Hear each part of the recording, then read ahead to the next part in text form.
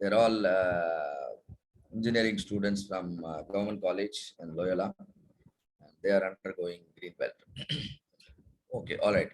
So students, நீங்க சொல்லுங்க, உங்களுக்கு எல்லாம் புரிஞ்சுதா? நேத்து லீன்னா என்ன, சிக்ஸ் சிக்மானா என்ன, அதை எதுக்கு படிக்கிறோம் முதல்ல தெரிஞ்சுதா உங்களுக்கு? Because always bigger the how, right? Sorry, bigger the why, easier the how. எதுக்கு படிக்கிறோம் அப்படின்னு தெரிஞ்சா அதை எப்படி படிக்கணும்ன்றது ஈஸி. எதுக்கு படிக்கணும்னு தெரியாம அதை எப்படி படிக்கணும்னு படிக்கிற மெத்தட் வந்து கிளியரா இல்லாம நம்ம என்ன பண்ணோம்? we generally struggle. So எதுக்காக இந்த சிக்ஸ் சிக்மா படிக்கிறீங்க? Is that very clear to all of you? Yes. Yes. என்னப்பா பதிலே காணோம்? அப்ப கிளியர் இல்லையா? நான் இன்னும் ஸ்லைடு மோடுக்கு போல, நல்லா புரிஞ்சுங்க. நான் இன்னும் ஸ்லைடு மோடுக்கு போல. We are now in a like ஒரு காஃபி ஷாப்ல உட்காந்து பேசிட்டு இருக்க மாதிரி. So feel completely free. நான் ஸ்லைடு ஷேர் பண்ணல, ட்ரைனிங் எடுக்க ஆரம்பிக்கல. And continue the dialogue. எதுக்காக lean six sigma green belt படிக்கிறோம் சொல்லுங்கப்பா. How it is going to be helpful? Sir quality improve பண்றதுக்கு, கஸ்டமரோட சாட்டிஸ்ஃபேக்ஷனை குவாலிட்டி இம்ப்ரூவ் பண்றதுக்கு, கஸ்டமரோட சாட்டிஸ்ஃபேக்ஷனை ஃபுல்ஃபில் பண்றதுக்கு படிக்கிறோம். பட் ஆஸ் a ஸ்டூடெண்ட் உங்களுக்கு எதுக்கு லீன் சிக்ஸ் சிக்மா? உங்களுக்கு யார் கஸ்டமர்? உங்களுக்கு என்ன குவாலிட்டி? நீங்க எப்போ முதல் தடவை யூஸ் பண்ண போறீங்க இத? Very important. இண்டஸ்ட்ரியில போய் என்ன பண்ண போறீங்க? இண்டஸ்ட்ரியில போய் ப்ராஜெக்ட்ல இது பண்ணுவோம். ப்ராஜெக்ட் பண்ண போறீங்க. அப்ப ப்ராஜெக்ட் பண்ணும் பொழுது உங்களுக்கு ஒரு மெத்தடாலஜி தேவையா? ஒரு கராத்தா கத்துக்கிட்டா கூட இப்படிதான் அடிக்கணும்னு ஒரு மெத்தட் இருக்கா இல்லையா? எதிரி நின்றுட்டு இருந்தா இப்படி அடிக்கணும், உட்கார்ந்துட்டு இருந்தா இப்படி அடிக்கணும், கீழே விழுந்துட்டா இப்படி அடிக்கணும், மெத்தட் இருக்கா இல்லையா? இருக்கு. அதுல ஃபர்ஸ்ட் ஸ்டெப் என்ன, செகண்ட் ஸ்டெப் என்ன, இதை ஃபாலோ பண்ணும்போது மட்டும்தான் கொஞ்ச நாள் கழிச்சு பார்த்தனா ஒன்னு அறியாமையே உன்னோட ஸ்டெப்ஸ் எல்லாம் பயங்கரமா இருக்கும். டான்ஸ் கூட எடுத்துக்கோங்க. டான்ஸ் ஆடணும்னு நினைக்கிறீங்க, டான்ஸ் ஆடுறதுக்கு மெத்தட் இருக்கா இல்ல? எல்லாரும் டான்ஸ் ஆட முடியுமா? எல்லாரும் டான்ஸ் இல்ல. பட் முறையா கத்துக்கிட்டவங்க பாத்தீங்கன்னா கரெக்டா டான்ஸ் ஆடுவாங்க. ஏன்? எல்லாமே ஒரு ஸ்டெப் பை ஸ்டெப் அப்ரோச் தான். டான்ஸ்னா இதுதான் ஃபர்ஸ்ட் ஸ்டெப், செகண்ட் ஸ்டெப்.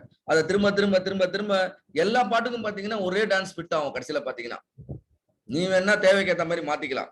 அதே மாதிரிதான் இண்டஸ்ட்ரியில ப்ராஜெக்ட் பண்ணும் பொழுது ஒரு மெத்தடாலஜி உங்களுக்கு தேவை. என்ன தேவை? ஒரு மெத்தடாலஜி தேவை.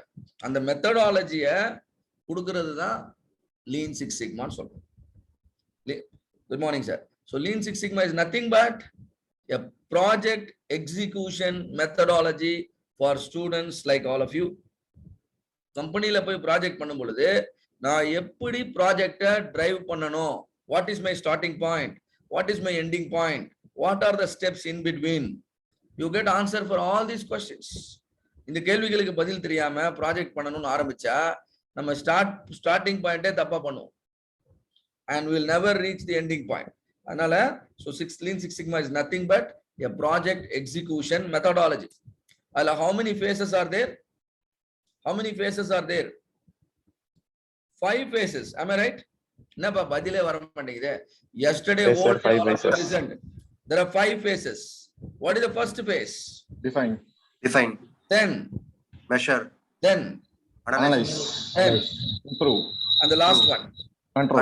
Control. Beautiful. And now tell me, what is the purpose of the define phase? Define phase oda purpose enna? Define a problem. Understand the problem. Identify the problem. Identify the problem. Very good. Good answer. Understand the problem. That is much better answer. And what else? Where enna irukku? Understand customer's needs, sir. Very good. Understand customer need. That is also the define phase. Where enna pannom define la? Please தயவு செஞ்சு பேசுங்க. நீங்க பேசுறது தப்பா இருக்கும், அதனால உனக்கு நான் வந்து 6 months ஜெயில போடுறேன்லாம் நினைக்காதீங்க. That's not going to happen. நீங்க தப்பா பேசினாலும் still you will be encouraged. Project start பண்ணலாம். Yeah. And Hari Prasad, you belong to corporate batch? Mr. Hari Prasad? Yes, sir. Yes. Please go to the breakout room, and this is for students, college students. Okay, sir. Yeah, go to the breakout room and you will see the corporate batch classroom. And there will be a joining button, you can join. And Okay. Opili also, I request Opili also to go to the, what you call the corporate batch. So you have the session in a separate room. Do you know how to join? Hari Prasad, I'm not seeing your name. Yeah, I think yes, join. Very good. Good to go. So above we were talking about define pace. Somebody said identify the problem. Somebody said understand the problem. Where the answer கொடுக்க முடியுமா? You should make the problem measurable. You should make the problem measurable. We could see, always some fight happening in families. Husband and wife fighting whole day. நடக்குதா? Certain family. Yeah, சண்டை போட்டுக்கிட்டே இருக்காங்க. Why are they not able to solve? They fight for years together. Right from the day of marriage till today. Every single day they fight. You know why? They have not understood the problem. Am I correct? Every single day, the moment they wake up, the fight starts. And that goes up to till they go to the bed. For the simple reason that the problem is not properly understood. If it is understood, they could resolve. நம்மளும் அதே மாதிரி work பண்ணலாமா? We are educated, we are professionals, we are Six Sigma green belts. We should not fall into such approaches. Rather, we will be systematic, we will be methodical, we will be using the appropriate tools. And so, the define is not just identifying the problem, thoroughly understanding the problem. Understanding the problem means we choose the specific problem, number one. We choose a specific problem. And then we convert the problem into a measurable problem, which means we identify certain metrics. We identify certain metric. If the metrics improves, your goal will be achieved. That's all. For example, all of you want job.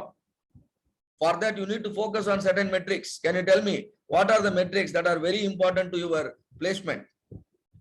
சொல்லுங்கப்பா, ஒரு few metrics. Which are the metrics which are very, very important to your placement? Placement is the Y variable now. Placement is the problem now.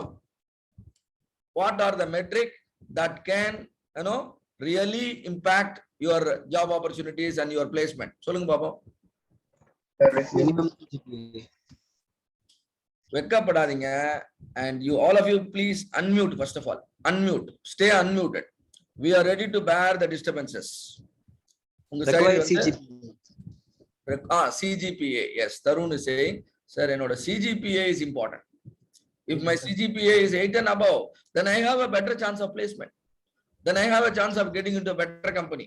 I have a chance of getting, better salary. அப்ப அதை நம்ம செஞ்சாதான் placement வரும். And then what else? Resume profile. See, there are three important things for your placement. Number one, you should be passionate about your job, what you are trying to do. You should have a passion.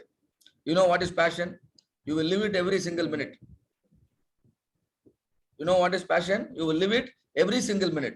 யாரும் அதுக்கு உன்னை வந்து சொல்லணும்னு அவசியமே இல்லை. Suppose somebody wanted to become a cricketer, you will see him, always going with the bat in hand. பாத்துறீங்களா அது மாதிரி? அவனுக்கு மத்த எதுவுமே முக்கியம் இல்லை. For him, the important thing is his passion. And you should also be passionate about what you are doing. If your desire is something else and what you are doing is something completely different, you are not going to win the race. You are definitely going to lose the race. Please understand. So if you wanted to achieve something, and make sure that is also your passion. If your passion is, if you keep your passion somewhere and then you want to achieve something else, that is never going to happen. All of you understand? The first and foremost requirement is your passion. Number two, expertise. What is number two? Expertise. நீங்க கிரிக்கெட்ல பெரிய பிளேயரா வரணும்னா you should have expertise in the cricket. What is cricket? There are different departments: batting, bowling, wicket keeping, fielding. Choose anyone. Choose anyone and then try to become an expert. Are you doing it right now? Are you doing it right now? What is that you have chosen? That's the second important thing. So that people will have a reason for selecting you. பேட்டிங்கும் பண்ண மாட்டேன், பவுலிங்கும் பண்ண மாட்டேன், கீப்பிங்கும் பண்ண மாட்டேன், ஃபீல்டிங்கும் எல்லாமே கொஞ்சம் சுமாரா தான் சார் இருப்பேன். Will you choose me in your team? You are not going to choose No, me. sir. So the second important thing is you should be known for your expertise. That is what we are trying to bring out from the program. யாராவது கேட்டானா பளிச்சுன்னு சொல்லிடலாம், sir I am a 6 Sigma green belt. People know your expertise. You are revealing your expertise with the title called 6 Sigma green belt. You are a very good problem solver. Like, you know, you like the players are saying, I am a batsman, I am a bowler.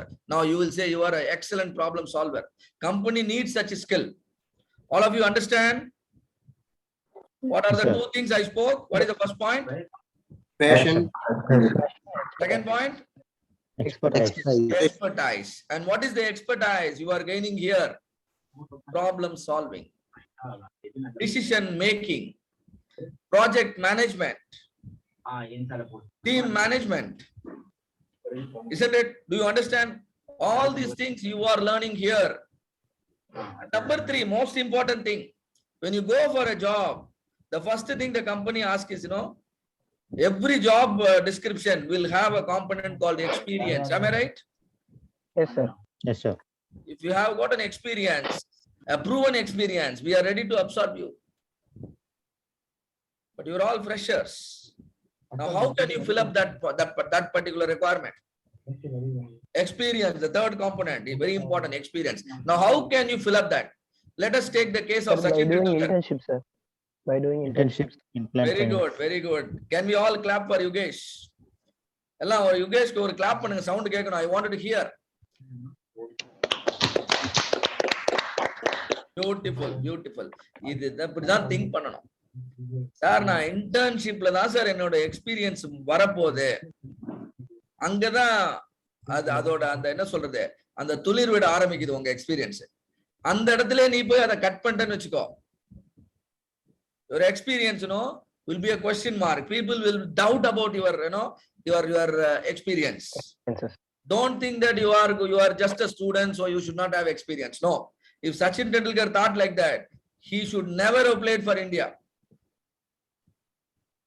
Sachin Tendulkar Indian டீம்ல விளையாட கூட்டும் போது 16 வயசு. இங்க இருக்கவங்க யாருக்காவது 16 வயசு இருக்கீங்களா, கம்மியா இருக்கீங்களா யாராவது? Is there anybody here below 16? How come a fellow below the age of yours can get selected for Indian team? He understood this formula well in advance, maybe about 10 years, maybe about 11 years. Then he had a clear strategy. 3 years, yes, I will do this. And so my 16th age, I will be playing for India. Now, what is the secret formula? Passion, expertise, experience. Now tell me, is that Sachin Tendulkar really passionate about cricket? Yes. If you ask him to play football, probably no, he may not spend more time with you. But if you ask him to play cricket, he will play whole day with you. Are you doing something in that manner? We spend quite a lot of our time in Facebook, in YouTube, in WhatsApp. Finally, you will become a Facebook. That's all. You will be known for your presence in Facebook, social media. Probably you will get a job in that field. Somebody will ask you to work in social media. So knowingly, unknowingly, you are leading you in a wrong direction. That's why it's very important. Your passion and what you do, it should match. நீங்க social மீடியால கூட போய் நீங்க என்ன achieve பண்ண நினைக்கிறீங்களோ அதை பத்தி தான் பேசணும். நான் போய் ஒரு நல்ல கம்பெனில, ஆட்டோமோட்டிவ் கம்பெனில பெரிய ஹெட்டா வரணும்னு நினைக்கிறேன்னா, யூ ஸ்பீக் அபவுட் தட். அதை விட்டுட்டு நீங்க மத்தவன் போடுற வீடியோக்கு கமெண்ட் போட்டுக்கிட்டு இருந்தாலோ, இல்ல சம்பந்தம் இல்லாம ஒரு வீடியோ போட்டுக்கிட்டு இருந்தாலோ, people will think that that is your passion. Then somebody will definitely approach you. Can you do this for me? Then that becomes your future. You can see many YouTubers are now coming up. You know why? They were passionate about putting videos, and though they have become a YouTuber. Fundamentally, they are engineers. Fundamentally, they are graduates, but they have become YouTubers. Why? They spend more time there, so that has become the passion. Their original passion become invisible. So you should not fall into that. That's the first thing. The second thing, expertise. Yes, Sachin Tendulkar, he became a good batsman. He can't bowl. He can't do the wicket keeping, but he can bat well. There are multiple skills we are teaching you: problem solving, decision making, project management, etc., etc., etc. You don't have to be a superhero in all these things. At least choose the one. Become very, very strong in that. And experience is not something which you will get after getting your job. No, definitely no. If that is your formula, that is your understanding, you never going to get the job. Tendulkar was playing for his school initially. Am I right? And even prior to that, he played on the streets. And then he became known. He was invited to play for the district, play for the state, and Ranji Trophy, and many, many other things. And then at the age of 16, he was invited to play for the country. Do you also think you should also start gaining experience only after getting a fantastic job? To get the fantastic job itself, you need experience. Please understand. And your internship is a wonderful platform where you can gain a lot of experience. The 4 years of study in your college is actually a wonderful period where you can gain a lot of experience. Every single project can give you a lot of experience. Do 2 or 3 projects. Show them, sir, this is the project I have done.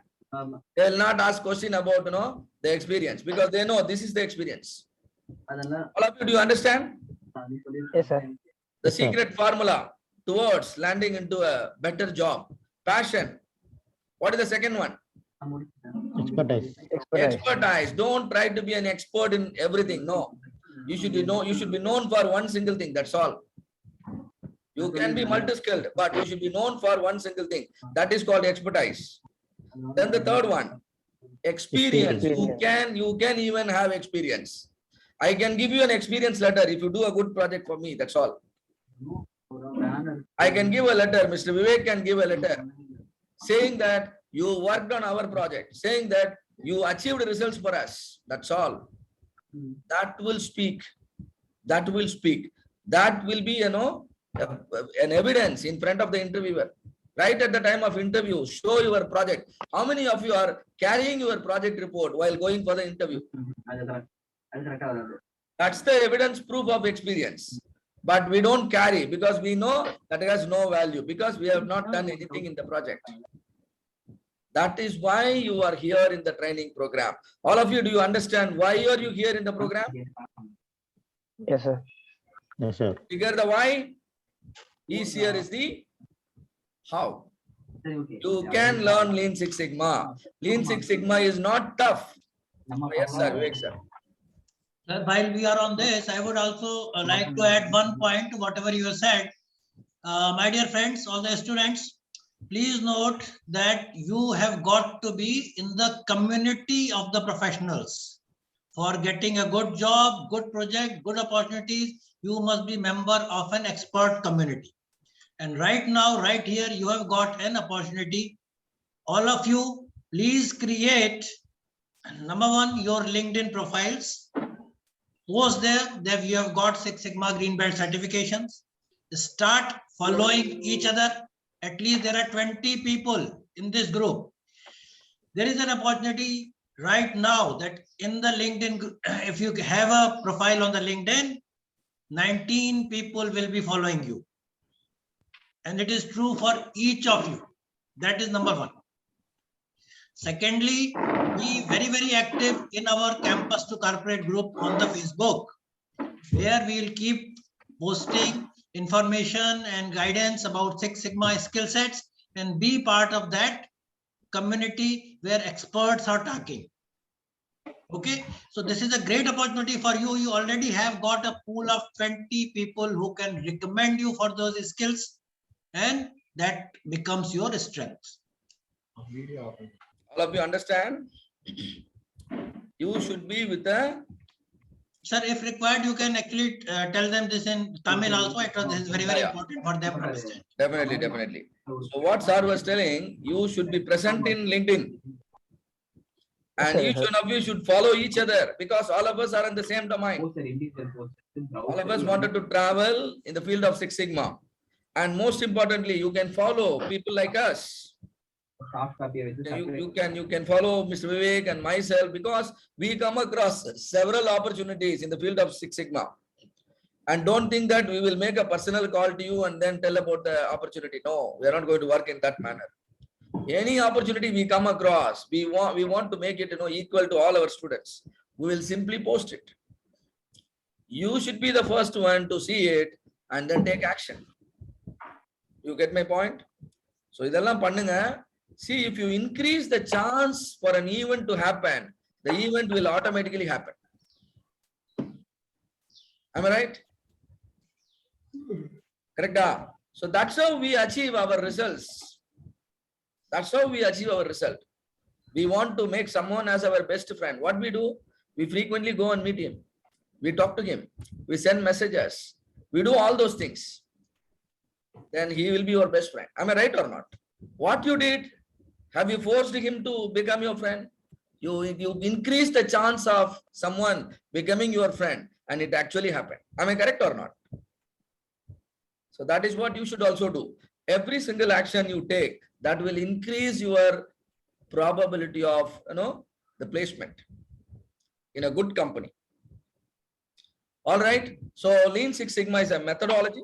Lean Six Sigma is a set of tools and techniques, and Lean Six Sigma is a skill by which you can achieve whatever you want. You can be an individual, you can be an organization. If you are an organization, these approaches, methodologies, tools and techniques can make your company become number one, which is called operational excellence. Which is called operational excellence. If you are an individual, this methodology, the tools and techniques, the skills can make you number one in your field, which is called career excellence. You can use Lean Six Sigma for operational excellence in a company, or you can use Lean Six Sigma as a career excellence roadmap. And the roadmap is very clear. Roadmap is very clear. You are today yellow green belt. And just plan 1 year down the line, you should see yourself as a black belt.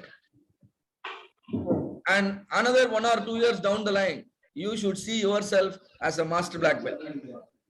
If you become a master black belt, you will definitely be 1 out of the 1,000.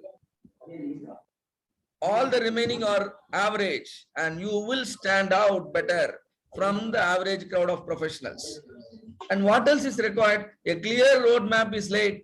You just follow. We are not forcing you to do everything right now, right here. No, you need to be on your own. But we are telling you upfront, you don't have to come back to us for the black belt. You don't have to come back to us for the master black belt. But we are telling you that should be your roadmap. You understand? Things are very clear, right? This is a proven roadmap. It worked very well for big organizations like Toyota and Motorola. And then why can't for you? Definitely it will happen. So Lean Six Sigma is a methodology, and the goal of Six Sigma is defect reduction. Goal of Six Sigma is defect reduction. And what is the main focus of Lean? What is the main focus of Lean? Waste reduction. Yesterday you might have learned, isn't it? Focus of Lean is waste reduction. And when you integrate Lean and Six Sigma, your products will be defect free. Your products will be waste free. Waste free means you have become super efficient. Defect free means you have become super effective.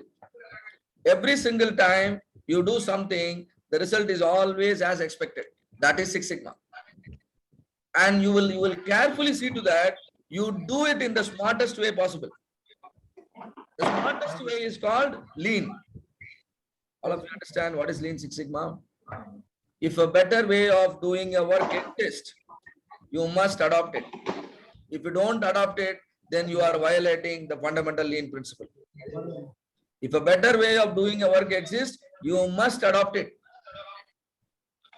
If you still hesitate a lot to come to the better approach, then still, that means you are actually violating the fundamental lean principle. All right. So shall we get into the learning now? Yes, sir. Yes, sir. All right. Sir. So even before taking you through certain slides, I wanted to show one more the basic slide, which will also answer the question of how. How must be understood to get the answer for, why must be understood to get the answer for how. So you all can decide to become an engineer, or you all can decide to become an employable engineer. What is your choice? What is your choice now? Employable engineer. Employable. Employable engineer. That is what we are trying to do. That is why over and above the Six Sigma training, I am also injecting some additional points. It should mix well with your DNA. Otherwise, what will happen? Even after the training program, I will see you in the Facebook.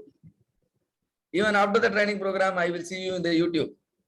If at all I am seeing you, I should see you for a clear purpose. Then you will succeed, right? So, engineers, they possess problem-solving skills. All professionals, they possess problem-solving skills. But the way they solve problem is, quite opposite of what you are learning here. Look at their behaviors. They will mostly follow trial and error. You know what is trial and error? Focusing on quick results. Trying to work on the symptom, not on the root causes. These are called trial and error.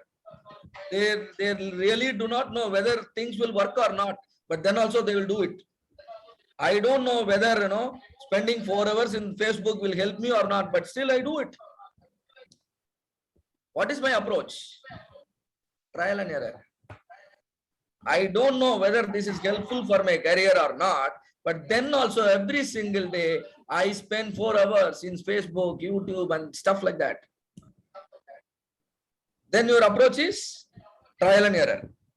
You must change from trial and error to systematic. You must change from trial and error to systematic. That is the first change you should do. If you are present in Facebook, that should be for a clear purpose. The purpose should clearly reflect your goal. Number 2, taking decision by opinion. Taking decision by opinion. Somebody told you join the program and you are here. Don't do it hereafter. Don't do it that way. You should be on your own. You should be on your own, and that should be purely based on the fact. That should be purely based on the fact, and you will come to know about the fact behind anything only if you learn to work with the data. Your decision must be data driven. And number 3, most of the time we think that people create problem. That's not correct. People are always good. In my opinion, all of you here, you are extremely good. But you do mistake. It is because of the environment you are there. It is because of the systems and processes that plays around you. So stop criticizing people and focus on criticizing the systems and the process. If you change the system, change the process, you can see everybody performing up to the expectation, right? And the last but not the least, we need result. We need result. For that, we are ready to work beyond boundaries. But what is important more than that? To have a customer-focused approach, to have a process-centric approach, to have a data-driven decision-making.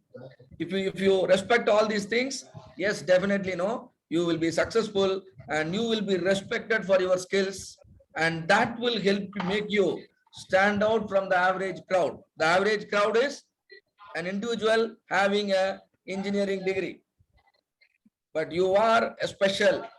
You not just hold the engineering degree, you are also employable. This is what we are trying to underline by providing you an additional certificate called green belt. And so you should do well here. Otherwise, what happen? Again, you will end up producing another certificate. No. Already the certificate what you produced, the engineering, is much more valuable than what we are going to give. But many people, trust me, many people have even pulled the name down for the engineering degree. Even someone is having the engineering degree, they are still struggling to get a job. Don't bring a similar scenario for the green belt also. So do well, and definitely there is a lot of respect for the green belt in the market, and you should benefit out of it. Right. How many of you read this book? 7 Habits of Highly Effective People. I wanted to give each one of you a copy of this book. Will you read it if I give you? Definitely, sir. Definitely, Sure. right? So let me tell you what is there inside. He was talking about 7 important habits of highly effective people. Look at the habit. Can one of you read out the habit? Yes, All sir. the 7. Proactive, begin with an end, prioritize, think, win, listen to get listed, then synergize, then sharpen the saw. Right. There are 7 important habits. What is proactive?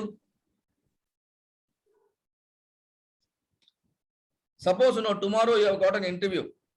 Tomorrow you have got an interview, and you are going to the interview venue by your bike, and your bike suddenly stops on the road because there is no petrol in it. Because there is no petrol in it. Now what are you doing? What will you do? சொல்லுங்கப்பா, what will you do? போற வழியில bike நின்னு போச்சு, petrol இல்ல, என்ன பண்ணுவீங்க? Sir நம்ம பைக்ல ஒரு ஆப்ஷன்ஸ் இருக்கு சார். மேபி பைக்ஸ்ல வந்து சில இடத்துல வந்து பெட்ரோல் வந்து இதா இருக்கும். அதோட ஃப்ளோ இது பண்றதுக்காக ஒரு பாசிபிள் வே இருக்கு. நம்ம பைக்ஸை வந்து நம்ம லைக் ஷேக் பண்ணி கொஞ்சம் தூரம் ரன் ஆகி பக்கத்துல இருக்க பெட்ரோல் பங்க்ல போய் இது பண்ணலாம். ஆர் அதர்வைஸ் யாராவது டோ பண்ணி ஆப்ஷன்ஸ் மூலமா நியர்பை பெட்ரோல் பங்க் போகலாம். இந்த மாதிரி வேற ஆல்டர்னேட்டிவ் வேஸ் யோசிப்போம். So are you working proactively by doing all these things? Bike வழியில நின்னுச்சு, டோ பண்ணிட்டு போறது. You are reactive. You expect the failure to happen and then you take action. Now you are reactive. You are against the 7 important habits of highly effective people. This was clearly brought out by Stephen Covey. நீங்க எப்படி பண்ணிருக்கணும்? You should have filled the petrol the previous day itself. You should have checked your bike condition on the previous day. Am I correct or not? Yes, sir. Yes, sir. அதெல்லாம் பண்ணிருந்தா you are proactive. You should have avoided the big opportunity of getting into a good MNC. You have lost it just because of you being reactive. Do you understand? Second point, yes, begin with an end in mind. ஆரம்பிக்கும் போதே தெரியணும். Anything you start, you should know the end point. Where do you want to land? Please tell me how many years all of you have been studying till date. How many years you all have been studying? 16 years. 16 years. 16 years you have been studying. Tell me, what's the purpose? Have you ever thought about it? Have you ever asked about this question? You have studied LKG, you have studied UKG, you have studied first standard, you have crossed the 5th standard, you have crossed 10th standard, you have crossed 12th standard, and you are about to cross the engineering also. Have you ever thought about this? Why are you spending so much time in learning? 16 years is not a small period, isn't it? Almost about 1/3 of your life or 1/4 of your life. You are spending simply learning. What's the purpose? Where do you want to land? Have you made any plan? Have you visualized something? How do you want to see after you are, learning? When will you stop the learning? At that moment, what is going to happen? Have you ever visualized? That's the second point. Am I correct?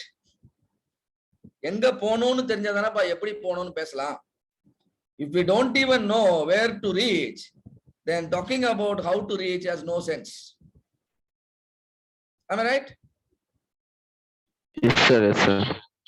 Third point, prioritization. What is prioritize? how do you decide when you have multiple options? Let's say you got job offer from 3-4 companies. Now, which one will you choose? Will you just choose one randomly, like the lottery? Highest salary. No, sir. You should learn to Highest salary. prioritize. You should learn to prioritize. Life is full of choices. Life is full of choices. Sometimes you may have to make a choice, between you, maybe, between a few friends. Then who is most important to you? Isn't it? It is not just, your job offer. Sometimes, in the family might want to go to a movie. There will be 3-4 options. And now how do you choose?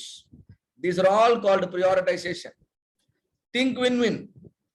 Win-win means always whoever involved, all the stakeholders should be benefited. All the stakeholders should be benefited. And always you should listen so that tomorrow your voice will also get listened. Synergize. What is synergize? Using your fullest potential to achieve. Number 2. 7 and number 2 should align properly. What do you want to achieve and what do you do on a daily basis should align. And the last one, sharpen the saw. You should be ready for the battle. Battle can start any moment. You should be prepared enough, right? So these are the skills very important for the success of any individual, any professional to be effective. This is what you will be learning in the Six Sigma program. இதுதான் learn பண்ண போறீங்க. And only in order to achieve this, you are going to achieve these skills. You are going to learn a lot of tools and techniques, a lot of methodologies, right? So with that, let me take you through the define phase. Shall we study about define now? All of you, please confirm. Yes, sir. Yes, sir. I think define was already taught you. Am I right? Yes, sir. Yes, sir. Yes, sir. Observe. Define was already taught you. And now let me take you through a session where you will clearly understand what is Six Sigma.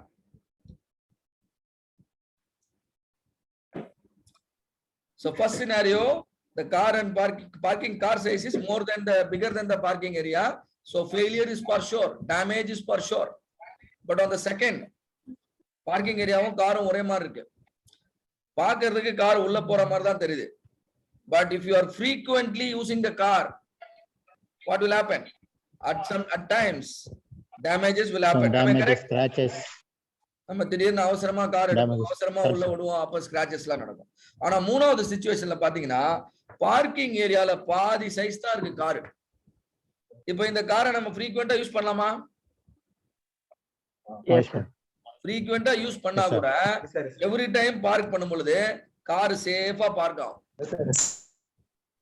திடீர்னு நீங்க காரை park பண்ணும்போது ஒரு phone வருது, phone எடுத்து பேசுறீங்க, வீட்டுக்குள்ள வந்துட்டே இருக்கமா, இப்பதான் வந்துட்டு இருக்கேன், காரை பார்க் பண்றேன் அப்படின்னு சொல்லிட்டு காரை பார்க் பண்ணிட்டு நீங்க கம்ஃபர்டபுளா வீட்டுக்குள்ள போலாம், காருக்கு ஒண்ணுமே ஆகாது. ப்ராப்பரா தான் பண்ணிருப்பீங்க. என்ன கொஞ்சம் சென்டர்ல பார்க் பண்ணதுக்கு பதிலா கொஞ்சம் தள்ளி பார்க் பண்ணிருப்பீங்க. கரெக்டா? ஆனா செகண்ட் சிச்சுவேஷன்ல காரை பார்க் பண்ணிக்கிட்டு இருக்கும் பொழுது ஒரு போன் வருதுன்னு வச்சுக்கோங்க, உங்க கேர்ள் ஃபிரெண்ட் கிட்ட இருந்து போன் வருது. கார் என்னவா? ஸ்கிராட்ச் ஆயிரும். ஸ்கிராட்ச் ஆயிரும். அது எதனால? காரும் பார்க்கிங் ஏரியாவும் ஒரே அளவுல இருந்ததுனால. இந்த மூணாவது சிச்சுவேஷன் தான் சிக்ஸ் சிக்மா. ரெண்டாவது தடவையும் கால் அட்டன் பண்ணுவீங்க, மூணாவது தடவை காரை பார்க் பண்ணும்போதும் கால் அட்டன் பண்ணீங்க. ஆனா மூணாவது தடவை காரை பார்க் பண்ணும் பொழுது கால் அட்டன் பண்ணா கூட என்ன நடக்கல? ஃபெயிலியர் நடக்கல. என்னப்பா நீங்க ஆமா போடலன்னா நான் கதை சொல்ல மாட்டேன்பா. சரி, எஸ் நோ நடுவுல சொல்லுங்க, அது எனக்கு டிஸ்டர்பன்ஸே கிடையாது, right? So you can even stay unmuted. உங்களுக்கு வந்து நாய்ஸ் இல்லாம இடத்துல இருக்கீங்க, தனி ரூம்ல இருக்கீங்கன்னா நீங்க வந்து அன்மியூட் கூட பண்ணிக்கலாம், ரைட்? சோ மூணாவது சிச்சுவேஷன் தான்ப்பா சிக்ஸ் சிக்மா. நீ செட் பண்ற ப்ராசஸ் சிக்ஸ் சிக்மா லெவல்ல செட் பண்ணா யாராவது தப்பு பண்ணணும்னு நினைச்சா கூட உங்க ப்ராசஸ் வந்து என்ன ஆகுது? ஃபெயிலியர் ஆகாது. புரியுதா உங்களுக்கு? எஸ் சார், புரியுது சார். சரி, இப்ப நல்லா கவனிங்க. எந்த கம்பெனிக்கு போனாலும் சரி ப்ராடக்ட் இருக்குமா இருக்காதா? இருக்கு சார். எஸ் சார், இருக்கு சார். சப்போஸ் இந்த பேனா தான் ப்ராடக்ட்னு வச்சுக்கோங்க. இந்த பேனால சில முக்கியமான விஷயங்கள்லாம் இருக்கு. நம்பர் 1, எல்லா பேனாவும் ஒரே லென்த்ல இருக்கணும். கரெக்டாப்பா? Yes sir. இந்த லென்த்ல இருந்தாதான் நான் பாக்கெட்ல வைக்க முடியும், ஓபன் பண்ணி எழுத முடியும், நிறைய வேலை செய்ய முடியும். இந்த லென்த் வந்து 100 mm இருக்கணும். எவ்வளவு இருக்கணும்? 100 mm. ஒரு நாளைக்கு நான் பல ஆயிரம் பேனா தயார் பண்ணுவேன் என் கம்பெனில. எல்லா பேனாவும் எக்ஸாக்ட்டா 100 mm வருமா? இல்ல சார், வேரியேஷன். கொஞ்சம் வேரியேஷன். 100.1, 100.01 இந்த மாதிரி இருக்கும். ரொம்ப எல்லாம் என்ன ஆகுது, 100னா அதுக்கு 200 எல்லாம் போகாது. பட் 100ல இருந்து எப்படி இருக்கும்? 0.1, 0.2 முன்ன பின்ன இருக்கும். 100.1 இருந்தா கஸ்டமர் இந்த பேனா வாங்குவாரா? பேனா வாங்கும்போது கரெக்டா செக் பண்ணுவீங்களா? போய் 100 இருக்கா 100.1 இருக்கான்னு அதெல்லாம் பார்க்க மாட்டோம். 100.1க்கும் 100க்கும் பெரிய வித்தியாசம் கிடையாது. ஆனா இதே பேனா 140 மாறிடுச்சுன்னு வச்சுக்கோங்களேன், இது பேனா எவ்வளவு நீட்டா இருக்கு, இதை போய் என் பாக்கெட்ல நான் வைக்க முடியுமா? இது வச்சா பாதி பேனா வெளியதான் இருக்கும். அப்ப நான் வாங்குவேனா வாங்க மாட்டேனா? வாங்க மாட்டோம். அப்ப அந்த வேரியேஷன் சொல்றோம் இல்லையா, அந்த வேரியேஷன் ஜாஸ்தி ஆச்சுன்னா திடீர்னு உங்க ப்ராடக்ட் வந்து என்ன ஆரம்பிச்சிடும்? ரிஜெக்ட் ஆக ஆரம்பிச்சிடும். கொஞ்சமா இருக்கிற வரைக்கும் பிரச்சனை இல்லை, எதுவுமே கொஞ்சமா இருக்கிற வரைக்கும் பிரச்சனை இல்லை. ஆனா அதிகமாச்சுன்னா ப்ராப்ளம். அப்போ எல்லாத்துக்கும் ஒரு லிமிட் இருக்கு. கஸ்டமர் கிளியரா சொல்லிடுவாரு, சார் 100 mm தான் எனக்கு ரெக்குவயர்மெண்ட், வேணும்னா பிளஸ் ஆர் மைனஸ் 0.5 வச்சுக்கோங்க. எவ்வளவு அலவன்ஸ் கொடுக்குறாரு? Plus or minus 0.5. அப்ப மேக்ஸிமம் லென்த் எவ்வளவு வரைக்கும் போலாம்? 100ன்றது எது வரைக்கும் போலாம்? 99.5 வரை. மேக்ஸிமம் 100.5 வரைக்கும் போலாம். மினிமம் எங்க போலாம்? 99.5. அவ்வளவுதான். அதுதான் உங்க பார்க்கிங் ஏரியால இருக்கிற வால். இங்க தெரியுதா? இங்க ஒரு சவுர் இருக்கா? Yes sir. இதான் அப்பர் லிமிட், எஸ் சார். இதான் லோயர் லிமிட். இத தாண்டி போனா கார் டேமேஜ். கரெக்டா இல்லையா? Yes sir, yes sir. அதுக்கு பேர் தான் அப்பர் ஸ்பெசிபிகேஷன் லிமிட். வலது பக்கம் இருக்கிற வாலுக்கு பேர் என்ன? எல்லாரும் கவனிங்க. இந்த 1.5 மணி நேரம் செஷன் தான் ரொம்ப ரொம்ப முக்கியம். இது புரிஞ்சதுன்னா எதுக்காக படிக்கிறோம், எதுக்கு டேட்டா எல்லாமே தெரிஞ்சிடும். So all of you have to be very very participative. நீங்க பார்ட்டிசிபேட்டிவா இருக்கணும் அப்படின்றதுக்காக தான் நான் உங்களை வீடியோல இருங்கன்னு சொல்றேனே ஒழிய நான் வந்து வேற எந்த காரணத்துக்காக உங்களை வீடியோல வர சொல்ல. வீடியோவை ஆன் பண்ணிட்டா உங்களால கவனம் வேற பக்கம் கொடுக்க முடியாது. இங்கதான் கவனிச்சாகணும். That is the advantage you will get it. Those of you who wanted to take advantage of it பண்ணிக்கோங்க. அதெல்லாம் வீடியோ ஆன் பண்ணிக்கோங்க. ஆல்வேஸ் ட்ரைனிங் அட்டன் பண்ணும் பொழுது உங்களை ப்ராப்பரா எக்யூப் பண்ணிக்க வேண்டியது உங்க டியூட்டி. உங்களுக்கு இன்னும் நிறைய ட்ரைனிங் இருக்கு. சார் எனக்கு வந்து நெட்வொர்க் கிடையாது, பேண்ட் வித் கிடையாதுன்னு சொல்லனா உன்னை நீயே முட்டாளாக்கிக்கிறேன்னு அர்த்தம். நாளைக்கு கோடிக்கணக்கா பணம் வரப்போகுது. அன்னைக்கு இந்த 100 ரூபாய் ஒரு பெரிய விஷயமே இல்லை. அதனால அந்த 100 ரூபாவை போட்டாதான் கோடி ரூபாய் வரும். 100 ரூபாவை சேவ் பண்ணிட்டு வரப்போற கோடி ரூபாவை விட்டுறக்கூடாது. Right? You should know how to spend, right? சரி, நம்ம வரோம் இப்போ. சோ ரைட் சைடுல இருக்கிற வால் தான் என்னது? Upper specification limit. லெஃப்ட் சைடுல இருக்க வால் தான் என்னது? Lower specification limit. இத கொடுத்தது யாரு? யார் சொல்றா? 100 பிளஸ் ஆர் மைனஸ் 0.5 கஸ்டமர். அப்ப கஸ்டமர் கொடுக்கிற லிமிட்டுக்கு பேர் என்னது? Upper spec, lower spec. Upper specification limit, lower specification limit. ஷார்ட்டா என்னன்னு சொல்லுவாங்கன்னா USL LSL னு சொல்லுவாங்க. உங்க காரோட சைஸ் இந்த லிமிட்டுக்கு உள்ளவே இருந்துச்சுன்னா ஃபெயிலியரே வராது. கார் வந்து எங்க கார் வந்து இடிச்சா, கார் போய் இந்த வால்ல இடிச்சா முதல்ல இடிபடக்கூடிய பொருள் எதுவா இருக்கும் சொல்லுங்க? கார் போய் இந்த சைடு வால்ல இடிச்சா சைடு மிரர். இந்த சைடு மிரர் தான் முதல்ல பாதிப்படையும். அப்ப உங்க ப்ராசஸோட லிமிட் எங்க முடியுது? சைடு மிரர்ல முடியுது. அதுக்கு பேரு கண்ட்ரோல் லிமிட். அதுக்கு பேர் என்னது? Process control limit. வலது பக்கத்துல இருக்கிற சைடு மிரருக்கு பேரு அப்பர் கண்ட்ரோல் லிமிட். இடது பக்கம் இருக்கிற சைடு மிரருக்கு பேரு லோயர் கண்ட்ரோல் லிமிட்.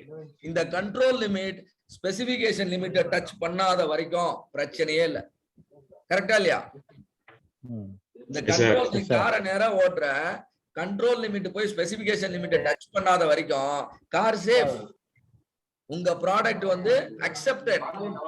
ஆனா கண்ட்ரோல் லிமிட் ஸ்பெசிபிகேஷன் லிமிட்டை டச் பண்ணாலோ தாண்டி போனாலோ கஸ்டமர் கண்ணை திறந்துருவார்.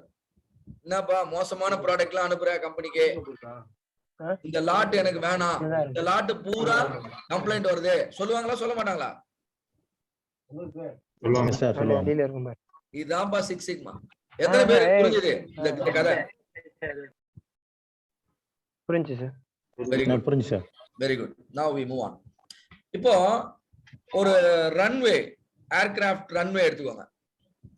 அண்ட் நீங்க வந்து ஒரு பைலட், இந்த போயிங் இல்லைன்னா ஏர்பஸ், நீங்க தான் என்ன பண்ணணும், அந்த ரன்வேல லேண்ட் பண்ணணும். நீங்க எப்படி பெர்ஃபார்ம் பண்றீங்க, உங்களை பைலட் செலக்ஷனுக்காக நாங்க பாக்குறோம், நீங்க எப்படி லேண்ட் பண்றீங்க அப்படின்னு. இப்போ நீங்க கிட்டத்தட்ட 1000 மீட்டர்ஸ் ஹைட்ல அபோவ் இருக்கீங்க. நீங்க வந்து ரன்வேல கொண்டு வந்து லேண்ட் பண்ண போறீங்க. உங்களோட பிளான் என்னவா இருக்கும்? எந்த இடத்துல நீங்க பிளைட்டை லேண்ட் பண்ணலாம்னு எய்ம் பண்ணுவீங்க? அவங்களுக்கு ரன்வே இருக்கிறதுக்கு அடையாளம் காட்டுறதுக்காக சென்டர்ல ஒரு லைன் இருக்கு, தெரியுதா? ரன்வே எங்க முடியுது? இந்த லைன்ல ரன்வே முடிஞ்சு போகுது. இதோட இந்த பக்கம் ரன்வே இங்க முடிஞ்சிருது. இப்போ நீங்க எந்த லைனு கிட்ட போய் லேண்ட் பண்ணலாம்னு பிளான் போடுவீங்க? சொல்லுங்க பாப்போம். சென்டர் லைன்ல சார். சென்டர்ல. இதுக்கு பேர் தான்ப்பா, இதுக்கு பேர் தான் சென்ட்ரல் டெண்டன்சி. இதுக்கு பேர் தான் என்னது? Central tendency. நீங்க என்ன பிளான் போடுறீங்க அப்படின்றது எதுல தெரியும்னா சென்ட்ரல் டெண்டன்சில தெரியும். சென்ட்ரல் டெண்டன்சின்றது ஒரு ஸ்டாட்டிஸ்டிக்ஸ். சென்ட்ரல் டெண்டன்சின்றது ஸ்டாட்டிஸ்டிக்ஸ். ஆஸ் அ பைலட் நீங்க இங்க லேண்ட் பண்ணணும்னு நினைக்கிறீங்க, ஆனா அதை செய்யறீங்களா அப்படின்னு எனக்கு தெரியணும். அதுக்காக நான் என்ன பண்றேன், நீ உண்மையிலேயே லேண்ட் பண்ணு பண்றேன். ஒரு 10 வாட்டி லேண்ட் பண்றீங்க, உங்க பாயிண்ட் எல்லாம் எங்க லேண்ட் பண்ணிருக்கீங்க? நல்லா லேண்ட் பண்ணிருக்கீங்களா? Have you landed correctly? Are you happy with your performance? சொல்லுங்கப்பா. You should be happy.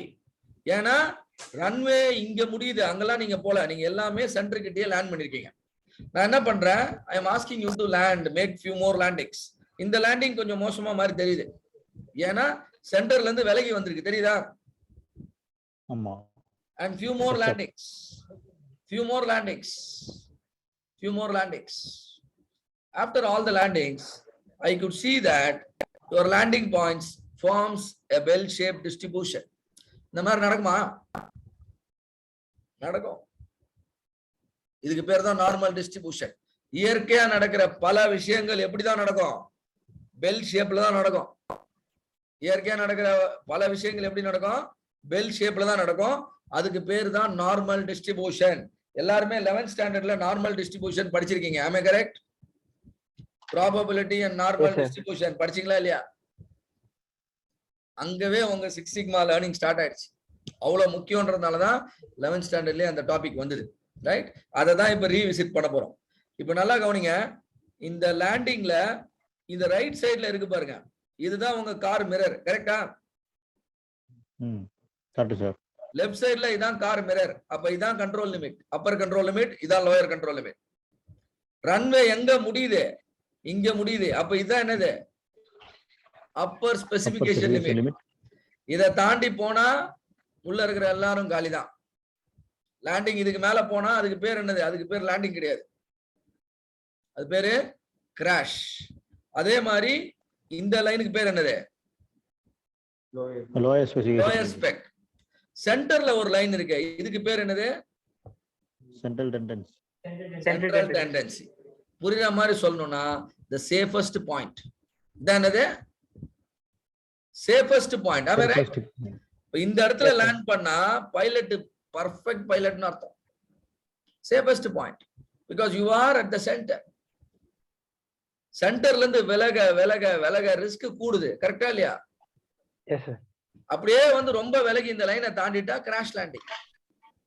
அப்ப சேஃபஸ்ட் பாயிண்ட் சென்டர்.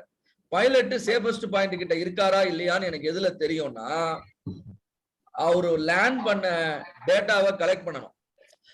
லேண்ட் பண்ண டேட்டாவை கலெக்ட் பண்ணணும். லேண்ட் பண்ண டேட்டாவை கலெக்ட் பண்ணணும். சென்டர்லயே லேண்ட் பண்ணியிருந்தாருன்னா டிவியேஷன் எவ்வளோ? 0. Am I right? 0. Yes, sir. 0. சென்டர்ல லேண்ட் பண்ணா டீவியேஷன் 0. ரைட் சைடுல கொஞ்சம் தூரம் போனா +1. Yes. இன்னும் கொஞ்சம் தூரம் போனா +2. 2 ஃபீட் தள்ளி போயிட்டாரு. ரொம்ப தூரம் தள்ளி வந்து பார்த்தா +3. 3 ஃபீட் தள்ளி வந்துட்டாரு. எவ்வளவு தூரம் தள்ளி வந்துட்டாரு? 3 ஃபீட். 3 feet. ரன்வே மொத்தம் இருக்கிறது ஒரு 10 ஃபீட் என்னவோ இருக்கு ரன்வே. அதுல 3 ஃபீட் தள்ளி வந்துட்டாரு. 3வது ஃபீட் தான் வந்து நீங்க பண்ண லேண்டிங்லயே worst லேண்டிங். இததான் நம்ம என்னன்னு சொல்றோம்? அப்பர் கண்ட்ரோல் லிமிட்னு சொல்றோம். அதே மாதிரி 3 அடி லெஃப்ட்ல வந்தீங்கன்னா அதுக்கு பேர் என்னது? Lower control limit. இப்போ இந்த இந்த இந்த கர்வை பார்க்கும்போது கிட்டத்தட்ட சிமெட்ரிக்கலா இருக்கா? அப்படியே சென்டர் லைனுக்கு ரைட்லயும் லெஃப்ட்லயும் ஒரே மாதிரி இருக்கு. இந்த எல்லா டேட்டா பாயிண்ட்டையும் நீங்க ஆவரேஜ் எடுத்தீங்கன்னு வச்சுக்கோங்களேன். ஆவரேஜ் எடுத்தீங்கன்னு வச்சுக்கோங்க. இந்த பக்கம் +2, இந்த பக்கம் -2. ஆவரேஜ் எடுத்தா எவ்வளவு வரும்? 0 வரும். அப்ப ஆவரேஜ் வந்து ஆவரேஜ் வந்து 0 வருதுன்னா ஆவரேஜ் எந்த இடத்துல இருக்கு? சேஃபஸ்ட் பாயிண்ட்ல இருக்கு. ஆவரேஜ் எங்க இருக்கு? சேஃபஸ்ட் பாயிண்ட்ல இருக்கு. அப்படின்னா உங்க performance at it's best. Average வந்து சேஃபஸ்ட் பாயிண்ட்ல பாத்தீங்கன்னா உங்க ப்ராசஸ் எக்ஸலண்டா சென்டரா இருக்குன்னு அர்த்தம். எப்படியா இருக்கு? எக்ஸலண்டா சென்டரா இருக்குன்னு அர்த்தம். ஆனாலும் ஒரு சில லேண்டிங் ரைட்ல ஒரு சில லேண்டிங் லெஃப்ட்ல வந்திருக்கிறதுனால அந்த கொஞ்சம் வேரியேஷன் இருக்கு, டீவியேஷன் கொஞ்சம் இருக்கு. இந்த டீவியேஷன் எந்த அளவுக்கு இருக்குன்னு தெரியணுன்றதுக்காக தான் நம்ம இந்த கண்ட்ரோல் லிமிட்டை பாக்குறோம். மேக்சிமம் இவ்வளவு தூரம் போயிருக்கு டீவியேஷன், இது அப்பர் கண்ட்ரோல் லிமிட். மேக்சிமம் இவ்வளவு தூரம் போயிருக்கு டீவியேஷன், இது லோயர் கண்ட்ரோல் லிமிட். இந்த அப்பர் கண்ட்ரோல் லிமிட் எத்தனை அடி தூரத்துல இருக்குன்னு நான் சொன்னேன்? 3 அடி. இந்த பக்கம் 3 அடி, இந்த பக்கம் 3 அடி. அதுக்கு பேர் என்னது? 3 டீவியேஷன் தள்ளி போயிருக்கு. ஒரு டீவியேஷன் எவ்வளவு? 1 அடி. நம்ம ஒரு ஒரு ஒரு மாங்காய் இருக்கு, கல் எடுத்து அடிக்கிறோம்னு வச்சுக்கேன். கல்லு போய் மாங்காலே பட்டுலாம். பட்டுச்சுன்னா இந்த சினாரியோ அப்படியே ஒரே லைன்ல இருக்கு. சில நேரம் நம்ம அடிக்கிற கல்லு மிஸ் ஆகுமா? மிஸ் ஆகாதா? மிஸ் ஆகும் சார். நம்ம கொஞ்சம் ட்ரெயின்டா இருந்தோம்னா ஜஸ்ட் மிஸ்ல போவோம். கொஞ்சம் வீக்கா இருந்தோம்னா இன்னும் தள்ளி போவோம். கரெக்டா? ஸ்டாட்டிஸ்டிக்கலா என்ன சொல்றாங்கன்னா அதிகபட்சம் அது வந்து விலகி போறது 3 அடி தள்ளி தான் போகும். 3 அடியையும் தாண்டி உன் கல்லு போகுதுன்னா உனக்கு கல்லே வீச தெரியலன்னு தான் அர்த்தம். உண்மையா இல்லையா? மாங்காய் இருக்கிற இடம் இந்த மரத்துல இருக்கு, நான் அடிக்கிற கல்லு பக்கத்து மரத்துக்கு போகுது, எனக்கு கல்லு வீச தெரியுதா தெரியலையா? அப்ப எப்பவுமே 3 அடிக்கு மேல உன்னோட டார்கெட்ல இருந்து 3 அடிக்கு மேல நீ விலகி போறனா உன் ப்ராசஸ்ல திறமை இல்லைன்னு அர்த்தம். நல்லா புரிஞ்சுக்கோங்க. ரைட்? சோ இப்ப இதுதான் சென்டர்ல கிரீன் கலர்ல இருக்கிறது முக்கியமானது. இதுதான் வந்து டார்கெட். இதான் என்னது? Appar control limit. இதான் என்னது? Lower control limit. இது என்னது? Upper specification limit. இது என்னது? Lower specification limit. Upper control லிமிட்டும் லோயர் கண்ட்ரோல் லிமிட்டும் ஸ்பெசிபிகேஷன் லிமிட்டுக்கு உள்ள இருந்துச்சுன்னா your process is completely safe. Upper control லிமிட்டும் லோயர் கண்ட்ரோல் லிமிட்டும் ஸ்பெசிபிகேஷன் லிமிட்டுக்கு உள்ள இருந்தா your process is completely safe. எத்தனை வாட்டி லேண்ட் பண்ணாலும் பைலட் ரன்வேல தான் லேண்ட் பண்ணுவார். முடிவு எடுத்துடலாம். Do you understand? Yes sir. Yes, sir. Yes, sir. Whenever you see the control limit, inside the specification limit, the process is considered capable. புரியுதாப்பா? capability னா என்ன? You always see to that your control limit is inside the specification limit. நீ exam எழுதுற, your test mark is always between 70 and 80. Always between 70 and 80. நீ pass பண்ணுவியா பண்ண மாட்டியா எக்ஸாம்ல? Pass ஆகும். பாஸ் பண்ணுவியா? பாஸ் மார்க் இஸ் 50 தான். 50 is the rejection mark. If you go below 50, then only you are failing in the exam. But you are always staying between 70 and 80, always in the safe zone. That is what we are checking here. Hope it is clear to all of you. So this landing process is fully capable. Target, upper spec, lower spec, upper control limit, lower control limit. Our requirement is control limit should be inside the specification. Another requirement is the process average should be on the target. The target is the 0 deviation point. The target is 0 deviation point. Hope it is clear to all of you. Sir. Customer target, are we targeting the customer target correctly? Are we targeting the customer target correctly? How do we know? Look at the average. புரியுதா உங்களுக்கு? All of you, do you understand this? Yes, sir. Your parents wants you to score 80% and above in all the subject. That's the customer target. I want to know how are you performing. What should I do? I will now calculate your average mark in all the semester. Am I right? Yes, If the sir. average mark is also 80, your parents' expectation also 80, that means you have understood your parents' requirement and performing accordingly. Am I right? Parents நீங்க 80% எடுக்கணும்னு நினைக்கிறாங்க. உங்க average percentage also 80. In one semester you are taking 85. In other semester you are taking 75. Anyway, the average is 80. Clear? And drift or the deviation is generally not preferred. That the drift means the deviation from the center. This is what we call it variation. More the deviation, more will be the risk. Am I right? Yes, sir. Customer Sir. limits. Customer limits sir. are called USL, LSL. Am I correct? If you go beyond, customer will reject your product, will reject your service. That will lead to external failure. That will lead to damaging your name. Process will always have limits. They are called control limits. According to Six Sigma, according to statistics, any observation beyond the control limit is also a failure. Please understand. If you are throwing a stone, if the stone is going more than 3 feet away from the mango, then you don't know how to throw this, how to hit the mango. That's the meaning. Am I right or not? You can miss the mango by a small margin, but not by a large margin. If you miss it by a large margin, it simply means you are not trained. You are not a trained professional. All of you understand? So, people who know Six Sigma, for them, anything going beyond the control limit is also a failure. Don't wait for your product to cross the specifications. If it crosses the control limit, you must caution immediately. This is called a proactive approach. I'm getting some echo. Where from this is coming? Echoing. Somebody has to mute. Yeah. If you don't have disturbance, then only you unmute, right? So the same is the meaning. If you want to hit the balloon in the center, there are two things very important. You should know how to hold the gun. First requirement is you should know how to hold the gun. This is what we are checking, whether our average is on the zero deviation point or not. Do you understand? The average should fall on the zero deviation.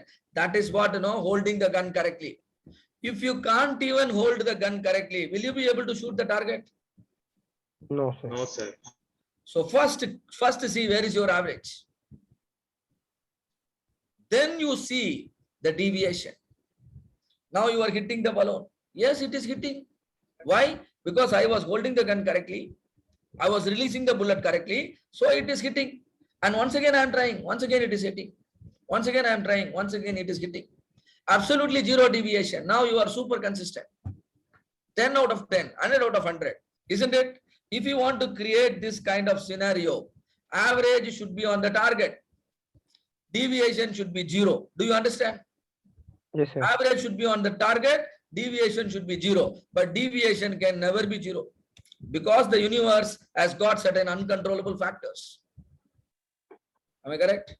Yes, sir. Universe has got certain uncontrollable factors. There will be deviation. There will be variation. How many hours we have in every single day? How many hours we get every single day? 24 hours. 24 hours. Do you think every day you get exactly 24 hours? No, sir. Maybe No, sir. Plus or Maybe minus. 12 hours. Isn't it? Plus or minus, isn't it? So it all depends on, what you call the movement, the entire solar system. We only assume that we get 24 hours, but actually it is 24 plus or minus. Always there will be plus or minus. Always there will be deviation. So if you want to hit the balloon every single time, average should be on the target. Am I correct? Deviation should be minimum. Hope all of you understand. So quality is a function of, I am writing a mathematical equation here. This equation you can't find in any book. This I have written. What is it saying? Quality is a function of, somebody read it. Quality is a function of, படிங்க பா, என்ன எழுதிருக்கீங்க? X bar. F of X bar. Quality is a function of X bar and sigma. X bar na average, sigma na standard deviation. X bar na average is, sigma na standard deviation. இது ரெண்டையும் பார்த்துக்கிட்டா quality கரெக்டா தான் இருக்கும். Hope it is clear to all of you. Understood, all of you? Yes, sir. Yes, sir. Now, we must understand about normal distribution. Look at the normal distribution curve. எப்படி இருக்கு? சிமெட்ரிக்கலா இருக்கா? சிமெட்ரிக்கலா இருக்கா ரெண்டு பக்கமும்? Yes, sir. Symmetrical at the center. At the center you have average. At the center you have average. Deviation, 1 standard deviation. 2 standard deviation. Deviation is now 3 standard deviation. Similarly, left side, 1 standard deviation, 2 standard deviation, 3 standard deviation. 3 standard deviation வரைக்கும் okay, you are a professional. இதுக்கு மேலயும் deviation போனா என்ன ஆயிடும்? Unprofessional. மாங்காய் வடிக்க தெரியலன்னு அர்த்தம். Am I correct? கல்ல எடுத்து மாங்காய் வடிச்சா இதான் இங்கதான் மாங்காய் இருக்கு. எவ்வளவு தூரம் deviation நீ அலோ பண்ணா கூட உன்னை கேம்ல வச்சுக்கலாம். 3 சிக்மா வரைக்கும் நீ deviation பண்ணா கூட உனக்கு ட்ரைனிங் கொடுத்தா நீ இந்த மாங்காய் அடிச்சிடுவ. ஆனா 3 சிக்மாக்கும் வெளியில அடிக்கிற ஆளா இருந்தனா உனக்கு ட்ரைனிங் கொடுக்கறதே வேஸ்ட். புரியுதா இல்லையா? S sir. இந்த 3 சிக்மா 3 ஸ்டாண்டர்ட் டிவியேஷன் சென்டர்ல இருந்து தள்ளி வந்துட்டீங்கன்னா the point is called control limit. On the left side is lower control limit, on the right side is upper control limit. So what is the distance of the upper control limit from the center? Somebody please confirm. What is the distance of upper control limit from the center? Upper control limit இங்க இருக்கு. இது எவ்வளவு தூரத்துல இருக்கு சென்டர்ல இருந்து? 3 sigma sir. அவ்வளவுதான். 3 sigma டிஸ்டன்ஸ்ல இருக்கு. சென்டர்ல இருந்து 3 சிக்மா ரைட்ல போனா அப்பர் கண்ட்ரோல் லிமிட். சென்டர்ல இருந்து 3 சிக்மா லெஃப்ட்ல போனா lower control limit. Lower control limit. இப்போ நல்லா கவனிங்க. இந்த சென்டர்ல ஒரு லைன் போட்ட உடனே இந்த கர்வ் ரெண்டா பிரியுது. கர்வ் எப்படி பிரியுது? ரெண்டா பிரியுது. வலது பக்கம் 50% கர்வும் இடது பக்கம் 50% கர்வும் இருக்கு. கரெக்டா? 50% of the curve is on the right side. 50% of the curve is on the left side. And so the area to the right of the center line is 50%. Area to the left of the center line is another 50%. இப்போ நீங்க ஒரு பெரிய ஒரு பெரிய என்ன சொல்றது ஒரு land வச்சிருக்கீங்க. லேண்டோட டோட்டல் ஏரியா வந்து 1 ஏக்கர். அந்த லேண்ட் எப்படி இருக்கு? இந்த மாதிரி பெல் ஷேப்ல இருக்கு. நடுவுல ஒரு காம்பவுண்ட் வால் போடுறோம். அப்போ 1 ஏக்கர் என்னவா பிரியும்?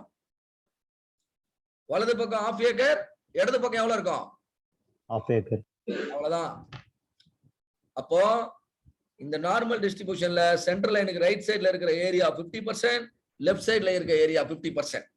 வலது பக்கம் இருக்கக்கூடிய ஒவ்வொரு பாயிண்ட்டுக்கும் the probability for you to see a point on the right side is 50%. The probability for you to see a point on the left side is 50%. நீ கல் எடுத்து மாங்காவை அடிக்கும் பொழுது உன் கல்லு வலது பக்கமா போறதுக்கு எவ்வளவு சான்ஸ் இருக்கு? 50%. Am I right? 10 வாட்டி கல் அடிச்சேன்னா ஒரு 5 வாட்டி வலது பக்கம் போகுமா போவாதா? போகும் சார். போகும் சார், போகும். அதே மாதிரி மீதி 5 வாட்டி எந்த பக்கம் போக வாய்ப்பு இருக்கு? இடது பக்கமும் போகும். இடது பக்கம். இது ரொம்ப அக்யூரேட்டாலாம் யோசிக்க கூடாது. கிட்டத்தட்ட போவோம். அப்படிதான் 10 கல் அடிச்சா 5 இந்த பக்கம் போவோம், 5 இந்த பக்கம் போவோம். சில நேரம் 6 போவோம், 4 போவோம். அது ஒன்றும் பிரச்சனை கிடையாது. புரியுதா உங்களுக்கு? ஆனா 100 கல் அடிச்சேன்னு வச்சுக்கோ, கிட்டத்தட்ட ஈக்குவேஷன் சரியாயிடும். அப்ராக்சிமேட்லி 50 கல் வலது பக்கமாவும் 50 கல் இடது பக்கமாவும் போகும். அதுல அந்த நேரத்துல பாத்தீங்கன்னா உனக்கு மாங்காவும் விழும். You understand? மாங்காய் விழுதுன்னா என்ன அர்த்தம்? மாங்காய் விழுதுன்னா கரெக்டா எரிஞ்சாச்சுன்னு அர்த்தம்.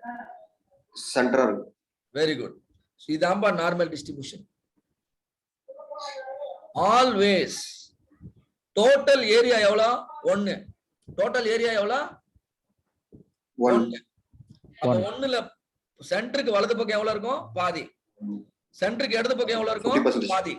50%. ப்ராபபிலிட்டில சொல்லணும்னு நினைச்சீங்கன்னு வச்சுக்கோங்களேன், டோட்டல் ஏரியா 100%. ப்ராபபிலிட்டினா பர்சன்டேஜ்ல தான் சொல்லுவோம் இல்லையா? நான் ஒரு கல் அடிக்கிறேன், மாங்காய் விழுமா விழாதாப்பா, 50% சான்ஸ் இருக்குப்பா அப்படின்னு வேணி. ஏன்னா உனக்கு தெரியும் மாங்காய் அடிக்கவும் செய்வேன், அடிக்காமையும் போவேன். அதனால இப்போ 50% சான்ஸ், 10 கல்லு கூட நான் ஒரு 5 கல் அடிச்சு காட்டுறேன் அப்படின்னு. அப்போ ப்ராபபிலிட்டின்னு சொன்னா பர்சன்டேஜ்.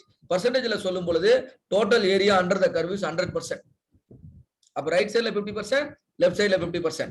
இப்படின்னா என்ன அர்த்தம்? பிசினஸ்ல 100 mm பிளஸ் ஆர் மைனஸ் 0.5ல கஸ்டமர் மேனுபேக்சர் பண்ண சொன்னா 100க்கு மேல போறதுக்கு 50% சான்ஸ் இருக்கு, 100க்கு கீழே போறதுக்கு 50% சான்ஸ் இருக்கு. புரியுதா உங்களுக்கு? Yes, sir. Customer has told you 100 plus or minus 0.5. நீயும் கரெக்டா தான் எல்லாம் பண்ற. ஆனா கூட பாதி பேனா பார்த்தனா 100 பிளஸ்ல இருக்கும், பாதி பேனா பார்த்தனா 100 மைனஸ்ல இருக்கும். அப்போ உன்னோட ப்ராசஸ், உன் கம்பெனில இருக்க ப்ராசஸ் நார்மல் டிஸ்ட்ரிபியூஷன் ப்ராப்பர்ட்டில ஒத்து போகுதுன்னு தானே அர்த்தம்? Yes, sir. Yes, sir. Yes, sir. Right? சரி, பர்சன்டேஜ்ல சொல்லும்போது நான் சொன்னேன் 100%, இந்த பக்கம் 50, இந்த பக்கம் 15. கம்பெனில ஒரு ப்ராடக்ட் வந்து பயங்கரமா தயார் பண்றாங்க, மாஸ் ப்ரொடக்ஷன். இந்த பேனா எவ்வளவு பேனா தயார் பண்ணுவாங்க? இந்த கம்பெனி, ரெனால்ட்ஸ் கம்பெனி, செலோ கம்பெனின்னு வச்சுக்கோங்களேன், எவ்வளவு பேனா தயார் பண்ணுவாங்க? 10,000 numbers. லட்சக்கணக்கில் தயார் பண்ணுவாங்க. Am I right? Yes, sir. 10 லட்சம் பேனா தயார் பண்றாங்கன்னு வச்சுக்கோங்க. எத்தனை பேனா தயார் பண்றாங்க? Million. 10 லட்சம், 1 மில்லியன். அப்போ இந்த சென்டருக்கு வலது பக்கம் எவ்வளவு பேனா வரும்?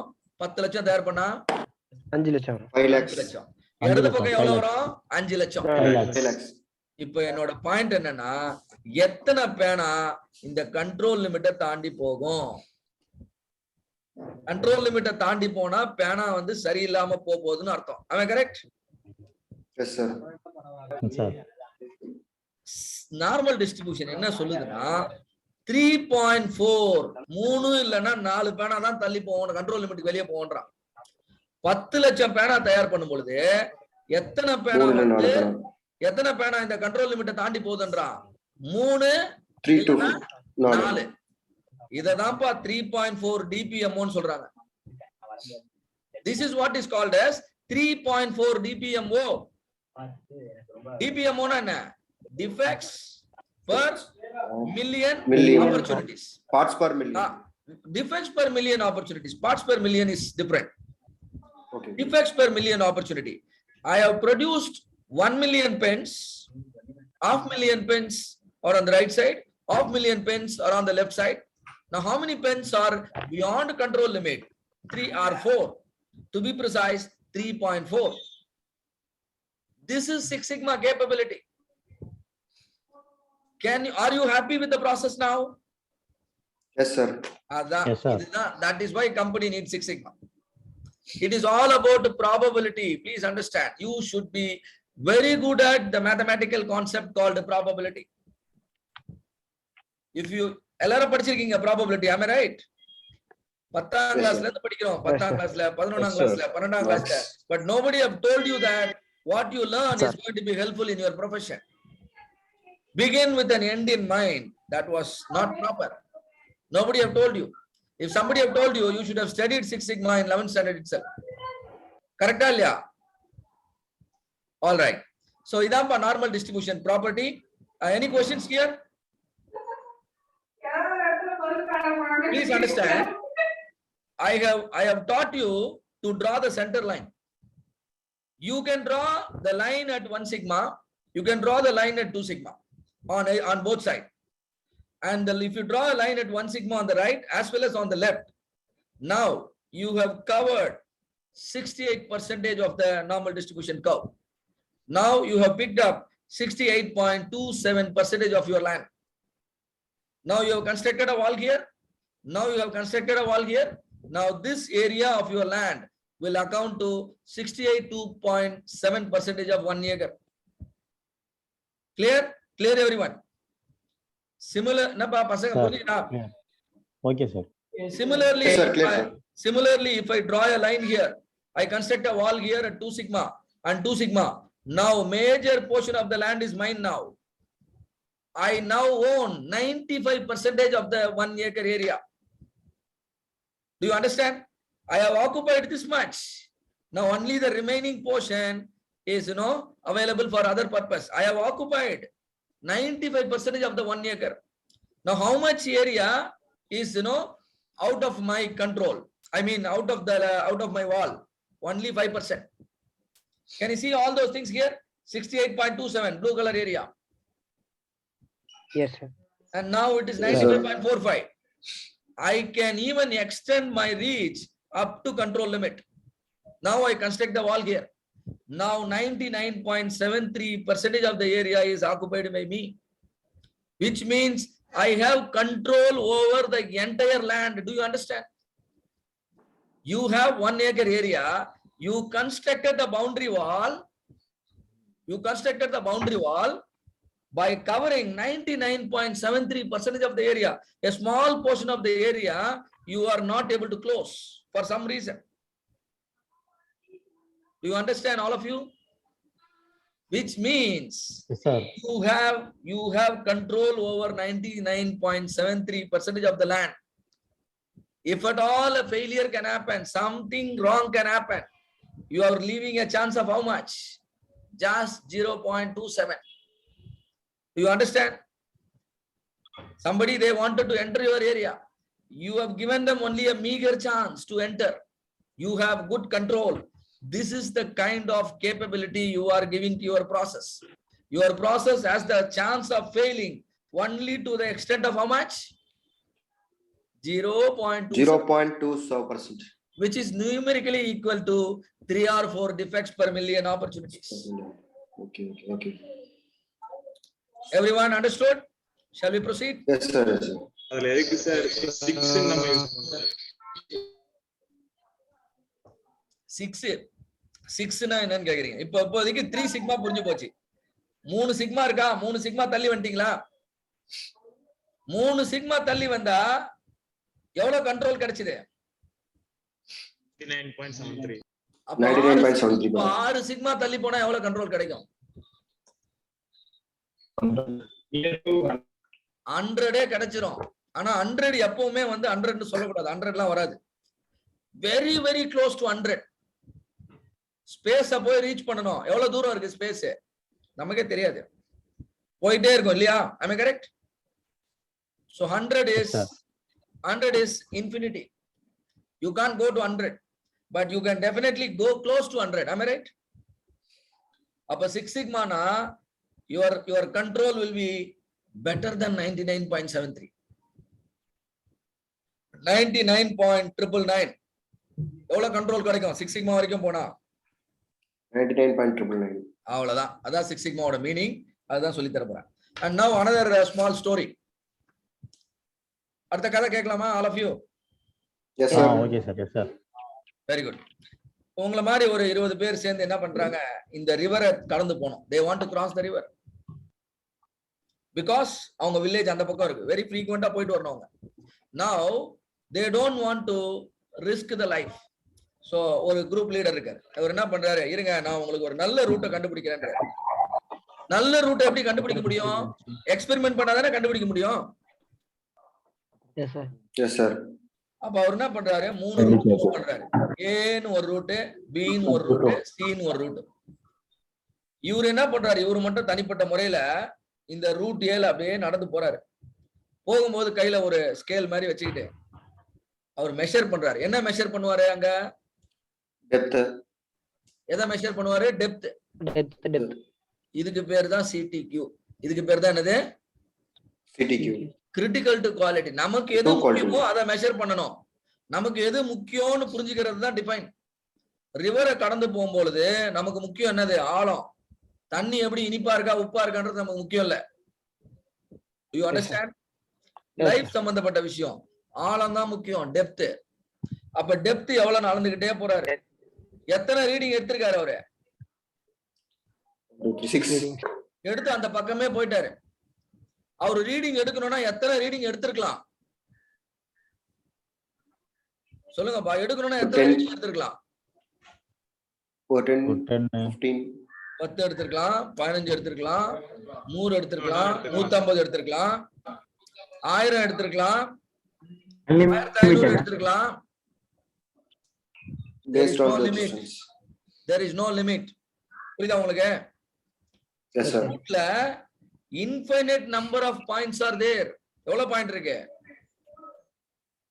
Infinite. அவ்வளவுதையெல்லாம் உட்கார்ந்து அளந்துட்டு இருக்க முடியாது. அவ்வளவுதையெல்லாம் உட்கார்ந்து அளந்துட்டு இருக்க முடியாது. முடிவு எடுக்கிறதுக்கு நமக்கு தேவை 6 பாயிண்ட் 10 பாயிண்ட் இருந்தா போதும். கரெக்டா இல்லையா நான் சொல்றது? Yes, sir. இதுக்கு பேர் தான் சாம்பிளிங். இதுக்கு பேர் தான் என்னது? சாம்பிளிங். Sampling. சாம்பிள் எடுக்கும் பொழுது சாம்பிளிங் டெக்னிக் ரொம்ப முக்கியம். அதுதான் நம்ம கொஞ்சம் அட்வான்ஸ்டா போகும்போது பிளாக் பெல்ட்ல சொல்லி கொடுப்போம். இப்போ நீங்க எத்தனை சாம்பிள் எடுத்திருக்கீங்க? 6 சாம்பிள். 6 சாம்பிள் நடு ரிவரோட நடு பாயிண்ட்ல எடுப்பீங்களா? சாம்பிள் எடுக்க மாட்டீங்களா? எடுப்போம். ஏன்னா அங்கதான் ஆழம் ஜாஸ்தியா இருக்கும். எடுக்கணும் கண்டிப்பா. ஏன்னா அங்கதான் ஆழம் ஜாஸ்தியா இருக்க வாய்ப்பு இருக்கு. ஆமா ரைட்? ஜாஸ்தியா இருக்கு. இதெல்லாம் நார்மல் டிஸ்ட்ரிபியூஷன் போன கிராஃப்ல பார்த்தா நடுவுல பாருங்க ஆழம் உயரம் ஜாஸ்தியா இருக்கு. இருக்கா இல்லையா? Yes sir. Yes sir. உலகத்துல நடக்கிற நிறைய விஷயம் நார்மல் டிஸ்ட்ரிபியூஷன் மாதிரி தான் இருக்கும். அப்போ நடுவுல ஒரு பாயிண்ட் எடுத்தே ஆகணும். இந்த எண்டுல எல்லாம் கம்மியா இருக்கும். இங்க பாருங்க 2 அடிலாம் இருக்கு. 2 அடில அதெல்லாம் எங்க இருக்கு? கரையில தான் இருக்கும். எண்டு கரையில வந்து 2 அடி அந்த மாதிரி இருக்கும். உள்ள போகும்போது 4 அடி 5 அடிலாம் இருக்கும். அப்ப இந்த டேட்டா எல்லாம் எடுத்தாச்சு. 7 எடுத்தாச்சு, பில எடுத்தாச்சு, சில எடுத்தாச்சு. கீழே என்ன தெரிய வருது? 7 ஆவரேஜ். நம்ம ஏற்கனவே பார்த்தோம் ஆவரேஜ் வச்சுதான் முடிவு எடுக்கணும் அப்படின்னு. இவர் உடனே அவரும் அந்த மாதிரி என்ன பண்றாரு? ஆவரேஜ் போடுறாரு. ஆவரேஜா 4 அடி ஆழம். ரூட் ஏக்கும் ஆவரேஜ் 4 தான் வருது. ரூட் பிக்கும் ஆவரேஜ் 4 தான் வருது. ரூட் சிக்கும் ஆவரேஜ் 4 தான் வருது. அப்படின்னா என்ன அர்த்தம்? எல்லா ரூட்டும் ஈக்குவலி சேஃப்னு அர்த்தமா? ரிஸ்க் வந்து மாறி மாறி தான் இருக்கு. ஆனா ஆவரேஜ் என்ன சொல்லுது? எல்லாமே 4ன்னு சொல்லுது.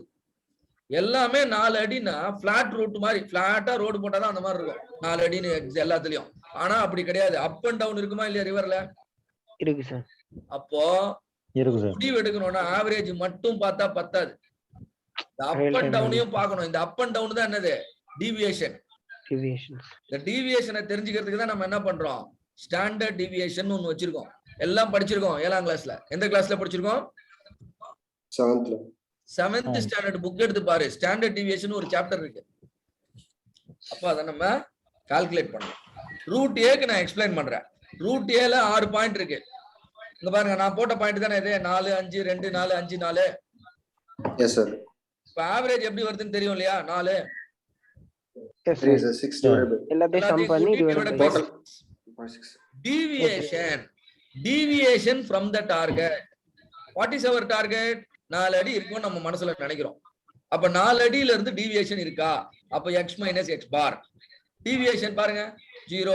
0னா நோ டிவியேஷன். 0னா நோ டிவியேஷன். 1 -2. -2னா என்ன அர்த்தம்? ஆழம் கம்மியா இருக்கு. +1னா என்ன அர்த்தம்? ஆழம் ஜாஸ்தியா இருக்கு. 0னா என்ன அர்த்தம்? ஆழம் கரெக்டா 4 அடி இருக்கு. இப்படி போயிட்டே இருக்கு. டோட்டல் டீவியேஷன் நான் ஒன்னு கால்குலேட் பண்றேன். Sigma x minus x bar. அப்ப டோட்டல் டீவியேஷன் எல்லாத்தையும் கூட்டி பார்த்தா 0. டோட்டல் டீவியேஷன் 0 வருது அப்படின்னு மேத்தமேட்டிக்கலா தெரியுது. அப்படின்னா என்ன அர்த்தம்? அந்த ஆத்துல மேடு பள்ளமே இல்லைன்னு அர்த்தமா? மேடு பள்ளம் இருக்கு. ஆனா இந்த ஃபார்முலா எனக்கு உதவ மாட்டேங்குது. அப்ப இந்த ஃபார்முலாவை யூஸ் பண்ணக்கூடாது. டீவியேஷனை யூஸ் பண்ணக்கூடாது. அப்ப எதை யூஸ் பண்ணணும்? ஸ்கொயர் ஆஃப் த டீவியேஷனை யூஸ் பண்ணணும். Do you understand? Deviation use ஆகலனா, ஏன்னா எனக்கு டீவியேஷனை பத்தி நான் தெரிஞ்சுக்கணும்னு நினைக்கிறேன். ஆனா அல்ஜிபிரிக் சம் யூஸ் ஆகல. அதனால ஸ்கொயர்டு சம்முக்கு போறேன். எல்லாத்தையும் ஸ்கொயர் பண்ணியாச்சு. இப்ப எவ்வளவு வருது சம்மு? 6. இந்த 6க்குள்ள ஒரு விஷயம் இருக்கு. என்ன இருக்கு? இந்த ஆத்துல இருக்க அப் அண்ட் டவுன் வந்து எனக்கு தெரியுது. இந்த 6க்கு நான் என்ன பண்றேன்னா n-1 டிவைட் பண்றேன். எவ்வளவு டேட்டா பாயிண்ட் என்கிட்ட இருக்கு? 6 டேட்டா பாயிண்ட்.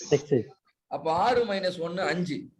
n-1க்கு ஒரு பேர் இருக்கு, டிகிரி ஆஃப் ஃப்ரீடம். n-1க்கு என்ன பேர் இருக்கு? Degree of freedom. இந்த டிகிரி ஆஃப் ஃப்ரீடம்ல டிவைட் பண்ணா 1.2 வந்துரும். இந்த 1.2க்கு என்ன பேருனா வேரியன்ஸ். 1.2க்கு என்ன பேரு? வேரியன்ஸ். இந்த வேரியன்ஸுக்கு ஸ்கொயர் ரூட் எடுத்தனா அதுக்கு பேர் தான் ஸ்டாண்டர்ட் டீவியேஷன். அப்ப ஸ்டாண்டர்ட் டீவியேஷனுக்கும் வேரியன்ஸ்க்கும் தொடர்பு இருக்கா இல்லையா? சொல்லுங்கப்பா. இருக்கு சார், இருக்கு சார். என்ன தொடர்பு? யாராவது ஒரு ஆள் சொல்லுங்க.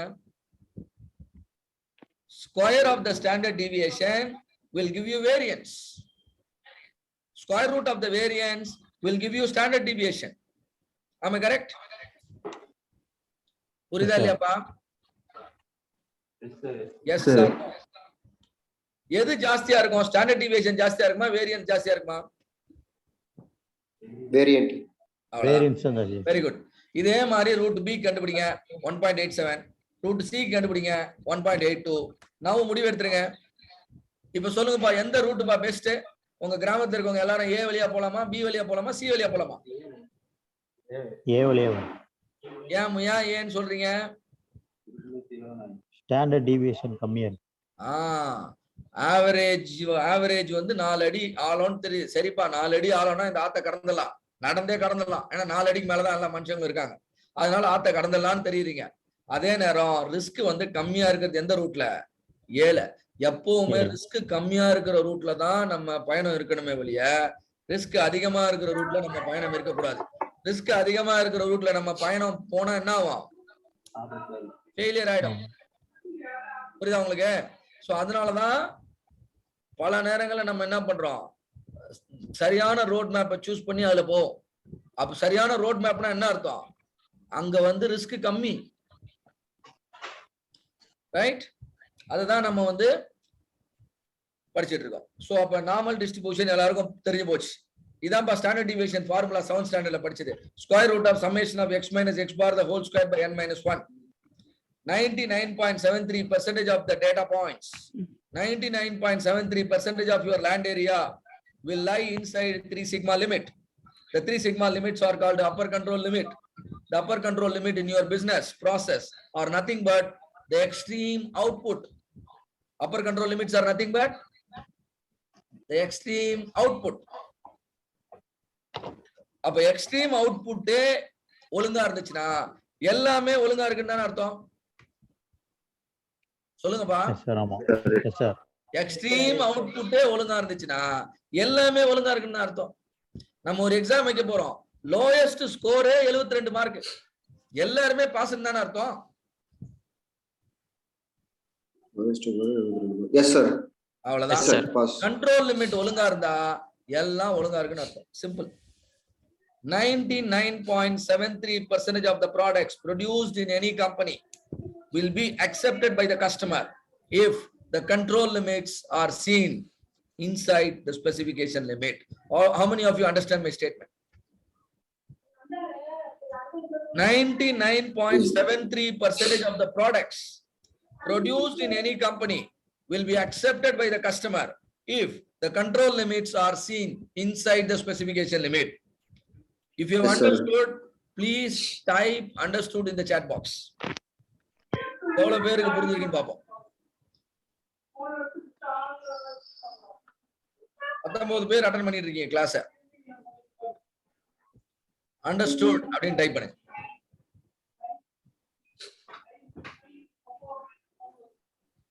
புரியலனா கேள்வி கேட்டு புரிய வச்சுக்கோங்க. இது புரியலனா இந்த ஒய்ன்றதே உங்களுக்கு அப்புறம் விளங்காம போயிடும். பிகர் த வாய் ஈஸியர் த ஹவுன்னு சொல்லிட்டே இருக்கேன். ஒய்யை தான் நான் சொல்றேன். இப்ப எதுக்காக 6 சிக்மா படிக்கிறோம், எதுக்காக கஸ்டமர் போக்கஸ்டா இருக்கணும், எதுக்காக ப்ராசஸ் சென்ட்ரிக்கா இருக்கணும், எதுக்காக டேட்டா ட்ரிவனா இருக்கணும், எதுக்கு நார்மல் டிஸ்ட்ரிபியூஷன் படிக்கணும். All right. இப்போ ஆவரேஜும் ஸ்டாண்டர்ட் டீவியேஷனும் தெரிஞ்சிருச்சுன்னா அந்த ரிவரை பத்தி ஒரு குறிப்பிட்ட ரூட்ல அந்த ரிவரை பத்தி முழுசா நமக்கு தெரிஞ்சிருச்சுன்னு அர்த்தம். ஆவரேஜும் ஸ்டாண்டர்ட் டீவியேஷன் தெரிஞ்சிருச்சுன்னா நம்ம என்ன முடிவு எடுத்தோம்? எல்லாம் நடக்கப்பா ரூட் ஏலன்னு சொன்னமா இல்லையா? ஆமா சார், ஆமா சார். அப்போ ஒரு கம்பெனில என்ன நடக்குதுன்னு தெரியணும்னா, எல்லாத்தையும் தெரிஞ்சுக்கணும்னா 2 விஷயம் தெரிஞ்சா போதும். என்னது? ஆவரேஜ்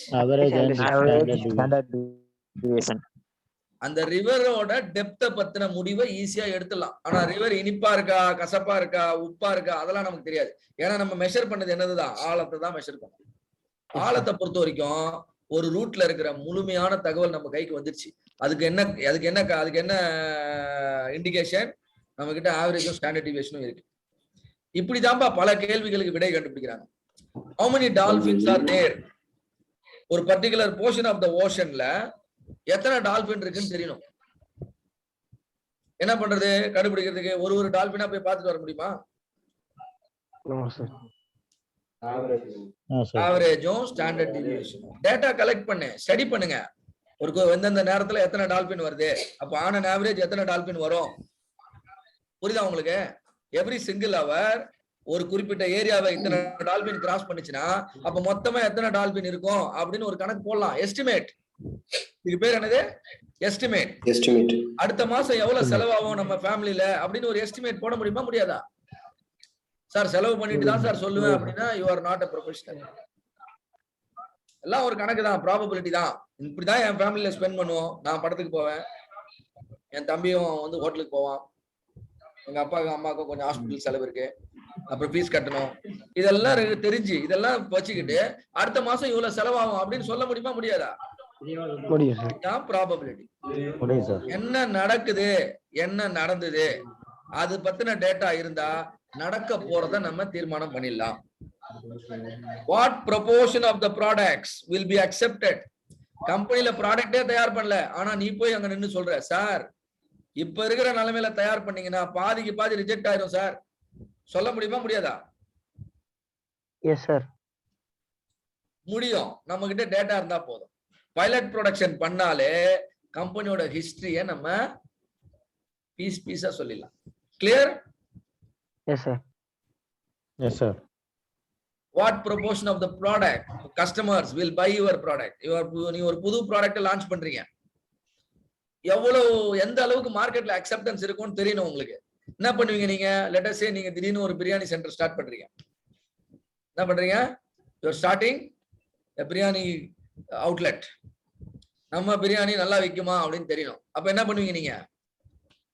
சார் மார்க்கெட் ரிசர்ச்லாம் பண்ணி அதோட டேட்டாஸ் இருந்துச்சுன்னா அதை வச்சு ஈஸியா படிப்போம். அதேதான், மார்க்கெட் ரிசர்ச்லாம் பண்ணி தான் பிரியாணியை தயார் பண்ணிருப்பீங்க. பட் பிரியாணியை தயார் பண்ணதுக்கு அப்புறமும் எத்தனை கிலோ பிரியாணி தயார் பண்ணணும்னு நமக்கு தெரியணும். கரெக்டா? அப்ப என்ன பண்ணுவோம்? ஒரு பைலட் ரன்ல நமக்கு என்ன நடந்தது அப்படின்றத வச்சு நம்ம பெருசா பண்ணா என்ன நடக்கும். ஒரு ஏரியால 1000 வீடு இருந்தா இத்தனை கிலோ பிரியாணி போவோம் அப்படின்னு ஒரு கெஸ் பண்ணிடலாம். கிளியர்? இன்னொரு ஏரியாவுக்கு போறோம், பெரிய ஏரியானா ஜாஸ்தியா சேல் ஆகும். சோ இந்த மாதிரியான முடிவுகள்லாம் ஈஸியா எடுத்துடலாம். Average is a measure of central tendency or variation. What is your choice? சொல்லுங்கப்பா. ஆவரேஜ்ன்றது சென்ட்ரல் டெண்டன்சியா வேரியேஷனா? Answer variation. Average is a measure of central tendency. விடிய கதை கேட்டு சீதைக்கு ராமன் சித்தப்பான்னு சொல்லக்கூடாது. சீதைக்கு ராமன் யாரு? ஆவரேஜ் வந்து சென்ட்ரல் டெண்டன்சி இல்லையா? Standard deviation is a measure of standard deviation அதிகமா இருந்தா கன்சிஸ்டன்டா இருக்குன்னு அர்த்தமா, இன்கன்சிஸ்டன்டா இருக்குன்னு அர்த்தமா? ஸ்டாண்டர்ட் டிவியேஷன் அதிகமா இருந்தா இன்கன்சிஸ்டன்ட், ஸ்டாண்டர்ட் டிவியேஷன் கம்மியா இருந்தா கன்சிஸ்டன்ட். கன்சிஸ்டன்ட்னா என்ன? கன்சிஸ்டன்ஸ். ரிசல்ட் வந்து பக்கமா இருக்கும். ரிசல்ட் பக்கமா இருந்தா ஸ்டாண்டர்ட் டிவியேஷன் கம்மியாகும். What proportion of points will lie inside control limit? Inconsistency தானா? Consistency. பா இங்க ஆன்சர் பண்ணுங்க பா. எல்லாம் ஒரே ஒருத்தர் தான் எனக்கு தெரிஞ்சு பேசிட்டு இருக்காரு. ஜோசப் மட்டும் தான் எனக்கு தெரியுறாரு. 99.73. Standard deviation is always a positive value. True. இது வரக்கூடாதுன்னா என்ன பண்ணோம்? வேரியன்ஸ் கண்டுபிடிச்சு ஸ்டாண்டர்ட் டிவியேஷன் வந்தோம். Normal distribution is symmetrical about the center. True or false? True sir. Total area under the normal curve is 100%. Correct? Total area under the curve is 100%. Correct. Correct sir. Correct. If control limits stay inside specification limit, the process is considered capable, not capable. Control limit stay inside the specific limit. Capable. Capable. Specification limits are provided by customer or manufacturer. Customer. Control limits are calculated using customer data or process data. Process data. Process data. அவ்வளவுதான்பா. So நம்ம 6 சிக்மானா என்ன அப்படின்றத வந்து கிட்டத்தட்ட 90% கத்துக்கிட்டோம். இன்னும் கொஞ்சம் தான் அந்த 6 சிக்மா ஆர் ஏன் வருது அப்படின்ற கேள்விக்கு answer. Why there is a 6? I will reveal in another 15 minutes after your tea break. Shall we stop here for the break? Yes, sir. Vivek sir, you wanted to add anything or shall we go for the break? We shall go for the break, sir. All right. So we'll take 10 minutes. Only one thing I would like you to explain further when we come back about the normal distribution, the other measures of central tendency, the mean and the median, etc., and they are equal. Again, being a characteristic of mean, normal median and mode are distribution. equal. Yes, correct. So that probably we missed out. Correct. We'll do that. And all right then. So 11:20. Can I have all of you back in the meeting by 11:20? பா நல்லா புரிஞ்சுக்கீங்க. கேக்க பதில் சொன்னீங்கன்னா மட்டும் தான் நான் பாடம் நடத்துவேன். That is the bad part of myself. Sir, level 25, level 10 now, 15 minutes, level 11:25, 15 minutes வேணும் பரவாயில்ல. Always you must acknowledge. நல்லா கவனிங்க. I could see your behavior in the WhatsApp group. If some message is posted, if you are allowed to acknowledge, you must acknowledge. Similarly, if you are in a meeting, if somebody is talking to you, you must acknowledge yes, no, something, or at least put it in the chat box. Simply keeping quiet is pushing you backward. No way going to help you. And நாளைக்கே எங்களுக்கு ஒரு green belt வேணும்னா நான் டெஃபினட்டா வந்து வாய் திறக்காதவங்களை எடுக்க மாட்டோம். I will either prefer to call Joseph or Harun or Prasad, and all others you will be pushed backward. Please understand. So please be participative even after skilling yourself. If you want to explore opportunities, then you should be open for everything. Right. So 11:25 we'll meet. right, sir. Okay, sir. Yeppa sir, you want to talk to them by 11:25? No. I want to talk to you. I want to tell you one very interesting observation. Okay.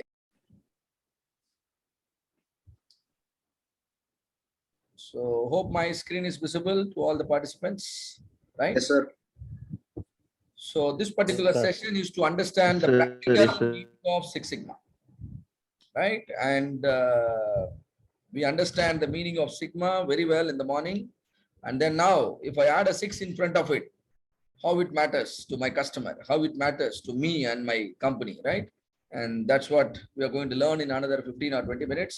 So Six Sigma is a methodology to reduce the defects by reducing the variation so that we can improve our performance on a particular CTQ.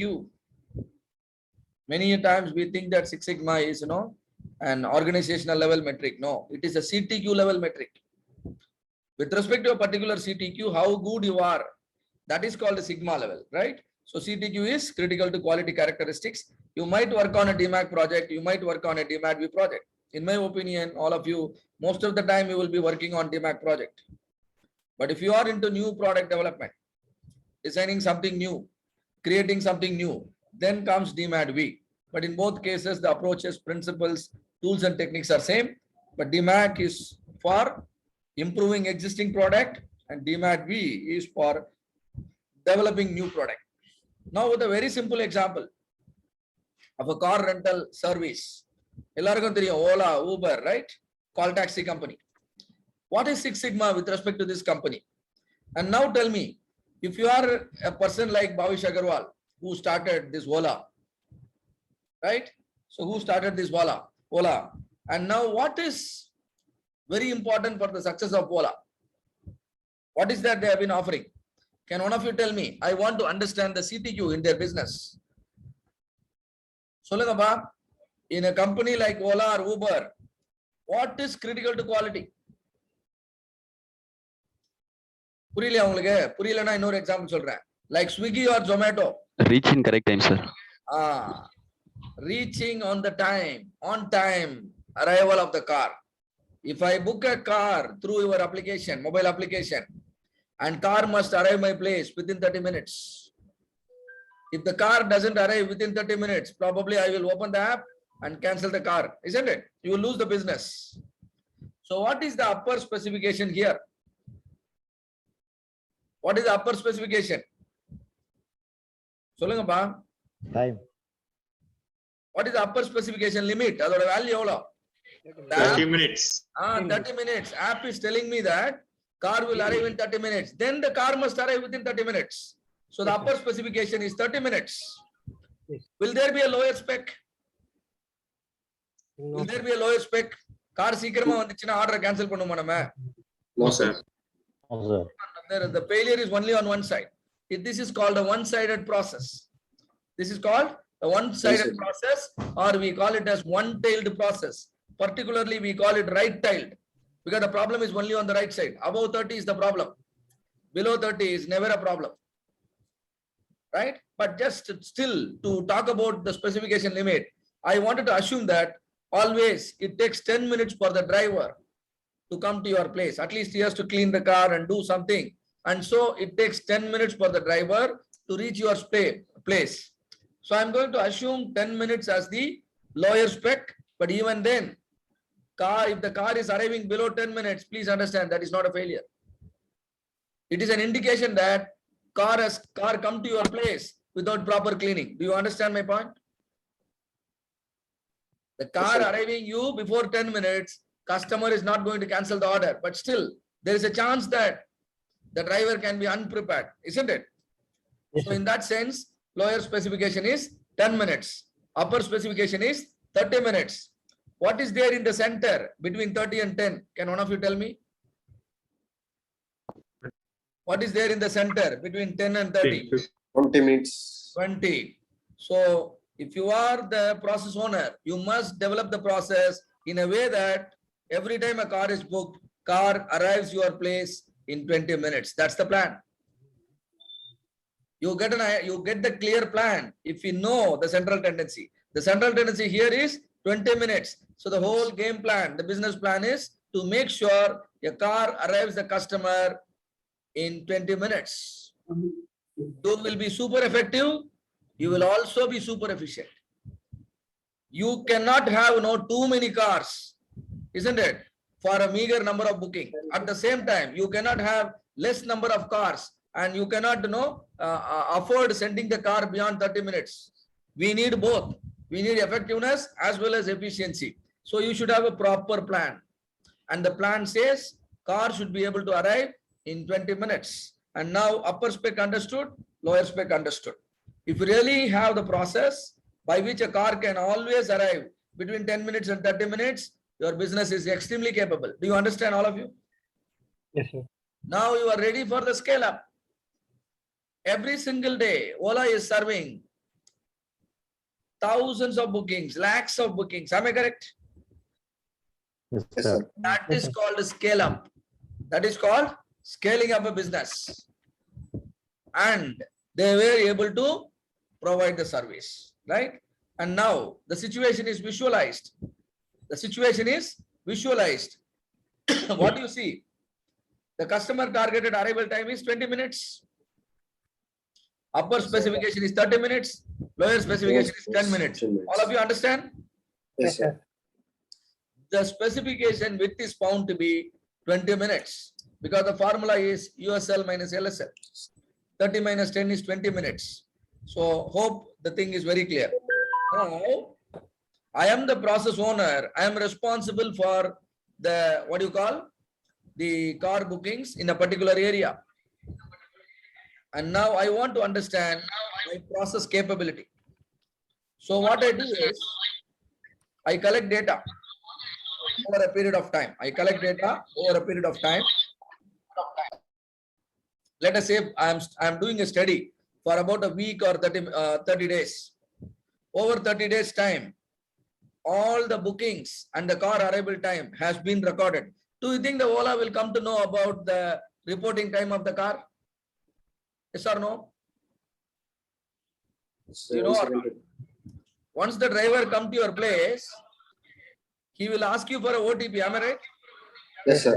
Yes, If the sir. OTP is given, the car arrival time is understood. The booking time also recorded. Car arrival time also recorded. Now, the time exactly the car took to reach the customer's place captured. This is called data collection. Ola is a company which believes in Six Sigma. How many of you know that? Ola is a company which believes in Six Sigma. They even trained their employees. That's why they have become very successful. I do not know the current scenario because their focus have changed to electric vehicles. But earlier, they were following all the principles of Lean and Six Sigma. All right. And now, after collecting the data over a period of time, will you be able to calculate average? All of you, please tell me. Average time of car arrival. Will you be able to calculate?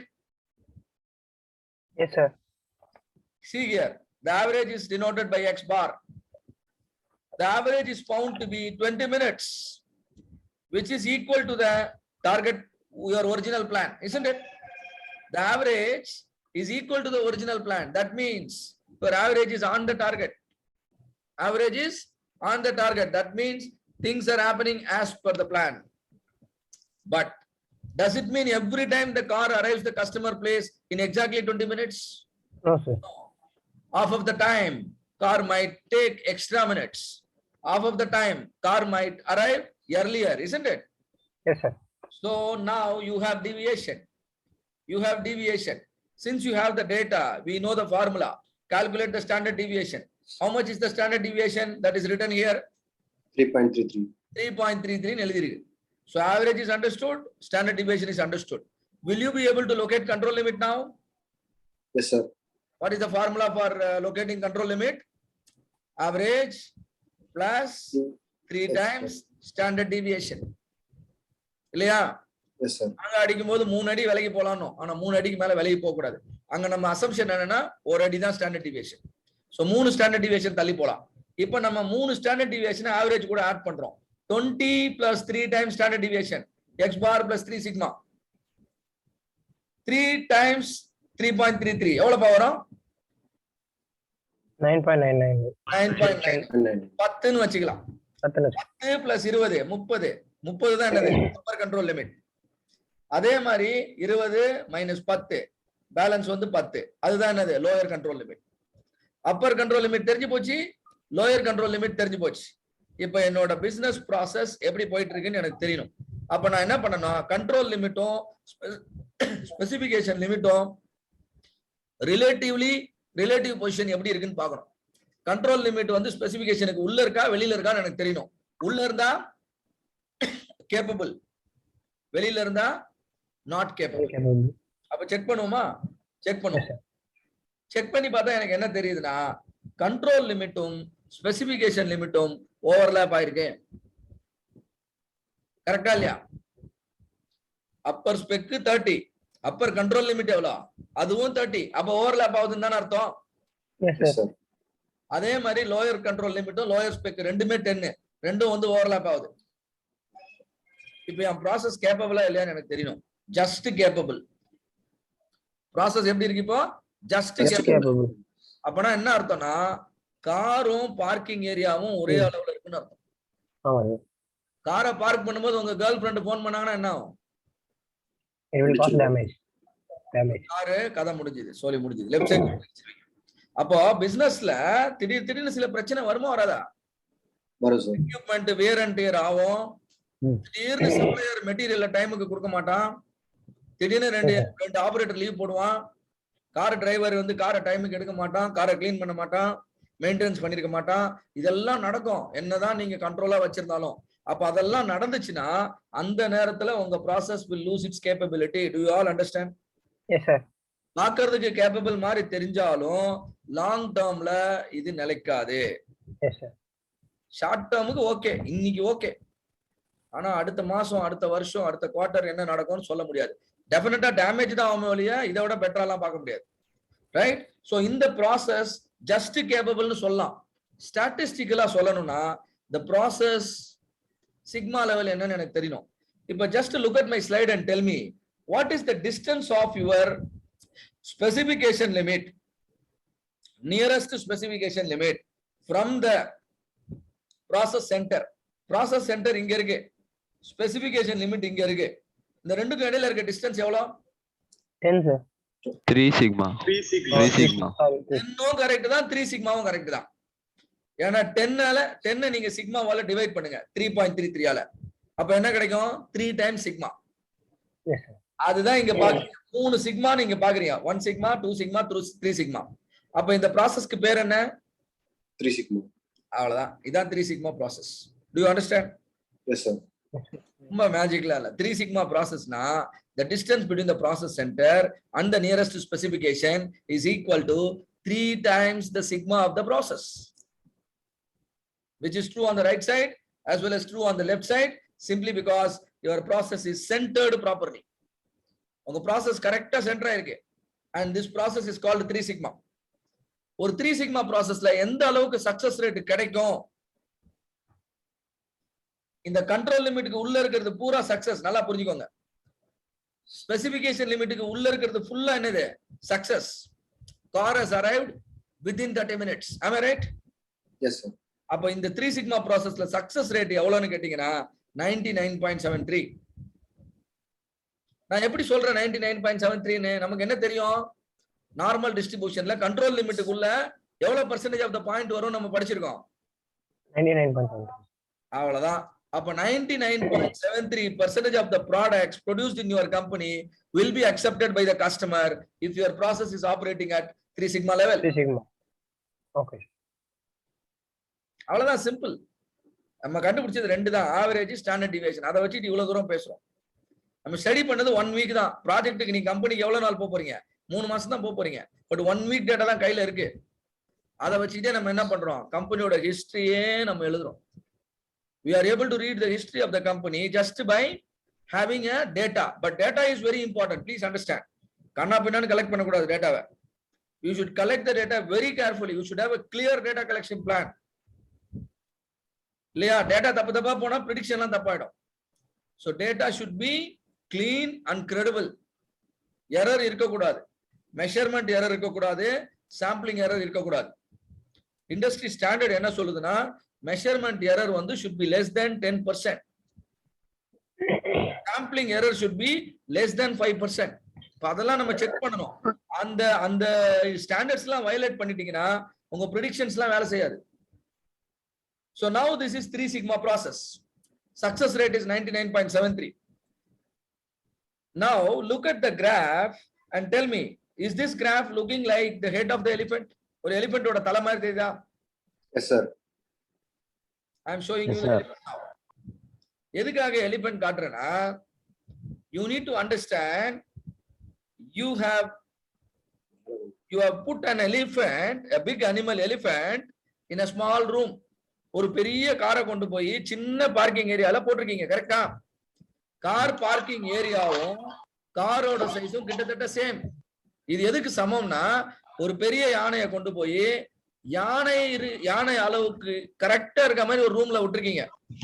யானை அங்க ரொம்ப நேரம் அமைதியா இருக்க முடியுமா? இல்ல, இருக்காது. இருக்காது. It's an animal. It requires some moving around place. But நீங்க அந்த ரெக்குயர்மெண்ட்டை புரிஞ்சிக்கல.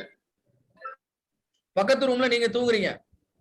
நைட்டு 12 மணிக்கு யானை எங்க இருக்கும்? அதோட ரூம்ல இருக்குமா இல்ல உங்க ரூம்ல இருக்குமா? உங்க ரூம்ல இருக்கும். அது பக்கத்துல இருக்கிற வாலை உடைச்சிட்டு பார்த்தா உங்க பக்கத்துல வந்து நின்னுட்டு இருக்கும். Do you want to face such situation? No. No. Then understand the requirement. Provide some extra room for the elephant. The 3 sigma process என்றது பத்தாது. உங்களோட லாங் டர்ம் சக்சஸ்க்கு இது பத்தவே பத்தாது. பார்க்கிறதுக்கு தான் சரி மாதிரி தெரியும். ஆனா practically that is not sufficient. Already the success rate 99.73, but still I am saying that it is not enough.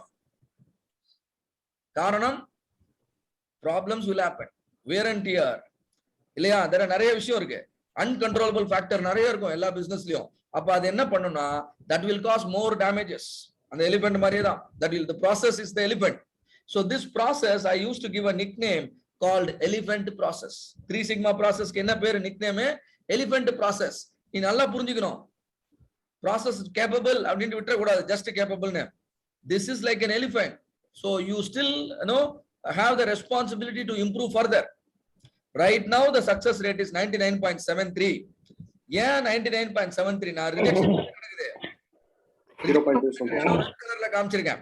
Rejection is happening only beyond specification limit. அந்த ரெட் கலர்ல காமிச்சிருக்கேன் இல்லையா, ஸ்மால் ஏரியா, அதுதான் 0.27% ரிஜெக்ஷன். ஆனா அது இன்னைக்கு மட்டும் தான் அப்ளிகபிள். நாளைக்கு, அடுத்த மாசம், அடுத்த வருஷம் என்ன நடக்கும்னு தெரிஞ்சுக்கணும்னா, you should understand that the elephant could break the wall and enter your room. And see here, the elephant is moving now. Process move ஆகுது, கவனிச்சிங்களா? Yes sir. Process move ஆகுது, நமக்கு எப்படி தெரியும்? ஆவரேஜே மூவ் ஆகும், சென்டரே மூவ் ஆகும். ஆவரேஜ் ஏற்கனவே 20 இருந்துச்சு, இப்ப என்ன ஆயிடுச்சுன்னா 20ல இருந்து கிட்டத்தட்ட 10 தான் 25க்கு வந்துருச்சு. சென்டர் மூவ் ஆச்சுன்னா கண்ட்ரோல் லிமிட்டும் மூவ் ஆகும். ஆமா ஆவாதா? Yes sir. கண்ட்ரோல் லிமிட் எங்க இருக்கு? ஸ்பெசிபிகேஷன் லிமிட்டுக்கு உள்ள இருக்கா, தாண்டி போயிடுச்சா? ஸ்பெசிஃபிகேஷன் லிமிட் தாண்டி போயிருச்சு. அப்ப எவ்வளவு தூரத்துக்கு உங்களுக்கு டேமேஜ் நடக்கும்னு பாத்தீங்கன்னா, இந்த ஏரியா ஃபுல்லா டேமேஜ் தான். இந்த ப்ராடக்ட்ல ரிஜெக்ட் ஆயிடும். நீ 0.27% ரிஜெக்ஷன் பேசிக்கிட்டு இருந்த நீ 10% 15% ரிஜெக்ஷன் ஆகுதுன்னு பேச வேண்டிய சூழ்நிலை வந்துடும். எல்லாம் கரெக்டா தான் பண்ணீங்க ஆரம்பிக்கும் போது, புது மிஷினு, புதுசா எம்ப்ளாயி, எல்லாம் கரெக்ட் தான். ஆனா 3 மாசத்துல சிச்சுவேஷன் என்ன ஆகி போச்சு? ரிஜெக்ஷன் 10% மேல போயிடுச்சு. அப்ப லாங் டேர்ம்ல நீங்க ஜெயிக்கணும், லாங் டேர்ம்ல சக்சஸ்ஃபுல்லா வரணும்னா உங்க சிக்மா லெவல் இன்னும் பெட்டரா இருக்கணும். கார் இன்னும் சின்னதா இருந்தா தானேப்பா நம்ம கேர்ள் ஃப்ரெண்டோட போன் எடுக்கணும் டிரைவ் பண்ணும்போது. காரை ஒரு மாதிரி வச்சுக்கிட்டு நம்ம அந்நேரம் போன் எடுத்து பேசிக்கிட்டு போனோம்னா ரெண்டையும் சமாளிக்க முடியாது. கரெக்ட்? சோ அப்ப இந்த மாதிரியான சேலஞ்சஸ் எல்லாம் நீங்க ஃபேஸ் பண்ணணும்னா சிக்மா லெவல் பெட்டர் ஆகும். சோ சிக்மா லெவல் பெட்டர் ஆகணும்னா you must improve the process. இங்க பாருங்க, ப்ராசஸை இம்ப்ரூவ் பண்ணிட்டோம். ப்ராசஸை இம்ப்ரூவ் பண்ணிட்டோம்னா என்ன அர்த்தம்? நம்ம காரை சின்னதாக்கிட்டோம், அந்த காரை விட்டுட்டு வேற காரை எடுத்துட்டு வந்துட்டோம், சின்னதாக்கிட்டோம். இல்ல இருக்கிற காரையே மாடிஃபை பண்ணிட்டோம்.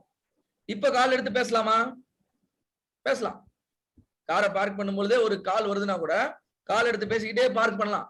ஏன்னா கார் கொஞ்சமா அப்படி விலகுனா கூட சேஃபா பார்க்கிங் பண்ணிடலாம். அந்த அளவுக்கு கான்பிடன்ஸ் நமக்கு வந்துருச்சு. So this is called process improvement. இந்த ப்ராசஸோட சைஸ் பாத்தீங்கன்னா குறைஞ்சிருச்சு. முதல்ல ரொம்ப வைடரா இருந்துச்சு, பாத்தீங்கன்னா தெரியும், ரொம்ப வைடா இருந்துச்சு. இப்ப எப்படி இருக்கு?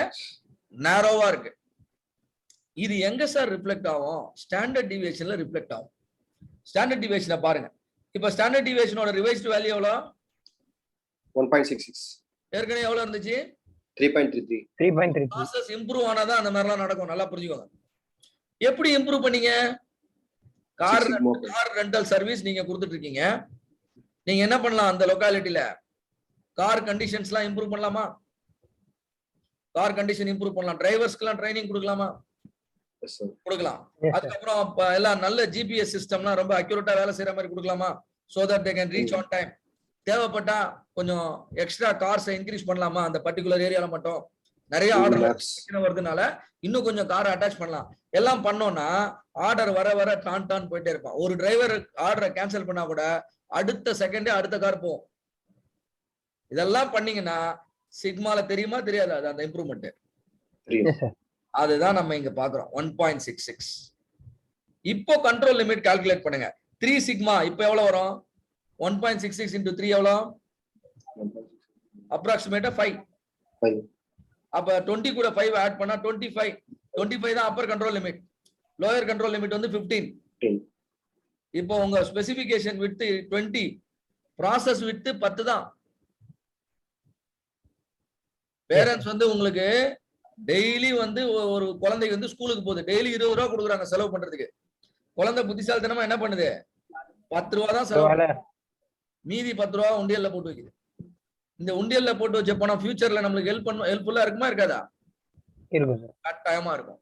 கஸ்டமர் இவ்வளவு டாலரன்ஸ் கொடுத்தாரு, நீங்க அதுல பாதி தான் கன்சியூம் பண்றீங்க, இன்னும் மீதி டாலரன்ஸ் இருக்கு.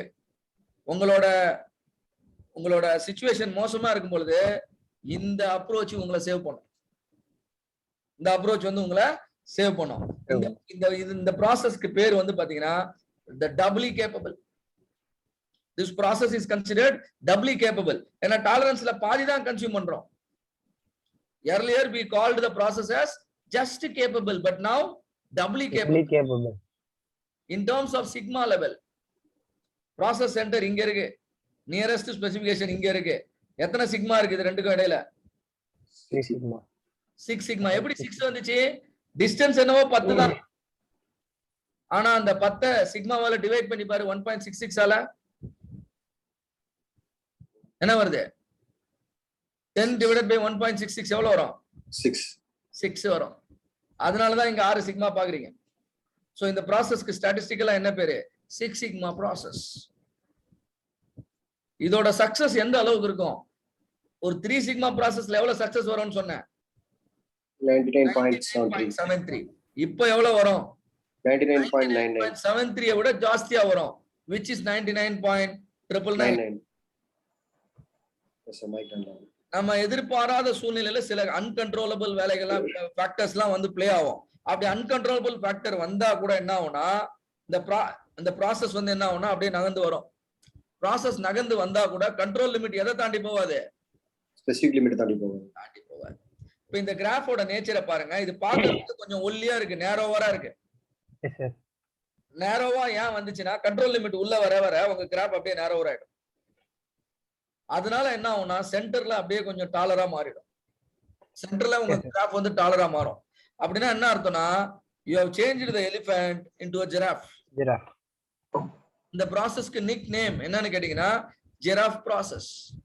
Which is better, elephant or giraffe? Giraffe is better. ஏன்னா in your difficult time ஏதாவது uncontrollable factor, if something is playing, உங்க ப்ராசஸ் அப்படியே ஷிஃப்ட் ஆகும். அங்க பாருங்க ஷிஃப்ட் ஆகுது. எவ்வளவு ஷிஃப்ட் ஆகும்? 1.5 சிக்மா தான் ஷிஃப்ட் ஆகும். your process will shift only by 1.5 sigma. This is a statistical prediction, statistical estimation. அப்ப process 1.5 sigma shift ஆச்சுனா control limit எவ்வளவு shift ஆகும்? That will also shift by 1.5. நமக்கு rejection என்ன? What do we mean by rejection? Observations beyond specification, isn't it?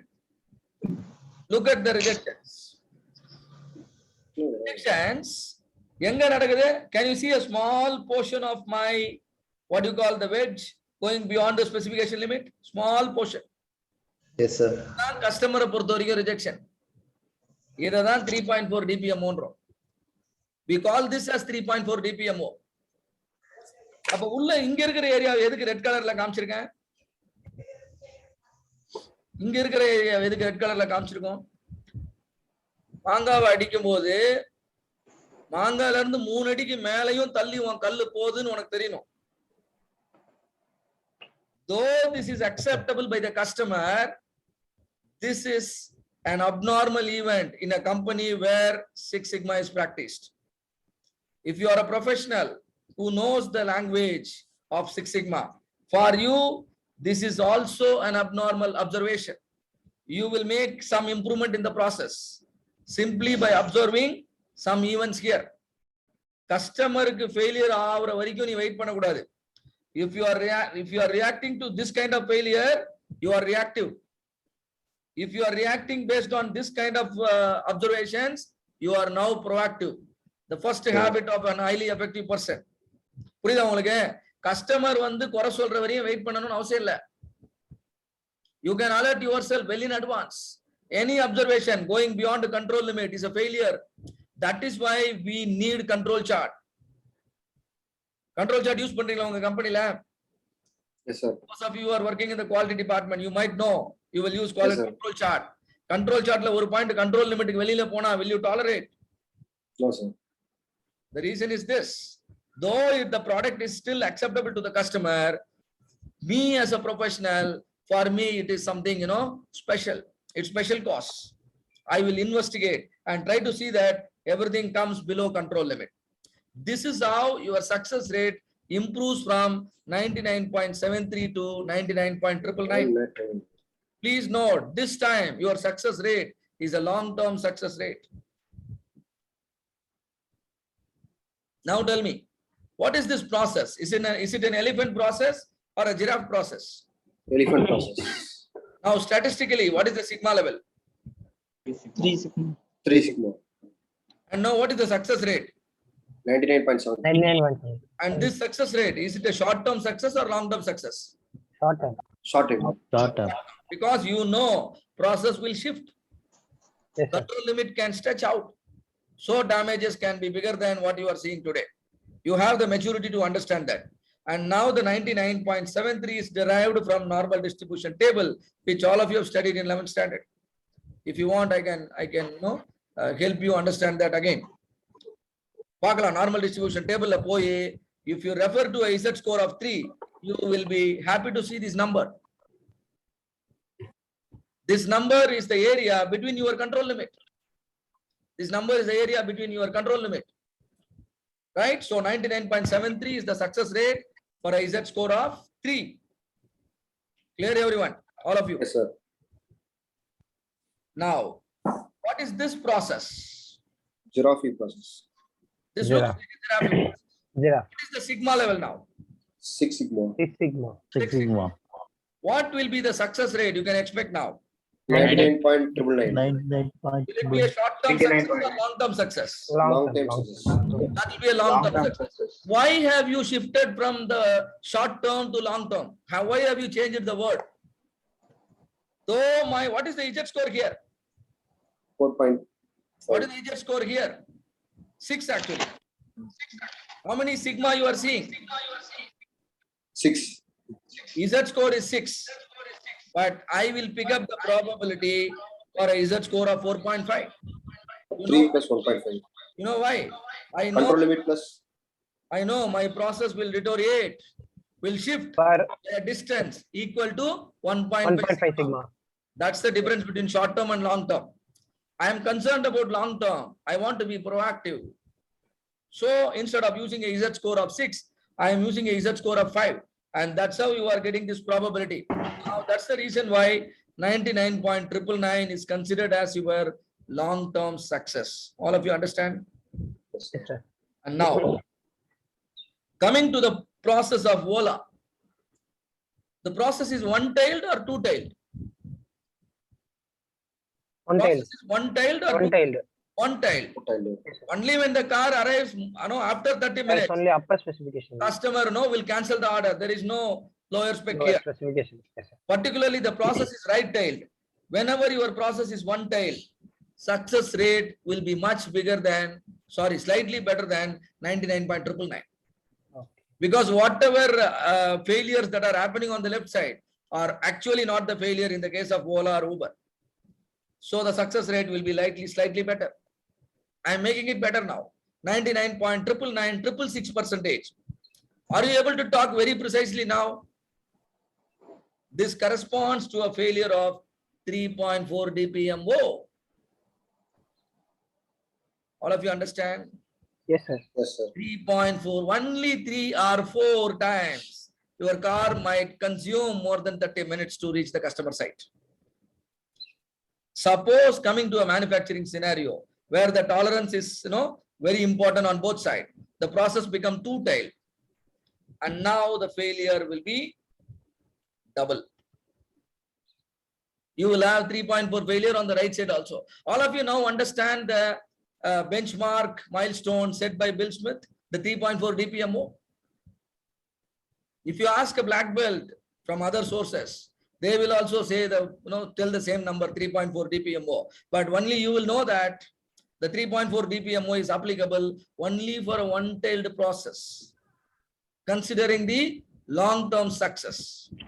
6 sigma means you should further ask whether the process is one-tailed or two-tailed. If it is one-tailed, then it is 3.4. If it is two-tailed, then it can be double. All of you now understand the meaning of 3.4 dpmo? Yes, Yes, sir. sir. Good, very good. So whenever your process looks like an elephant, it is not good for your company. There is too much variation.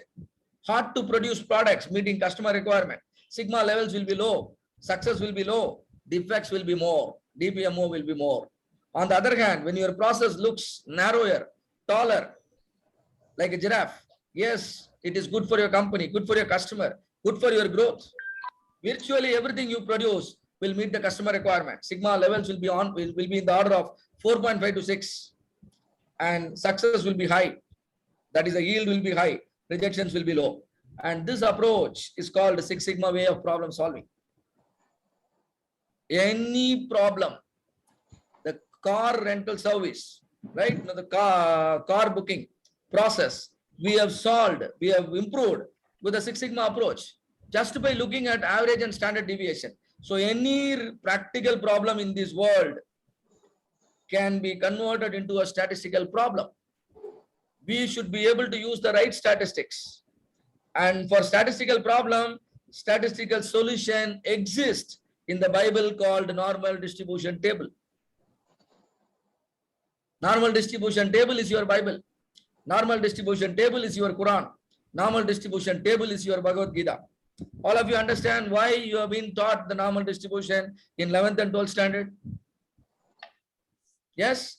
And now, how do we actually, impact the statistics, the average and standard deviation? By practically implementing the solution. Am I right? You increase the number of cars, train your drivers, improve the GPS system, and that's called practical solution. If you approach any problem in this manner, sure shot you will deliver result. Every single ball will be a sixer. All that required is you should be fit enough. That is what called as belt levels. Are you a effective professional or not? That reflects in your belt level. Are you fit to participate in an improvement project? That reflects in your belt level. Industries know this language very well. You should also respect it and live up to their expectation. If you are following any other method, if you are running behind other approaches, yes, in my opinion, it cannot guarantee this much level of success. And so that will become a trial and error only. Yeah, any questions? Sir, explain again statistical problem, sir. Statistical Problem. See, we convert the problem statement into some numbers. Average arrival time of the car is a statistics. The standard deviation of the data collected is a statistics. And that's why, that's why we convert the real-time problem into statistical problem. That is what we call it as CTQ identification. All right. So this will definitely improve the revenue in the company. Hope everybody will agree. This will also bring down the cost, of poor quality that has been taught to you yesterday. And your resource consumption efficiency will definitely improve. Most importantly, the employees in your organization will become more and more effective. They become much more knowledgeable, much more skillful. Hope all of you will agree with this, right? If you are working in this manner, your thinking perspective will change. So this is what we have learned. Six Sigma level is a measure of process capability. Higher the Sigma level, higher will be the capability. Specification limits. Sir, one doubt, sir. Previous slide. Yes. Previous slide, yeah.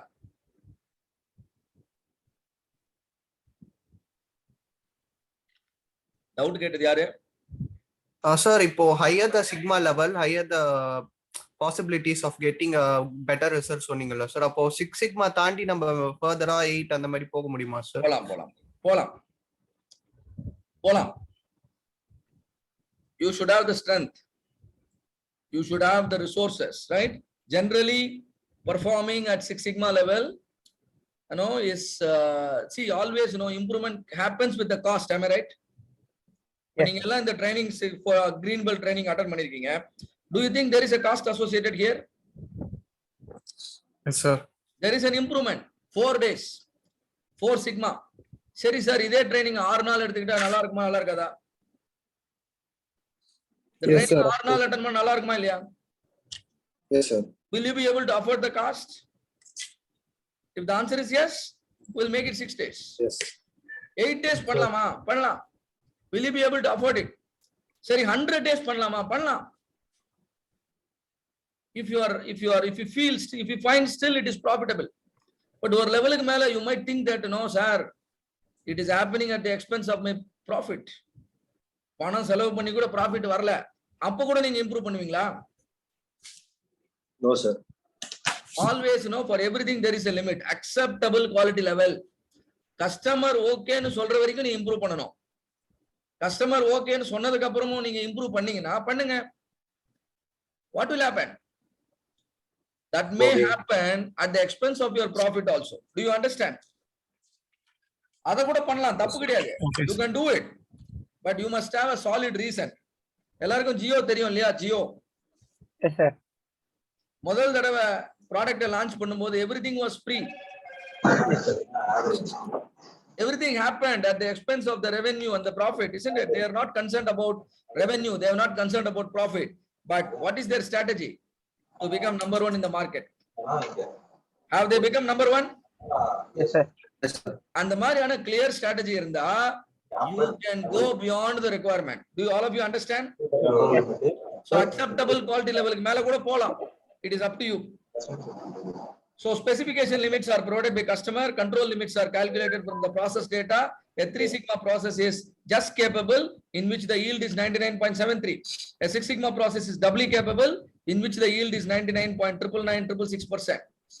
In a 3 sigma process, the control limit will overlap with the specification limit. In a 6 sigma process, control limit will be pulled towards the center. As a result, capability improves. Higher the sigma level, higher will be the capability. But higher the sigma, lower will be the capability. Because sigma is variation. Sigma is variation, deviation, which is not required. But sigma level is capability, which is required. So sigma should be lower so that the sigma level can be higher. Hope it is clear to all of you. All right. So thank you very much for your wonderful participation. So I stop here. Thank you. I've seen Ravi Kumar in between. Dr. Ravi Kumar. Ravi Kumar Varliyo. All right. Right. So all of you have understood the meaning of Six Sigma? Are you feeling good now? Yes sir. Yes,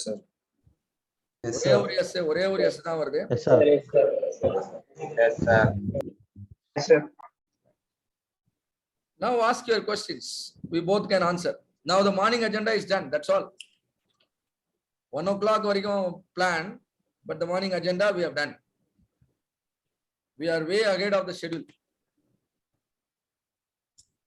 Any questions? Anything? Anybody would like to ask?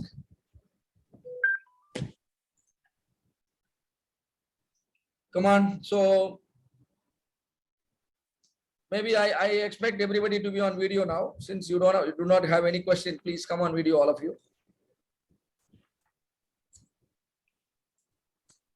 And each one of you, please tell me one single point that you have captured, one single point that you learned from this training program, which is going to make all the difference in your career.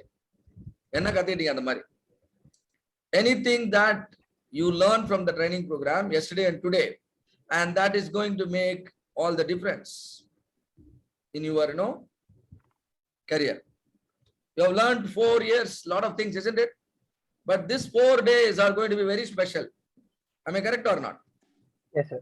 4 வருஷம் எதுக்கு படிச்சோம் அப்படிங்கற கேள்விக்கு பதில் இங்க கிடைக்குது. Right?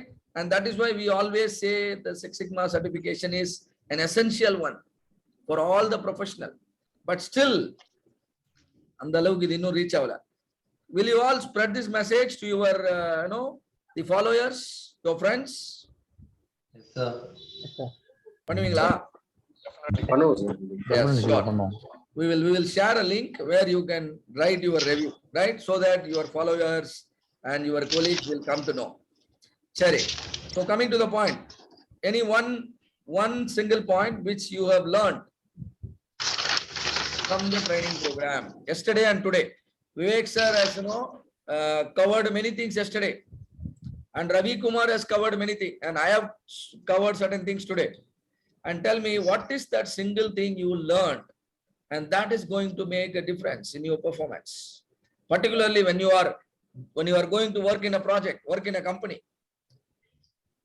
ஒரு point சொல்லுங்கப்பா, ஏன் இவ்வளவு நேரம் கேட்க வைக்கிறீங்க? Voice of the customer. Very good. Mohammed Abdullah சொல்றாரு, sir voice of the customer பேசுறத கேளுங்க. Listen to get listen. Right, good point. I really appreciate Mohammed. Good. Voice of customer அப்படின்னு ஒரு விஷயம். So if you do not know what to do, just talk to your customer. They will tell how are you doing, what are you doing, and what needs to be improved. And matavanga vera yaru?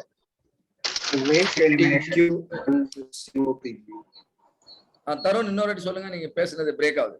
Come again. So actually, first on a point, have a passion and expertise. Very good. So passion, expertise ரெண்டு தானா? இன்னொன்னு miss பண்ணிட்டீங்க. Experience. உங்களாலே experience கொண்டு வர முடியுமா? All the students படிச்சிட்டு தான் இருக்கும், எக்ஸ்பீரியன்ஸ் கொண்டு வர முடியுமா? கொண்டு வர முடியுமா? Will you also gain experience? Yes sir. Yes sir. எப்படி? Internship. Project எப்ப பண்ணனும்?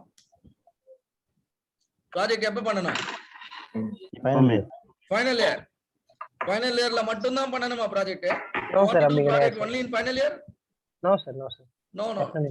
You can do it in third year. Yes, sir. You can do it in second year. If you are struggling somewhere, just think about Sachin Tendulkar.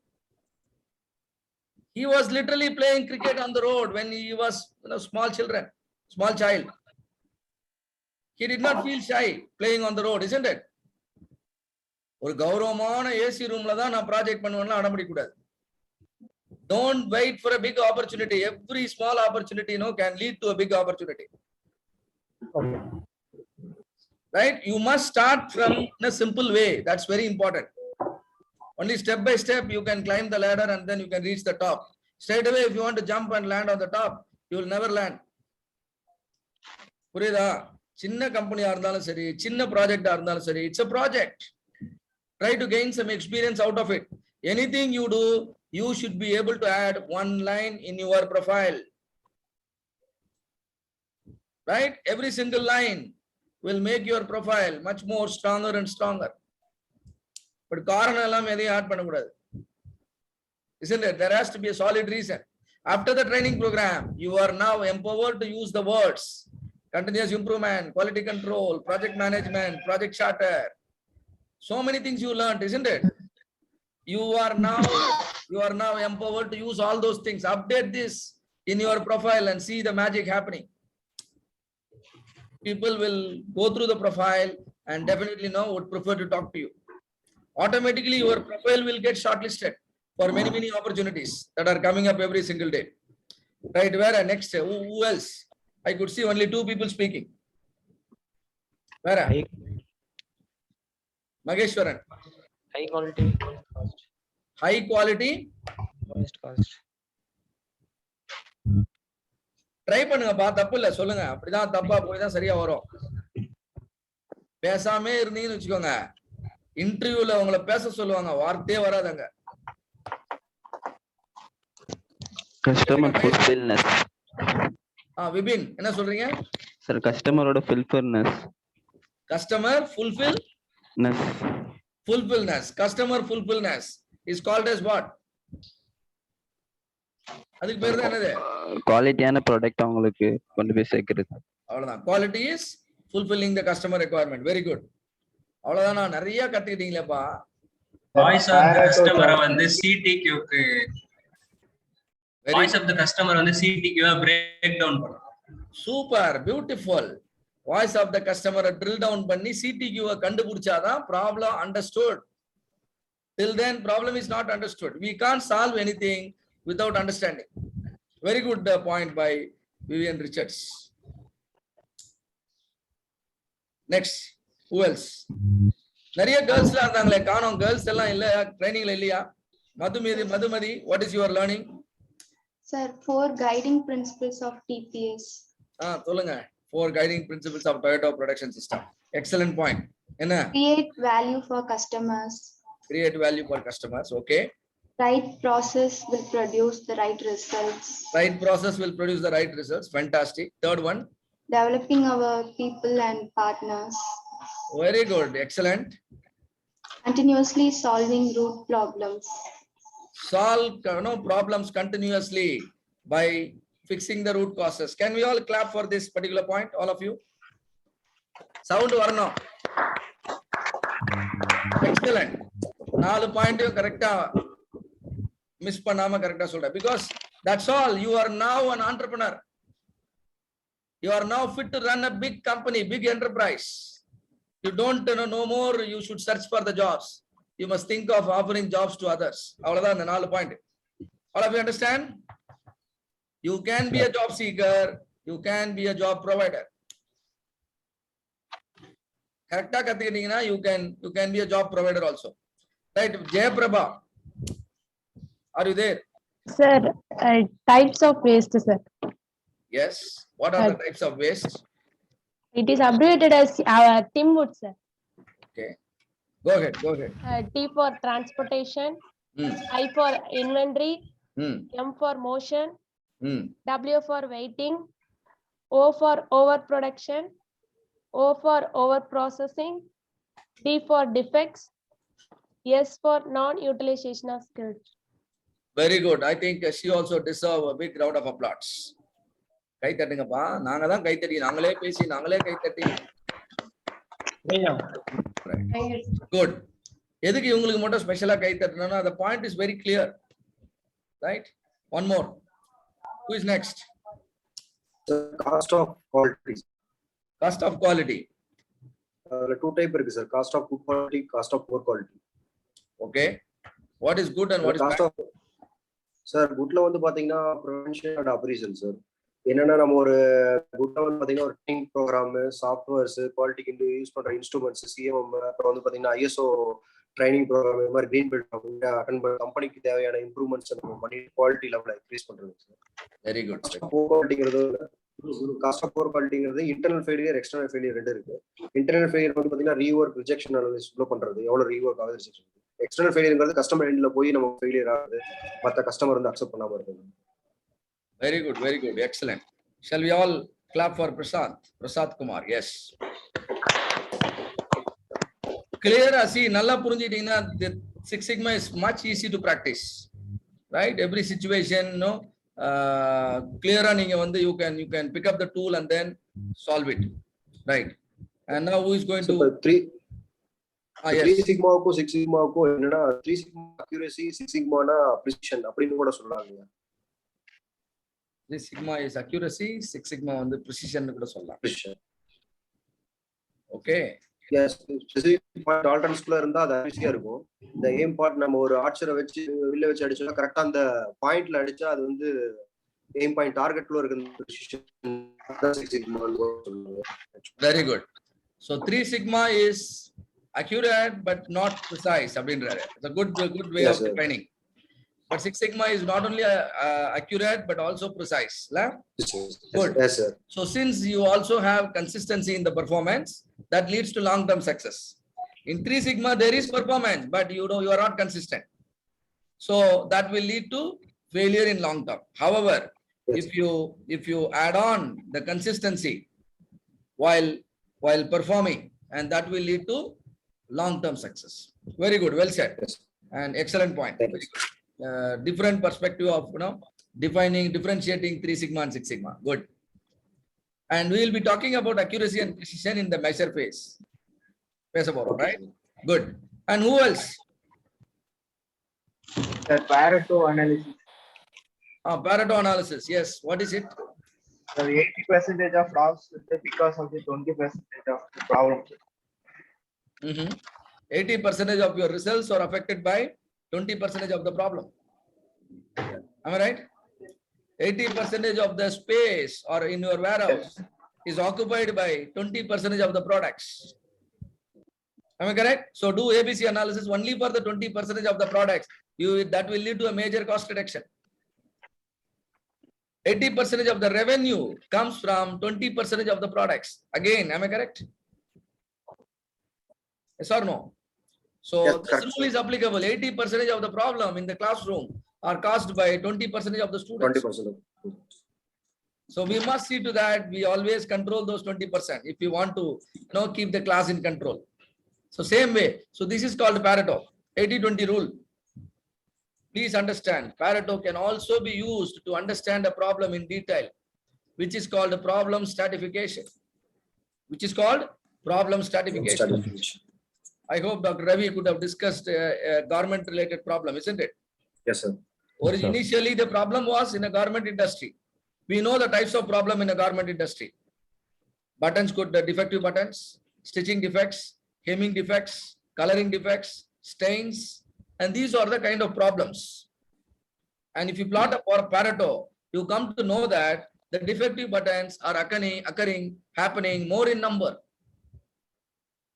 So now you understand the specific problem, isn't it? Defects is general word, lot of defects happening. But what is the kind of defect is happening? Defective button.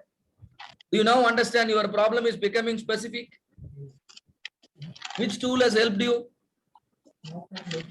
Pareto. So Pareto can help you to redefine any problem into a specific problem. Can I say like that? Yes or no? Yes, sir. Yes. While doing a project, you should not try to boil the entire ocean. You will not be able to solve the problem of world hunger, but you can help 10 children. Do you understand? So this is what you are guided to do with the help of a Pareto. Even after understanding that the problem is with the defective button, you can again further stratify. Again dig deeper, dive deeper. Whether the buttons problem is with any particular type of garment. What are the different types of garments generally produced? You produce only shirts? No, we produce shirts. We produce pants. We produce chudidar. We produce overcoat. There are many things. All of them have got buttons. Where the defective buttons are happening more in number? Can I ask the question? You understand, all of you? Now, the defective buttons are more in the shirt section. In the shirt section. Shirt section. This is called problem stratification. So which tool is helping you to do all these things? Which tool is helping you? Pareto. So this is how the tools are extremely powerful in guiding you in the correct direction. You will see to that your 3 months time in the project, in the company is effectively utilized. And then at the end of the 3 months, your project will definitely lead to financial benefit to the company. Trust me, if you do a small improvement, you will minimum save 5 lakhs. You do a small improvement. The smallest improvement that the poorest students in your college achieving in the project will definitely give a 5 lakh saving. Then imagine how much saving you can give. If you could give a 5 lakh saving in a month of 3 months, in 3 months time, should you be compensated? Should you be provided some, what do you call the stipend? Yes or no? Kudukanuma, kudukakudadappa? Kudukalama, kudukudada? Kudukala, sir. Please learn the skill of achieving the financial benefits. Anything you do, yes, there is a cost involved. The training join money, there is a cost involved. That's the reason why many have not joined, isn't it? Please understand, nothing is free in this world. You can't get everything free. You will be a big loser if you don't understand certain principle. ₹1 போட்டா 10 ரூபாய் கிடைக்கும். 10 ரூபாய் போட்டா 100 ரூபாய் கிடைக்கும். கிடைக்குமா கிடைக்காதா? Ravi could have taught you this rule, 1, 10, 100 rule, isn't it? Put 1 rupee in prevention. Make 10 rupee in correction. Isn't it? You save 10 rupee in correction. Save 100 rupee in failure. Simple logic, right? So I want all of you to familiarize with a software called Minitab, because Minitab is an excellent statistical analysis software. Yes, Vivek sir, you want to add something here? Yes, sir.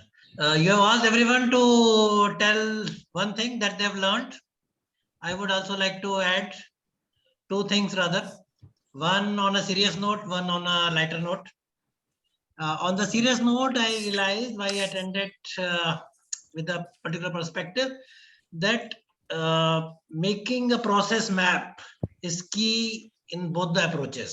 In Six Sigma, we make a SIPOC, which practically is renamed it as VSM.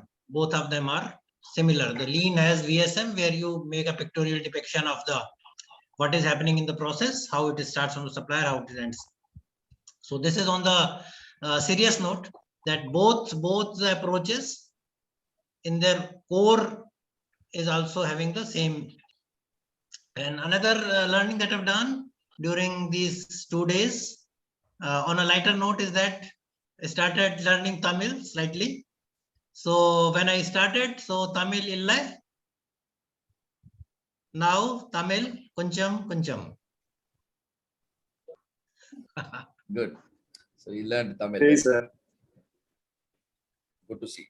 So what's left out according to the schedule is introduction to the measure phase, I believe. Yes, just a second. Concept of normal distribution, control limit. Yeah, introduction to measure phase. That is the only thing left out. So that means we are on time. So before that, I wanted to show you something in Minitab. So all of you, can you see my Minitab screen? Yes, sir. Yes, sir. I'll post the link in the WhatsApp group so that all of you can install Minitab. I know you are all students. You will definitely know better than us to install Minitab, right? You can get it from the internet also. And the trial version available, which will work for 30 days. And now this area, when you open any Minitab, this will look like this. This area is called worksheet. Can you see my cursor moving? Yes, sir. Yes, This sir. is called worksheet, right? And this area is called session window. Here you get your statistical reports.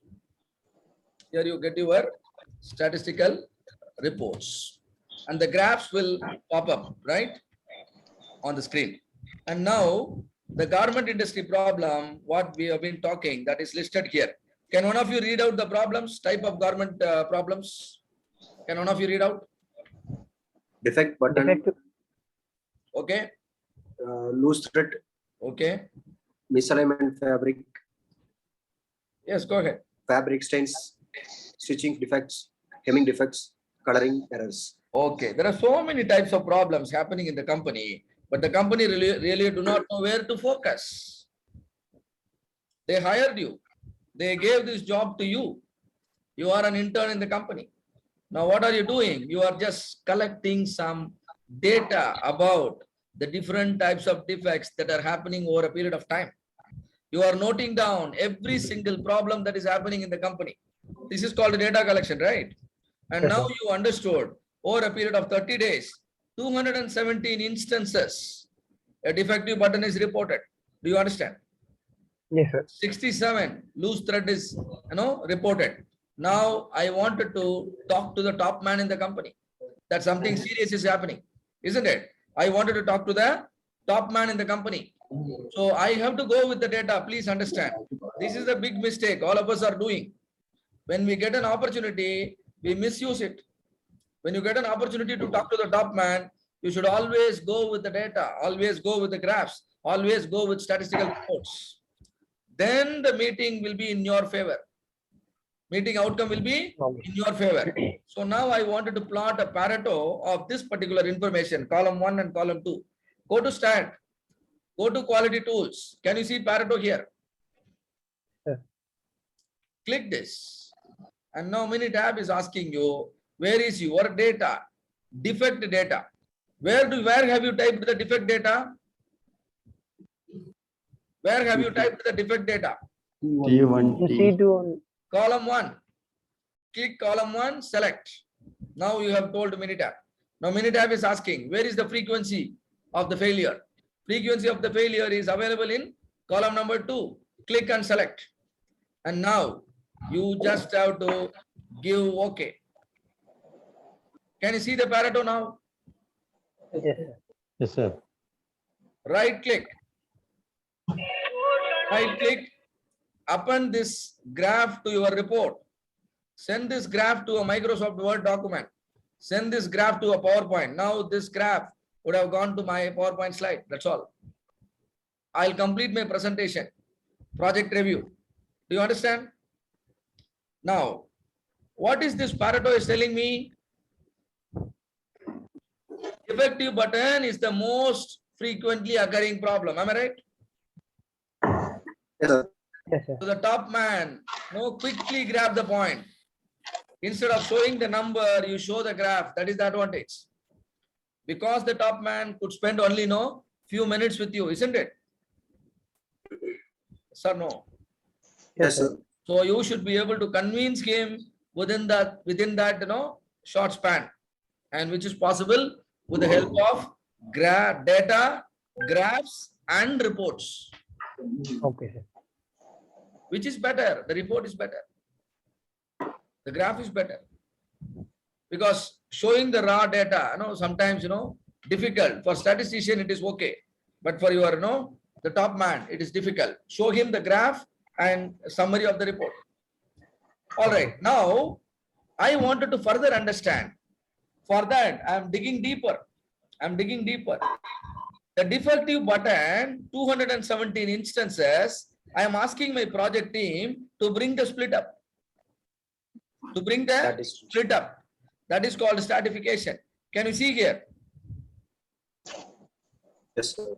Pant 9 times, shirt 146 times, chudidar 21 times, kurti 19 times. It goes on.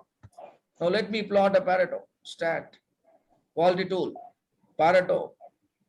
Now my column 6 contains the defect data. Frequency is now available in column 7. Now I give OK. Now what do I understand? Shirt. Problem is more in the shirt section. Yes, sir. The garment industry has got a separate division for shirt, separate division for chudidar, separate division for kurti. Now the project team, entire team is inside the shirt section. Do you understand? Your project is now, within the department where the shirts are getting manufactured. Do you understand? Yes, sir. If you are very broader, you will never be able to complete anything. You have to narrow down the focus. You entered the company. You entered the defective buttons. Now you entered into shirts. Now, even now I see the number of defects is still higher, 146. So I want to see the split up of 146. Right? So the split up goes like this.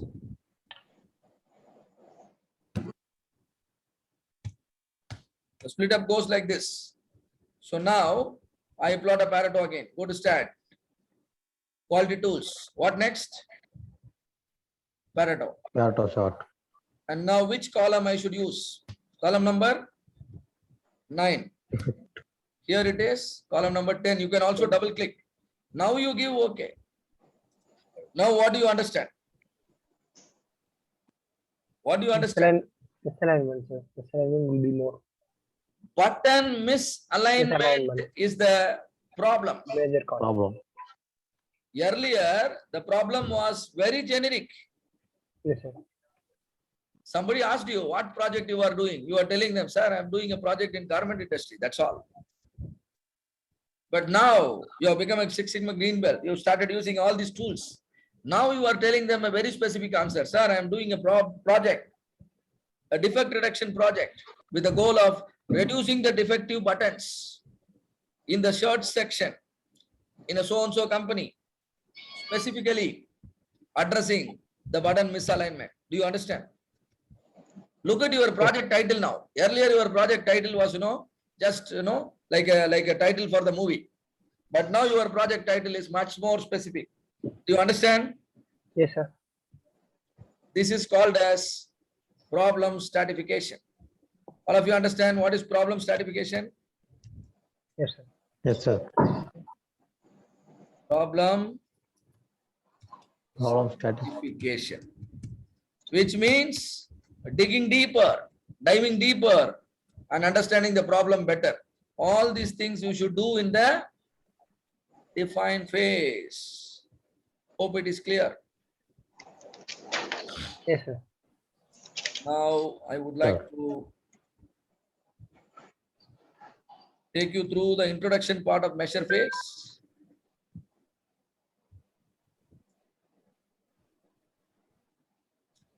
Shall we now move on to measure phase, all of you?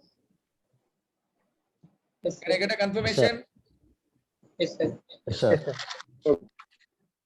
Are we going good so far? Yes, sir. Okay.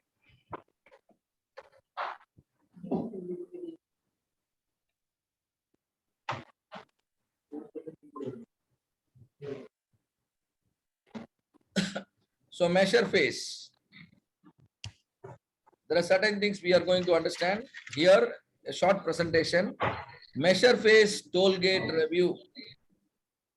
Then the steps and deliverables in measure phase. The tools you need to learn in the measure phase, right? Toll gate review. Can one of you read out the question? What is the question about? Have you identified the CTQs to be measured? Have you identified the CTQs? Have you understood the CTQ? CTQ is delivery time. And what is the targeted delivery time? What is the maximum tolerable delivery time? What is the minimum tolerable delivery time? This is how you should understand. When somebody says, no, delivery time should be 40 minutes, you should ask immediately, sir, what is the upper limit? 45 minutes. What is the lower limit? 35 minutes. Now the CTQ is identified, CTQ is understood, right? Do you have an appropriate data collection plan? Company is running for 3 shifts. Will you collect data from all the 3 shifts? Or will you do data collection only in the daily shift? Tell me frankly. Will you do the data collection only in day shift? Or will you collect data in all the 3 shifts? Which is required? All the 3 shifts. All the three. All the 3 shifts. So we must have a correct plan. You should not say, sir, I am a student, sir. I can come only at 11 o'clock and I have to leave for 12:30 because I have a meeting with my friend today afternoon. So I will finish the data collection between 11 o'clock and 12:30. Is it a good data collection plan? No, sir. No, sir. Definitely not. இதனாலதான் ப்ராஜெக்ட்ல result வர மாட்டேங்குது. We should know, we should devote our time properly. இதுதான் நம்ம fashion அப்படின்னு சொல்றோம். எதையோ ஒன்ன பண்ணணும்னு நினைச்சுக்கிட்டு ஏதோ ஒன்ன பண்ணா ரிசல்ட் வராது. So நம்ம we should ப்ராஜெக்ட்னா 3 மாசம் நம்ம அங்க டெடிகேட்டடா இருக்கணும். இந்த டெடிகேஷன் வந்துருச்சுன்னா trust me, every company will pay you stipend. Simple. அவன் சேரும் போது சொல்லியிருக்க மாட்டான் ஸ்டைபண்ட் தரேன்னு. நீ சின்சியரா இருந்தா பாக்கெட்ல பணம் கொடுத்தா அனுப்புவாங்க, அச்சுதான் அனுப்புவாங்க. உண்மையா இல்லையா? நீ ஓனரா இருந்தா செய்வியா இல்லையா? கண்டிப்பா சார். நீங்க ஒரு பிசினஸ் ரன் பண்றீங்க, ஒரு 3 பசங்க வந்து பயங்கரமா ஒர்க் பண்றானுங்க, 3 மாசம் டெடிகேட்டடா ஒர்க் பண்றாங்க. அவன் கேட்கலனா கூட நீ என்ன பண்ணுவ? அவன் கேட்கறதுக்கு முன்னாடியே சர்டிபிகேட் எல்லாம் டைப் பண்ணி வைப்பனி பயங்கரமா 2-3 லைன் புதுசா வரும் எக்ஸ்ட்ரா போட்டு. that will speak. And if the company is really, afford, they will definitely pay you stipend. So நல்லா புரிஞ்சுக்கோங்க, நீங்க டைமை எஃபெக்டிவா ஸ்பெண்ட் பண்ணீங்க, கொஞ்சம் லேர்னிங்ல எல்லாம் ஸ்பெண்ட் பண்ணீங்கன்னா that will definitely come back. நிறைய பேர் என்ன நினைக்கிறாங்க, ஐயோ ஒரு 5000 ரூபாய் பணம் கொடுக்கணுமா, அதெல்லாம் பணம் நமக்கு வந்து வேஸ்ட் அப்படின்னு. அப்படிலாம் இல்லவே இல்லை. You have to spend in the right area, learn the skills, and then that will definitely come back in a multiple fold. உங்க ஃபர்ஸ்ட் ஜாபே பயங்கரமான ஒரு ஜாபா இருக்கலாம், நல்ல ஜாபா இருக்கலாம். These are all possible. So நீங்க அப்படிதான் திங்க் பண்ணி ஒர்க் பண்ணணுமே ஒழிய சின்னதா திங்க் பண்ணீங்கன்னா that will not allow you to understand the opportunity that exists around you. உனக்கு ஒன்னு சுத்தி இருக்கிற ஆப்பர்ச்சுனிட்டியே உன் கண்ணுக்கு தெரியாம போயிடும். So you have to always think of bigger result, and for that dedication is very important. Is your measurement system capable and adequate? இந்த ப்ராசஸ்க்கு நான் கேப்பபிலிட்டி சொன்னேன், மெஷர்மெண்ட் சிஸ்டத்துக்கும் கேப்பபிலிட்டி இருக்கு. மெஷர்மெண்ட் சிஸ்டம் வந்து எரர் இல்லாம ரீடிங் கொடுத்துச்சுன்னா அது கேப்பபிள். இப்ப நீங்க எல்லாம் எக்ஸாம் எழுதுறீங்க, நான் வந்து பேப்பரை கரெக்ட் பண்றேன், நான் தப்பா கரெக்ட் பண்ணா நீங்க ஒத்துக்குவீங்களா? பாஸ் பண்ற ஸ்டூடெண்ட ஃபெயில் ஆகுறேன், ஃபெயில் பண்ற ஸ்டூடெண்ட பாஸ் ஆகுறேன், எல்லாருக்குமே அதிர்ச்சி ஆயிடுது. Measurement system is not capable. Measurement system should also be adequate. அப்ப adequate na enna, right? You should learn. Is the data collected appropriate for analysis? Data-va collect பண்ணியாச்சு, டேட்டாவை use பண்ணி analysis பண்ணலாமா, மினிட்டாவுக்கு எடுத்துட்டு போலாமா? டேட்டா குப்பையா இருந்தா கிராஃபும் எப்படிதான் இருக்கும்? குப்பையா தான் இருக்கும். உன் ரிப்போர்ட்டும் குப்பையா தான் இருக்கும். நீ ஒண்ணு பேசுவ, அது எதுவுமே அங்க நடக்காது. ரைட்? அந்த மாதிரியான ரிப்போர்ட், அந்த மாதிரியான கிராஃபை சப்மிட் பண்றதுக்கு பதிலா மெஷர்மெண்ட் சிஸ்டத்தை சரி பண்ணிட்டு அதுக்கப்புறமா டேட்டாவை கலெக்ட் பண்ணி அதன் மூலியமா கிராஃப் கொண்டு வரும். And is the data collected appropriate for analysis? That is what we spoke now. How far is your project goal from current performance? Data correct இருந்தா ground reality கரெக்டா தெரிஞ்சிரும். டார்கெட் வந்து நீங்க ப்ராஜெக்ட் சார்ட்ல ஃபில் பண்ணிருப்பீங்க, கரெக்டா? Project goal set பண்ணிருக்கீங்க. அந்த project கோல்ல target இருக்கு. கரண்ட் பெர்ஃபார்மன்ஸ் இப்ப கண்டுபிடிச்சிட்டீங்க. இந்த ரெண்டுக்கும் இடையே இருக்க டிஃபரன்ஸ் தான் என்னது? கேப் இன் பெர்ஃபார்மன்ஸ். இந்த கேப் இன் பெர்ஃபார்மன்ஸ் தான் நம்ம என்னன்னு சொல்றோம் அப்படின்னா, கரண்ட் பெர்ஃபார்மன்ஸ் தான் நம்ம என்னன்னு சொல்லுவோம்னா பேஸ் லைன் பெர்ஃபார்மன்ஸ் சொல்லுவோம். இந்த பேஸ் லைன் பெர்ஃபார்மன்ஸ் தான் important deliverable in the measure phase. So measure ஃபேஸ்ல 3 ஸ்டெப், டிஃபைன் ஃபேஸ்ல 3 ஸ்டெப், அதே மாதிரி மெஷர் ஃபேஸ்ல 3 step. First step data collection plan. Lunch முடிச்சுட்டு வந்தோம்னா we are going to learn this. Second step, validate the measurement system. முதல்ல measurement system சரியா இருக்கா இல்லையா? Measurement system is considered capable if the measurement error is less than 10%. அதுக்கப்புறம் baseline performance. So the main deliverable is baseline performance, which is nothing but sigma level, which is nothing but defect rate, which is nothing but yield, which is nothing but CPCPK, which is nothing but PPM. இதெல்லாம் ஒண்ணுதான், நல்லா புரிஞ்சுக்கோங்க. PPM-க்கும் PPM-க்கும் சம்பந்தம் இருக்கு. உங்க PPM-க்கும் sigma லெவலுக்கும் சம்பந்தம் இருக்கு. Sigma லெவலுக்கும் ஈல்டுக்கும் சம்பந்தம் இருக்கு. ரிஜெக்ஷன் ரேட்டுக்கும் சம்பந்தம் இருக்கு. ஈல்டு 90%, அப்ப ரிஜெக்ஷன் ரேட் எவ்வளவு? ஈல்டு 90%, அப்ப ரிஜெக்ஷன் எவ்வளவு? 10%. அவ்வளவுதான். All are interconnected. ஒன்னு தெரிஞ்சா இன்னொன்னு கண்டுபிடிச்சிடலாம். நம்மளுக்கு அந்த அண்டர்ஸ்டாண்டிங் இருக்கணும். சோ டேட்டா கலெக்ஷன் பிளானுக்கு என்ன மாதிரியான டூல்ஸ்லாம் தேவைப்படும்?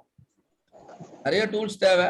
கிரீன் பெல்ட் லெவல்ல you should be very clear about data type, very clear about operational definition. Measurement system validation-க்கு உங்களுக்கு என்னெல்லாம் tools தெரிஞ்சிருக்கணும்னா bias, repeatability, reproducibility and then gauge R&R. Baseline performance measure பண்ணனும்னா traditional yield, first pass yield, rolled throughput yield, DPMO, CPCPK. இன்னைக்கு afternoon கிளாஸுக்கு வரும்போது எல்லாம் gems chocolate ஏற்கனவே வாங்க சொல்லிருக்கேன். வச்சிருக்கீங்களா? 2-3 packet.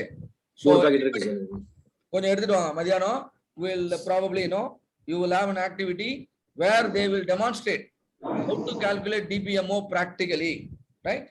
And sigma level already நம்ம பார்த்துட்டோம், right? And அது எல்லாமே connected to this thing.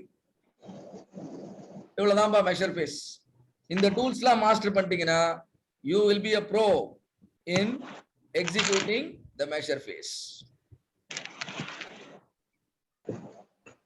12:45 தான் ஆகுது. ரொம்ப அட்வான்ஸா போயிட்டு இருக்கோம். Thank you sir. சீக்கிரமா சாப்பிட போயிடலாமா? உண்மையாதான் கேக்குறேன். Yes sir, yes sir. Yes sir. The lunch? Yes sir. Sir. So we can stop பண்றேன். I pass the recording. What is our discussion? Measure phase, data collection plan. எப்படி டேட்டாவை collect பண்ணணும், எப்படி டேட்டாவை கலெக்ட் பண்ண கூடாது, யாரு கலெக்ட் பண்ணணும் இல்லையா?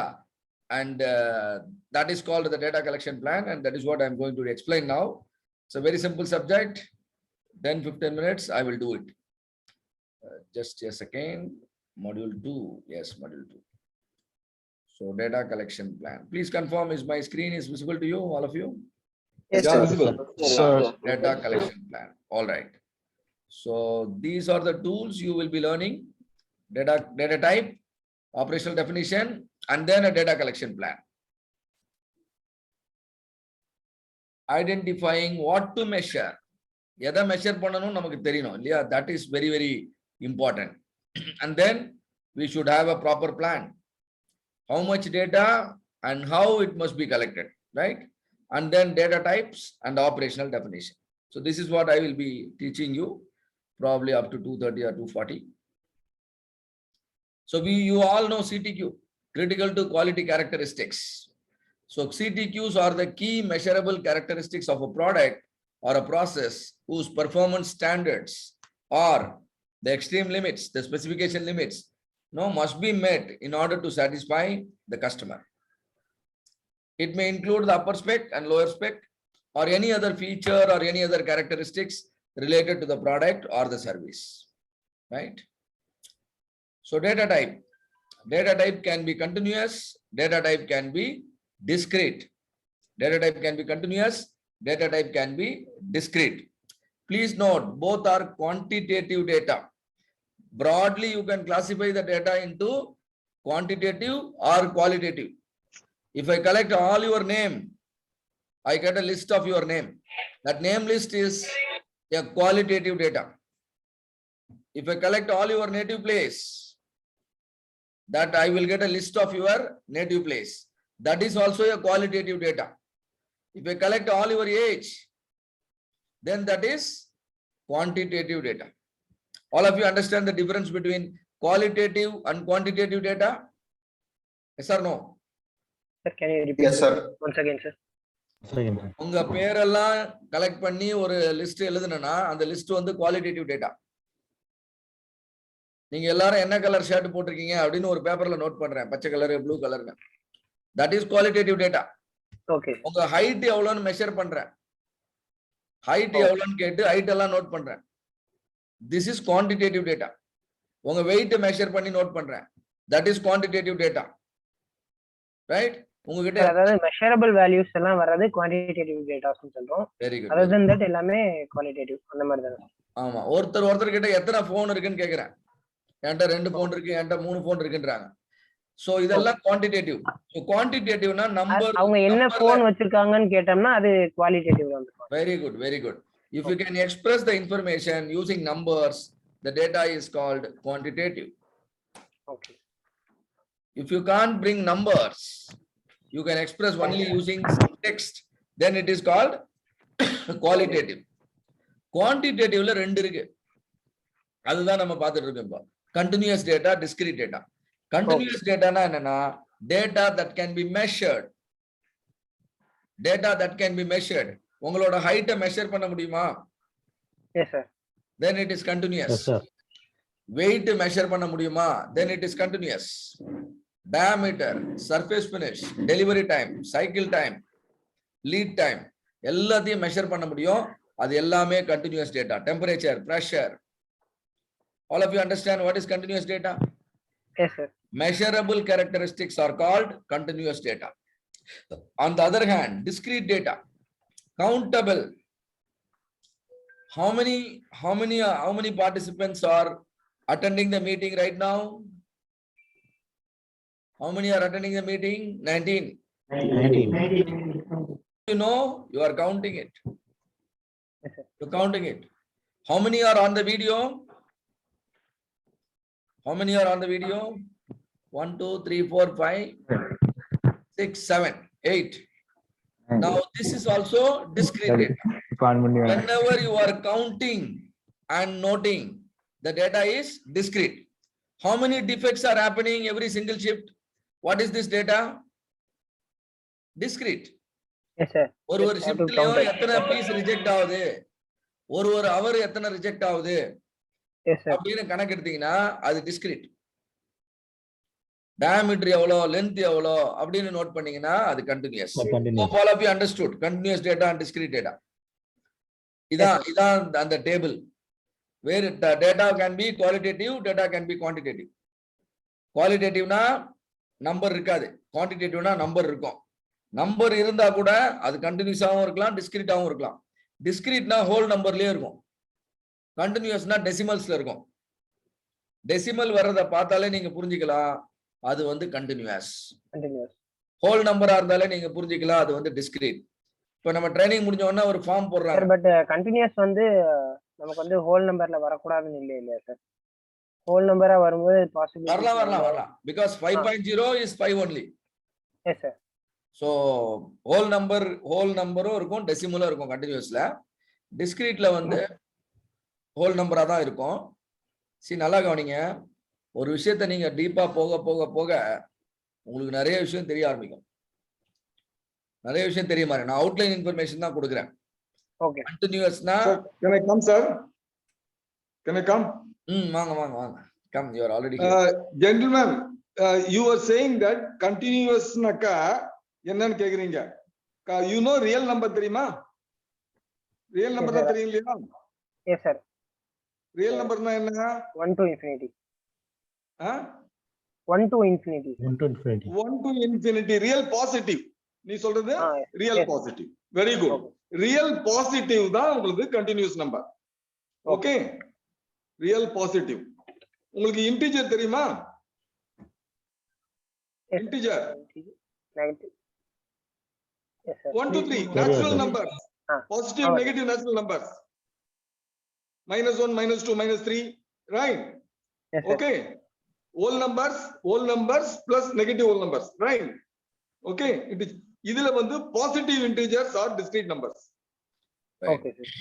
சோ அதுதான் நீங்க கொஞ்சம் கொஞ்சமா படிப்படியா கொஞ்சம் தெரிஞ்சுட்டு போகும்போது ரொம்ப டீப்பா சார் வந்து மேத்தமெட்டிக்கலா உங்களுக்கு ஆன்சர் சொல்லிட்டாரு, ரைட்? சோ நம்ம கொஞ்சம் கொஞ்சமா போலாம். Definitely you will also know get the depth of the subject. So கண்டினியூஸ்னா நம்ம புரிதல் என்னன்னா டெசிமல்ஸ் இருக்கும், டிஸ்கிரீட்னா whole number, right? And for example இந்த ட்ரைனிங் முடிஞ்ச உடனே உங்க ட்ரைனிங்க்கு வந்து உங்களுக்கு ரேட்டிங் கேட்குறாங்க 1 to 5. சார் எப்படி எடுத்தாரு ட்ரைனிங்? 1 2 3 4 5. இது ஆர்கே எடுத்தானாக்கா 0 கூட எடுத்துப்பாரு. ஆர்கே எடுத்தான்னு வச்சுக்கோங்களேன், அவர் 0 கூட add பண்ணிப்பாரு. 0 to 5. Right, please. So 1 to 5. So training நல்லா இருந்துச்சுன்னா 5 போடுவீங்க, நல்லா இல்லைன்னா 1 போடுவீங்க, மீடியமா இருந்தா 3 இல்லைன்னா 4 போடுவீங்க. கரெக்டா? இப்போ இது என்ன டேட்டா? கண்டினியூஸா டிஸ்கிரீட்டா? Discrete. டிஸ்கிரீட். Discrete. ஏன் டிஸ்கிரீட்ன்றீங்க? மொத்தமே 5 வேல்யூ தான் பாசிபிள். மொத்தமே 5 தான் பாசிபிள். 1க்கும் 2க்கும் இடையில என்ன இருக்கு? அதுக்கு உண்டான ஆப்ஷன் கிடையாது. 2க்கும் 3க்கும் இடையில ஆப்ஷன் இல்ல. ஆனா ஒரு ப்ராடக்ட் மெஷர் பண்ணும் பொழுது எல்லா பாசிபிலிட்டியும் வரும். கரெக்டா இல்லையா? ஒரு ப்ராடக்ட்டை மெஷர் பண்ணும்போது 4.5 mm வர வாய்ப்பு இருக்கா இல்லையா? 4.6 வரும், 4.7 வரும், எல்லாமே வரும். Infinite number of values are possible. அதனாலதான் அதை கண்டினியூஸ்ன்றோம். கண்டினியூஸா வந்துட்டே இருக்கும். 4.5 இருக்கும், 4.55 இருக்கும், 4.551 இருக்கும். there is no end. அதுதான் கண்டினியூஸ் டேட்டா. இப்ப டிஸ்கிரீட் டேட்டால நான் ஏற்கனவே சொன்னேன், டிஸ்கிரீட் டேட்டானா டெசிமல் இருக்காதுன்னு. இப்ப நான் ஒரு ஃபார்ம் கொடுக்குறேன், அந்த ஃபார்ம்ல வந்து நான் இப்படி கொடுக்குறேன் ஃபார்மேட். சாரோட ட்ரைனிங் எப்படி இருந்துச்சு? ஃபர்ஸ்ட் மார்க் 2.5, அடுத்த மார்க் 5.0, அடுத்த மார்க் 7.5, அடுத்த மார்க் 10.0. இப்ப டெசிமல் இருக்கா இல்லையா? இருக்கு. ஆனா கூட இது டிஸ்கிரீட் தான். ஏன்னா மொத்தமே எத்தனை பாசிபிலிட்டி தான் இருக்கு? 4 தான். நம்பர் ஆஃப் பாசிபிலிட்டி ஃபைனைட்டா இருந்தா டிஸ்கிரீட், நம்பர் ஆஃப் பாசிபிலிட்டி இன்ஃபைனைட்டா இருந்தா continuous. Clear everyone? All of you? Yes sir. So outline definition தான் டெசிமல் பார்த்து சொல்றது. பட் கரெக்டான டெஃபினிஷன் வேணும்னா how many possibilities? Possibilities finite are the discrete, possibilities infinite are the continuous. எல்லாருக்கும் புரிஞ்சிருச்சுன்னு நினைக்கிறேன். Any questions? Anybody? Continuous data, discrete data? No. No, sir. One second, sir. Can I? Yes.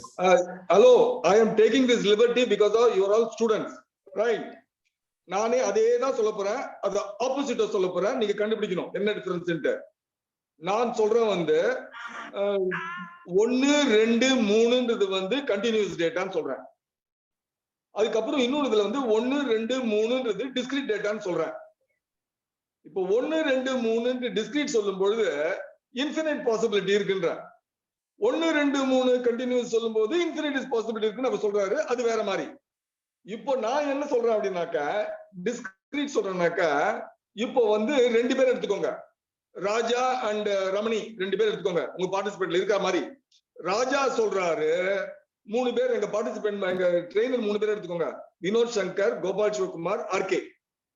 இப்போ நீங்க வந்து ராஜா போடுவாரு, இவருக்கு கோபால் சிவகுமாருக்கு 3 போடுவாரு, ஆர்கேக்கு 1 மார்க் போடுவாரு. இப்போ இன்னொருத்தர் வந்து ரமணி சொன்ன இல்லையா, அவர் வந்து வினோத் சாருக்கு 2 போடுவாரு, கோபால் சிவகுமாருக்கு 3 போடுவாரு.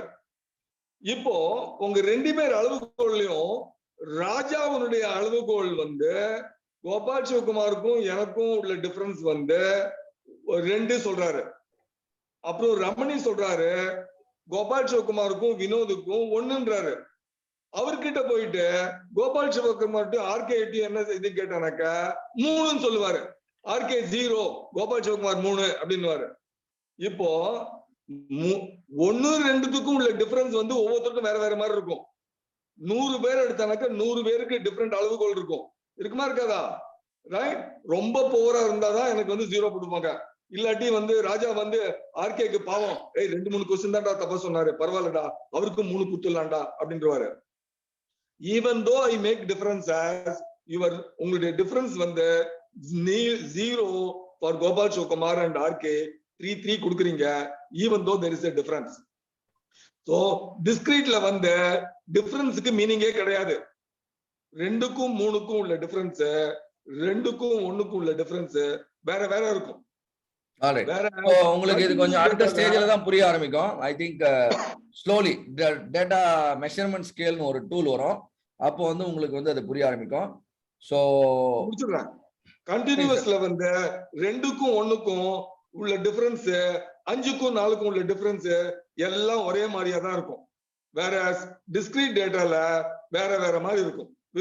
Depending upon the person's perception of the quality. Thank you. என்னப்பா இதா புரிஞ்சுதா உங்களுக்கு? Alright. So அதுக்கு தான் நீங்க வந்து கொஞ்சம் one second ஒரு எக்ஸாம்பிள் சொல்றேன். இல்ல வெயிட் பண்ணுங்க. I have to go to another meeting. I only have 10 minutes. Let me complete. So let us not worry. உங்களுக்கு வந்து டெஃபினட் சார் சொன்னது கரெக்ட் தான். ஆனாலும் உங்களுக்கு வந்து புரியறது கொஞ்சம் சிரமமா இருக்கும். அதுக்கு காரணம் வந்து அவர் பிளாக் பெல்ட்ல தான் பேசுவாரு. ஸோ ப்ராபப்லி அது பிளாக் பெல்ட் லெவல்ல மெஷர்மெண்ட் ஸ்கேல் அப்படின்னு பேசும்போது உங்களுக்கு அது புரியும். So right now let us worry only about continuous discrete data. So கண்டினியூஸ்னா மெஷரபிள், டிஸ்கிரீட்னா கவுண்டபிள். நம்மளோட லாங்குவேஜ்ல கண்டினியூஸ்ல டெசிமல்ஸ் வரும், டிஸ்கிரீட்ல ரவுண்ட் அண்ட் இன்டீஜர்ஸா இருக்கும். ஆனா நானே என்ன சொன்ன ஒரு எக்ஸாம்பிள், டெசிமல்ஸ் வந்தா கூட அது டிஸ்கிரீட்டா இருக்க வாய்ப்பு இருக்குன்னு. அதை எப்படி கண்டுபிடிக்கணும்?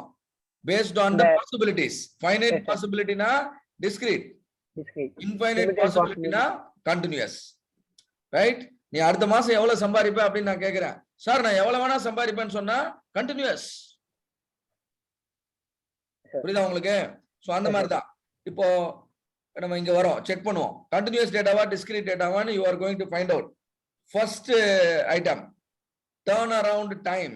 இது வந்து டைம். சொல்லுங்க, டைம் வந்து கண்டினியூஸ் டேட்டாவா டிஸ்கிரீட் டேட்டாவா? Continuous data. கண்டினியூஸ். ஏன் கண்டினியூஸ்னு சொல்றோம்? அது கண்டினியூஸா இருக்கு. மெஷர் பண்ணலாம். மெஷர் பண்ணலாம், மெஷரபிள். கஸ்டமர் சாட்டிஸ்ஃபேக்ஷன் ஸ்கோர் கண்டினியூஸா டிஸ்கிரீட்டா? டிஸ்கிரீட். ஏன்னா உங்க ஃபார்ம்ல 5 ஆப்ஷன் தான் இருக்கும். 1 2 3 4 5. அப்ப ஃபைனைட் பாசிபிலிட்டிஸ். அப்ப அது discrete. Number of transactions failed. Discrete sir. Continuous. Number of transaction failed வந்து 1 2 3ன்னு கவுண்டபிளா இருந்தா டிஸ்கிரீட்ல போட்டுருவோம். ஆனா நீங்க இன்னும் கொஞ்சம் மெச்சூர்ட் ஆனீங்கன்னா அது கண்டினியூஸா கூட நீங்க கன்சிடர் சான்சஸ் இருக்கு. ஏன்னா நம்பர் ஆஃப் டிரான்சாக்ஷன் ரொம்ப ஹெவியா நடக்குதுன்னு வச்சுக்கோங்க. அப்போ வந்து அந்த மாதிரி பாசிபிலிட்டிஸ் இருக்கு. அடுத்து மெச்சூரிட்டி அமௌண்ட். கண்டினியூஸ். மெச்சூரிட்டி அமௌண்ட்ல டெசிமல்ஸ் வரும். ஒரு எப்படி போடுறீங்க? அது இல்லாம அதுக்கு ஒரு கால்குலேஷன்ஸ் வச்சு நம்ம கண்டுபிடிச்சிட முடியும். அப்புறம் total available balance in a bank account. Discrete. Total available balance. உங்க அக்கவுண்ட்ல எவ்வளவு வேணா பேலன்ஸ் இருக்கலாம்பா, டெசிமல்ஸ்ல இருக்கலாமா? Correct. Yes. Time to resolve a problem or time to resolve an issue. Describe. Continuous. Time நாலே measurable, continuous. நீங்க சாரோட ஸ்டேட்மெண்ட் கேட்டு ரொம்ப கன்ஃபியூஸ் ஆயிட்டீங்க. Of course. Time is measurable. Sir, ஆமா சார், ஆமா. கவனமா இருங்க. அப்போ number of cards that are linked to a savings account. Number of cards that are linked to a savings account. Discrete. 4 கார்டோ 5 கார்டோ தான் அட்டாச் ஆயிருக்கும். இன்ஃபைனைட்லாம் வர வாய்ப்பு இல்ல. Time taken to process a loan application. Continuous. Number of clients served by you. Discrete. அவ்வளவுதான். Now you understood continuous data, discrete data. நல்லா புரிஞ்சுங்க. This knowledge is very very important for tool selection later on. Analyse பேஸ்ல நிறைய விஷயம் வந்து you will be able to do well based on the data type only. But இதுல நம்ம டீப்பா போக கொஞ்சம் கொஞ்சமா காம்ப்ளிகேஷன் வரும். பட் அந்த காம்ப்ளிகேஷன் வந்தாலும் ஹேண்டில் பண்றதுக்கு நம்ம ரெடி ஆயிடுவோம். புரியுதா? கண்டினியூஸ் டிஸ்கிரீட் மாதிரி தெரியும், டிஸ்கிரீட் கன்டினியூஸ் மாதிரி தெரியும், எல்லாம் தெரியும். But we will still always take the correct decision. அது நடக்கும், டோன்ட் வரி. சார் இன்னும் கொஞ்சம் என்னப்பா? ஒன்ஸ் மோர் கொஞ்சம் சிம்பிளா சொல்லுங்க சார், கன்ஃபியூஸ் ஆகுது. என்ன கன்ஃபியூஸ் ஆகுது? இது ரெண்டுமே கொலாப்ஸ் ஆகுது சார். கொலாப்ஸ்லாம் ஆகாது. உங்க வீட்ல எத்தனை டிவி இருக்குன்னு கேக்குறேன். எத்தனை டிவி இருக்கு உங்க வீட்ல? 1 2 சார். ஒருத்தன் வீட்ல ஒரு டிவி இருக்கு, இன்னொருத்த வீட்ல பெட்ரூம்ல ஒரு எக்ஸ்ட்ரா டிவி இருக்கு, அப்ப 2 டிவி. Yes sir. அப்ப இது கண்டினியூஸா டிஸ்கிரீட்டா? டிஸ்கிரீட். இது வந்து டிஸ்கிரீட். ரைட்? அண்ட் ஆமா, இது வந்து டிஸ்கிரீட். சப்போஸ் வந்து உங்க வீட்டு பில்டிங் வந்து என்ன சைஸ்ன்னு கேக்குறேன். உங்க பில்டிங் வந்து மொத்தம் எத்தனை ஸ்கொயர் ஃபீட்னு கேக்குறேன். அது கண்டினியூஸா 800 ஸ்கொயர் ஃபீட். கண்டினியூஸ் மெஷர் பண்ணி தான் சொல்ல முடியும் இல்லையா? எத்தனை டிவி இருக்குன்னு கேட்டா கவுண்ட் பண்ணி தான் சொல்ல போறீங்க. உங்க வீட்ல மொத்தம் ஃபேமிலி மெம்பர்ஸ் எத்தனை? Counting discrete. உங்க வீட்ல ஃபேமிலி மெம்பர்ஸ் எத்தனை? 3 பேர் இருப்பீங்க, 4 பேர் இருப்பீங்க. அப்ப அது டிஸ்கிரீட். இப்ப டிஸ்கிரீட்னா கவுண்டபிள், கண்டினியூஸ்னா மெஷரபிள்னு எடுத்துக்கலாம். அவ்வளவுதான். Simple. Come to a conclusion. Now unit of measurement. Sir ரொம்ப கன்ஃபியூஸ் ஆவறாங்க, கொஞ்சம் வெயிட் பண்ணுங்க. இந்த டாபிக் ஈஸியான டாபிக். ஒரே ஸ்டேட்மென்ட். அப்ப யூனிட் ஆஃப் மெஷர் நம்பர்ஸ்னா டிஸ்கிரீட். யூனிட் ஆஃப் மெஷர் நம்பரை தவிர எதுவா இருந்தாலும் இட்ஸ் கண்டினியூஸ். அவ்வளவுதான். Right. So unit of measurement அங்க பாருங்க, degree centigrade, litre, kilogram, seconds, இது மாதிரிலாம் வந்துச்சுன்னா சார் என்ன சொல்றாரு, கண்டினியூஸ் டேட்டாக்கு தான் அந்த மாதிரி வரும். அண்ட் வந்து யூனிட்டே இல்ல, டைமென்ஷன்லெஸ் அப்படின்னு இருந்துச்சுன்னா அது வந்து டிஸ்கிரீட். அது ஒரு idea. Very good. So unit of measure எல்லாரும் படிச்சிருக்கீங்களா? பிசிக்ஸ்ல படிச்சிருக்கீங்களா இல்லையா? சார் எனக்கு வந்து நான் வந்து வீட்டுல அம்மா வந்து அரிசி வாங்கிட்டு வாங்கன்றாங்க, ஒரு 2 கிலோ அரிசி வாங்கிட்டு வாங்குறாங்க. அப்ப அங்க யூனிட் ஆஃப் மெஷர்மெண்ட் என்னது? கேஜி. பால் வாங்கிட்டு வர சொல்றாங்க, 2 லிட்டர் பால் வாங்கிட்டு வராங்க. Litre. So unit of measurement is very important. இந்த மாதிரி யூனிட் ஆஃப் மெஷர்மெண்ட் வரதெல்லாம் கண்டினியூஸ். ஆபரேஷனல் டெஃபினிஷன் யாராவது ஒருத்தர் படிங்க பாப்போம் சத்தமா. Definition of operational definition. Operational definition. An operation definition can be defined as clear and understandable description of what is the observed and measured. நல்லா படிக்கணும். What is to be observed and measured. நான் எதை measure பண்ணணும் அப்படின்னு ஒரு clear instruction. குழப்பமே வந்துடக்கூடாது. குழப்பம் வந்துச்சுன்னா அதுக்கு பேர் ஆபரேஷன் டெஃபினிஷனே இல்லை. கொஞ்ச நேரத்துக்கு முன்னாடி எல்லாருக்கும் குழப்பம் வந்துச்சு.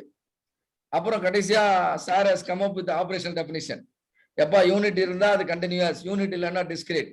சார் அதை முன்கூட்டியே சொல்லி இருந்திருக்கலாம். Sir one second. யூனிட் நம்பரா இருந்தா அது discrete.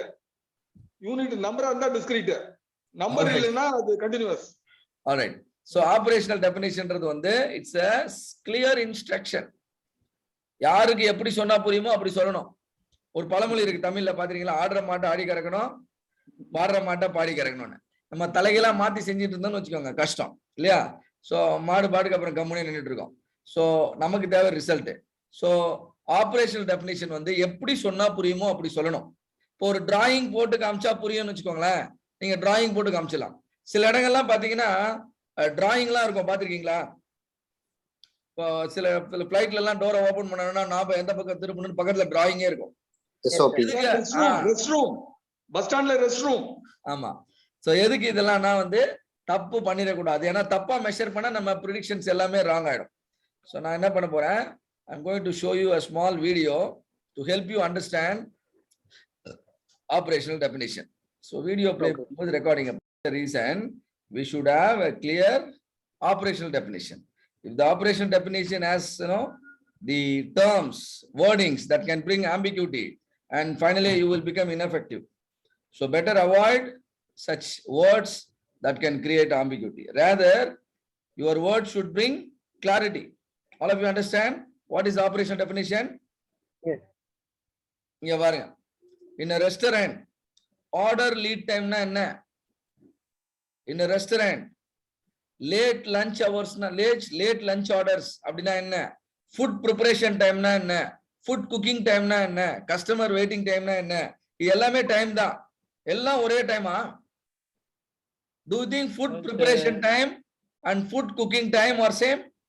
No, sir. No, sir. Preparation time வேற, cooking time வேற.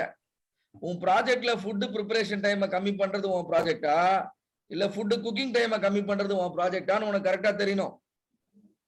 am I correct or not? Yes, sir. அதுக்கு பேர் தான் ஆபரேஷனல் டெஃபினிஷன்.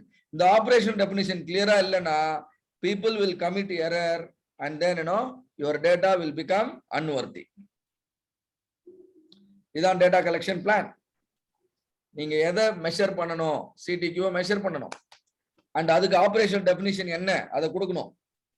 டேட்டா எங்க இருந்து கலெக்ட் பண்ணணும், எந்த லேப்ல, எந்த டிபார்ட்மெண்ட்ல, எந்த மெஷின்ல இருந்து அண்ட் எவ்வளவு டேட்டா கலெக்ட் பண்ணணும், sample size and who should collect the data, Mr. X, when the data to be collected, hourly once இல்ல hourly twice இல்ல எப்படி, all the shiftல இருந்து கலெக்ட் பண்ணணுமா இல்ல நைட் ஷிப்ட்ல இருந்து கலெக்ட் பண்ணணுமா, and how the data must be collected, the sampling technique, and data collect பண்ணும்போது எத்தனை டேட்டா கலெக்ட் பண்ணணும், ஒரே ஒரு டேட்டா கலெக்ட் பண்ணா போதுமா இல்ல you need repeat data வேணுமா. So all these things together is called data collection plan.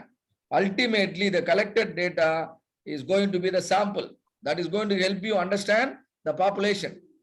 So a sample is nothing but a subgroup taken from the population. But the requirement is your subgroup must truly represent the characteristics of your population. ஏன்னா சாம்பிள்ல இருந்து நம்ம எதை தெரிஞ்சுக்கணும்னு நினைக்கிறோம், பாப்புலேஷனை தான் தெரிஞ்சுக்கணும்னு நினைக்கிறோம். எல்லாருக்கும் பாப்புலேஷன் தெரியும்ல, தெரியுமா தெரியாதா? Yes sir. கம்பெனில நீங்க கம்பெனில ப்ரொடியூஸ் பண்ற எல்லா ப்ராடக்ட்டும் no if you want to include everything then that is called population. நீங்க ப்ரொடியூஸ் பண்ற எல்லா ப்ராடக்ட்லயும் என்ன குவாலிட்டி இருக்குன்னு தெரிஞ்சுக்கணும்னா நீங்க சாம்பிள்ல என்ன குவாலிட்டி இருக்குன்னு பார்த்தாலே போதும். சாம்பிள் எப்படி இருக்கோ அதை வச்சு கெஸ் பண்ண முடியுமா முடியாதா பாப்புலேஷன் குவாலிட்டியா? பண்ண முடியும். அப்ப சாம்பிள் கேரக்டரிஸ்டிக்ஸை வச்சு பாப்புலேஷன் கேரக்டரிஸ்டிக்ஸை ஜட்ஜ் பண்ண போறோம். அப்போ சாம்பிளை ஒழுங்கா எடுத்தோம்னா தான் அந்த விஷயம் சரியா நமக்கு தெரியும். ஆல்ரைட், சிவகுமாரோட கேரக்டரிஸ்டிக் கண்டுபிடிக்கணும்னாக்கா நான் சிவகுமாரோட பையனை பத்தி தான் படிக்கணும். சிவகுமாரோட பையனை கூப்பிட்டுட்டு 4 கேள்வி கேட்கணும். வேற யாரோட பையனை கூப்பிட்டு கேட்டானாக்கா ஐ cannot know about Shivkumar's performance. அவ்வளவுதான். Thank you. Sample is to be taken properly. About measurement error. Measurement error means if your readings are close to the true value, your readings has less error. Am I right? Your readings are close to the true value, the error is less. Yes, sir. If your readings are away from the true value, the error is more, isn't it? Yes, sir. Yes, sir. So the closeness to the true value is what is called as accuracy. The closeness to the true value is called as accuracy. Let us say the true value is 100 and your reading says 100.1. Is that 100.1 is very close to 100? Yes, sir. No. It depends. It depends. Somebody can say yes, somebody can no. Say no, can say no. If the 0.1 is very important, let's say it is a component that is going into the aircraft engine, the 0.1 is also very big for you, isn't it? You are looking at a very tight tolerance. But for just discussion sake, 100.1 is close to 100. But 110 is far away from 100. Am I right? Yes, sir. Yes, sir. Now your readings are not accurate.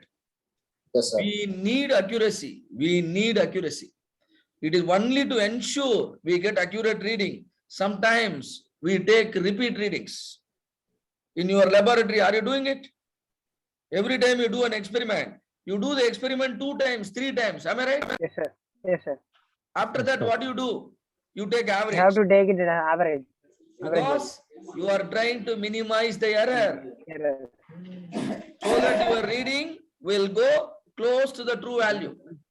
So that when you substitute in the formula, you get the correct answers, isn't it? Yes, sir. Your idea is minimizing the error.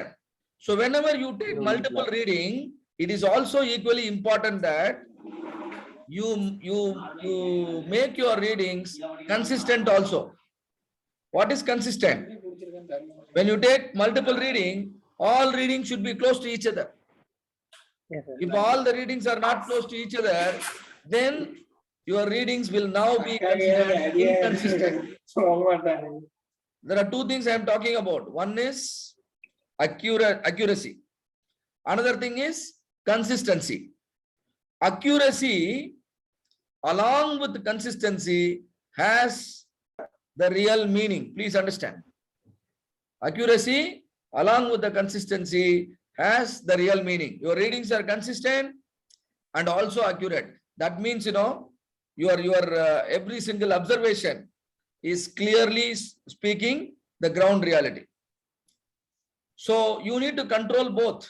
You need to control the consistency. You should also control the accuracy, right? So error can be, due to the inconsistency. Error can also be due to the inaccuracy. You should control both. The inconsistency also you should control. Inaccuracy also you should control. The inaccuracy is called a bias.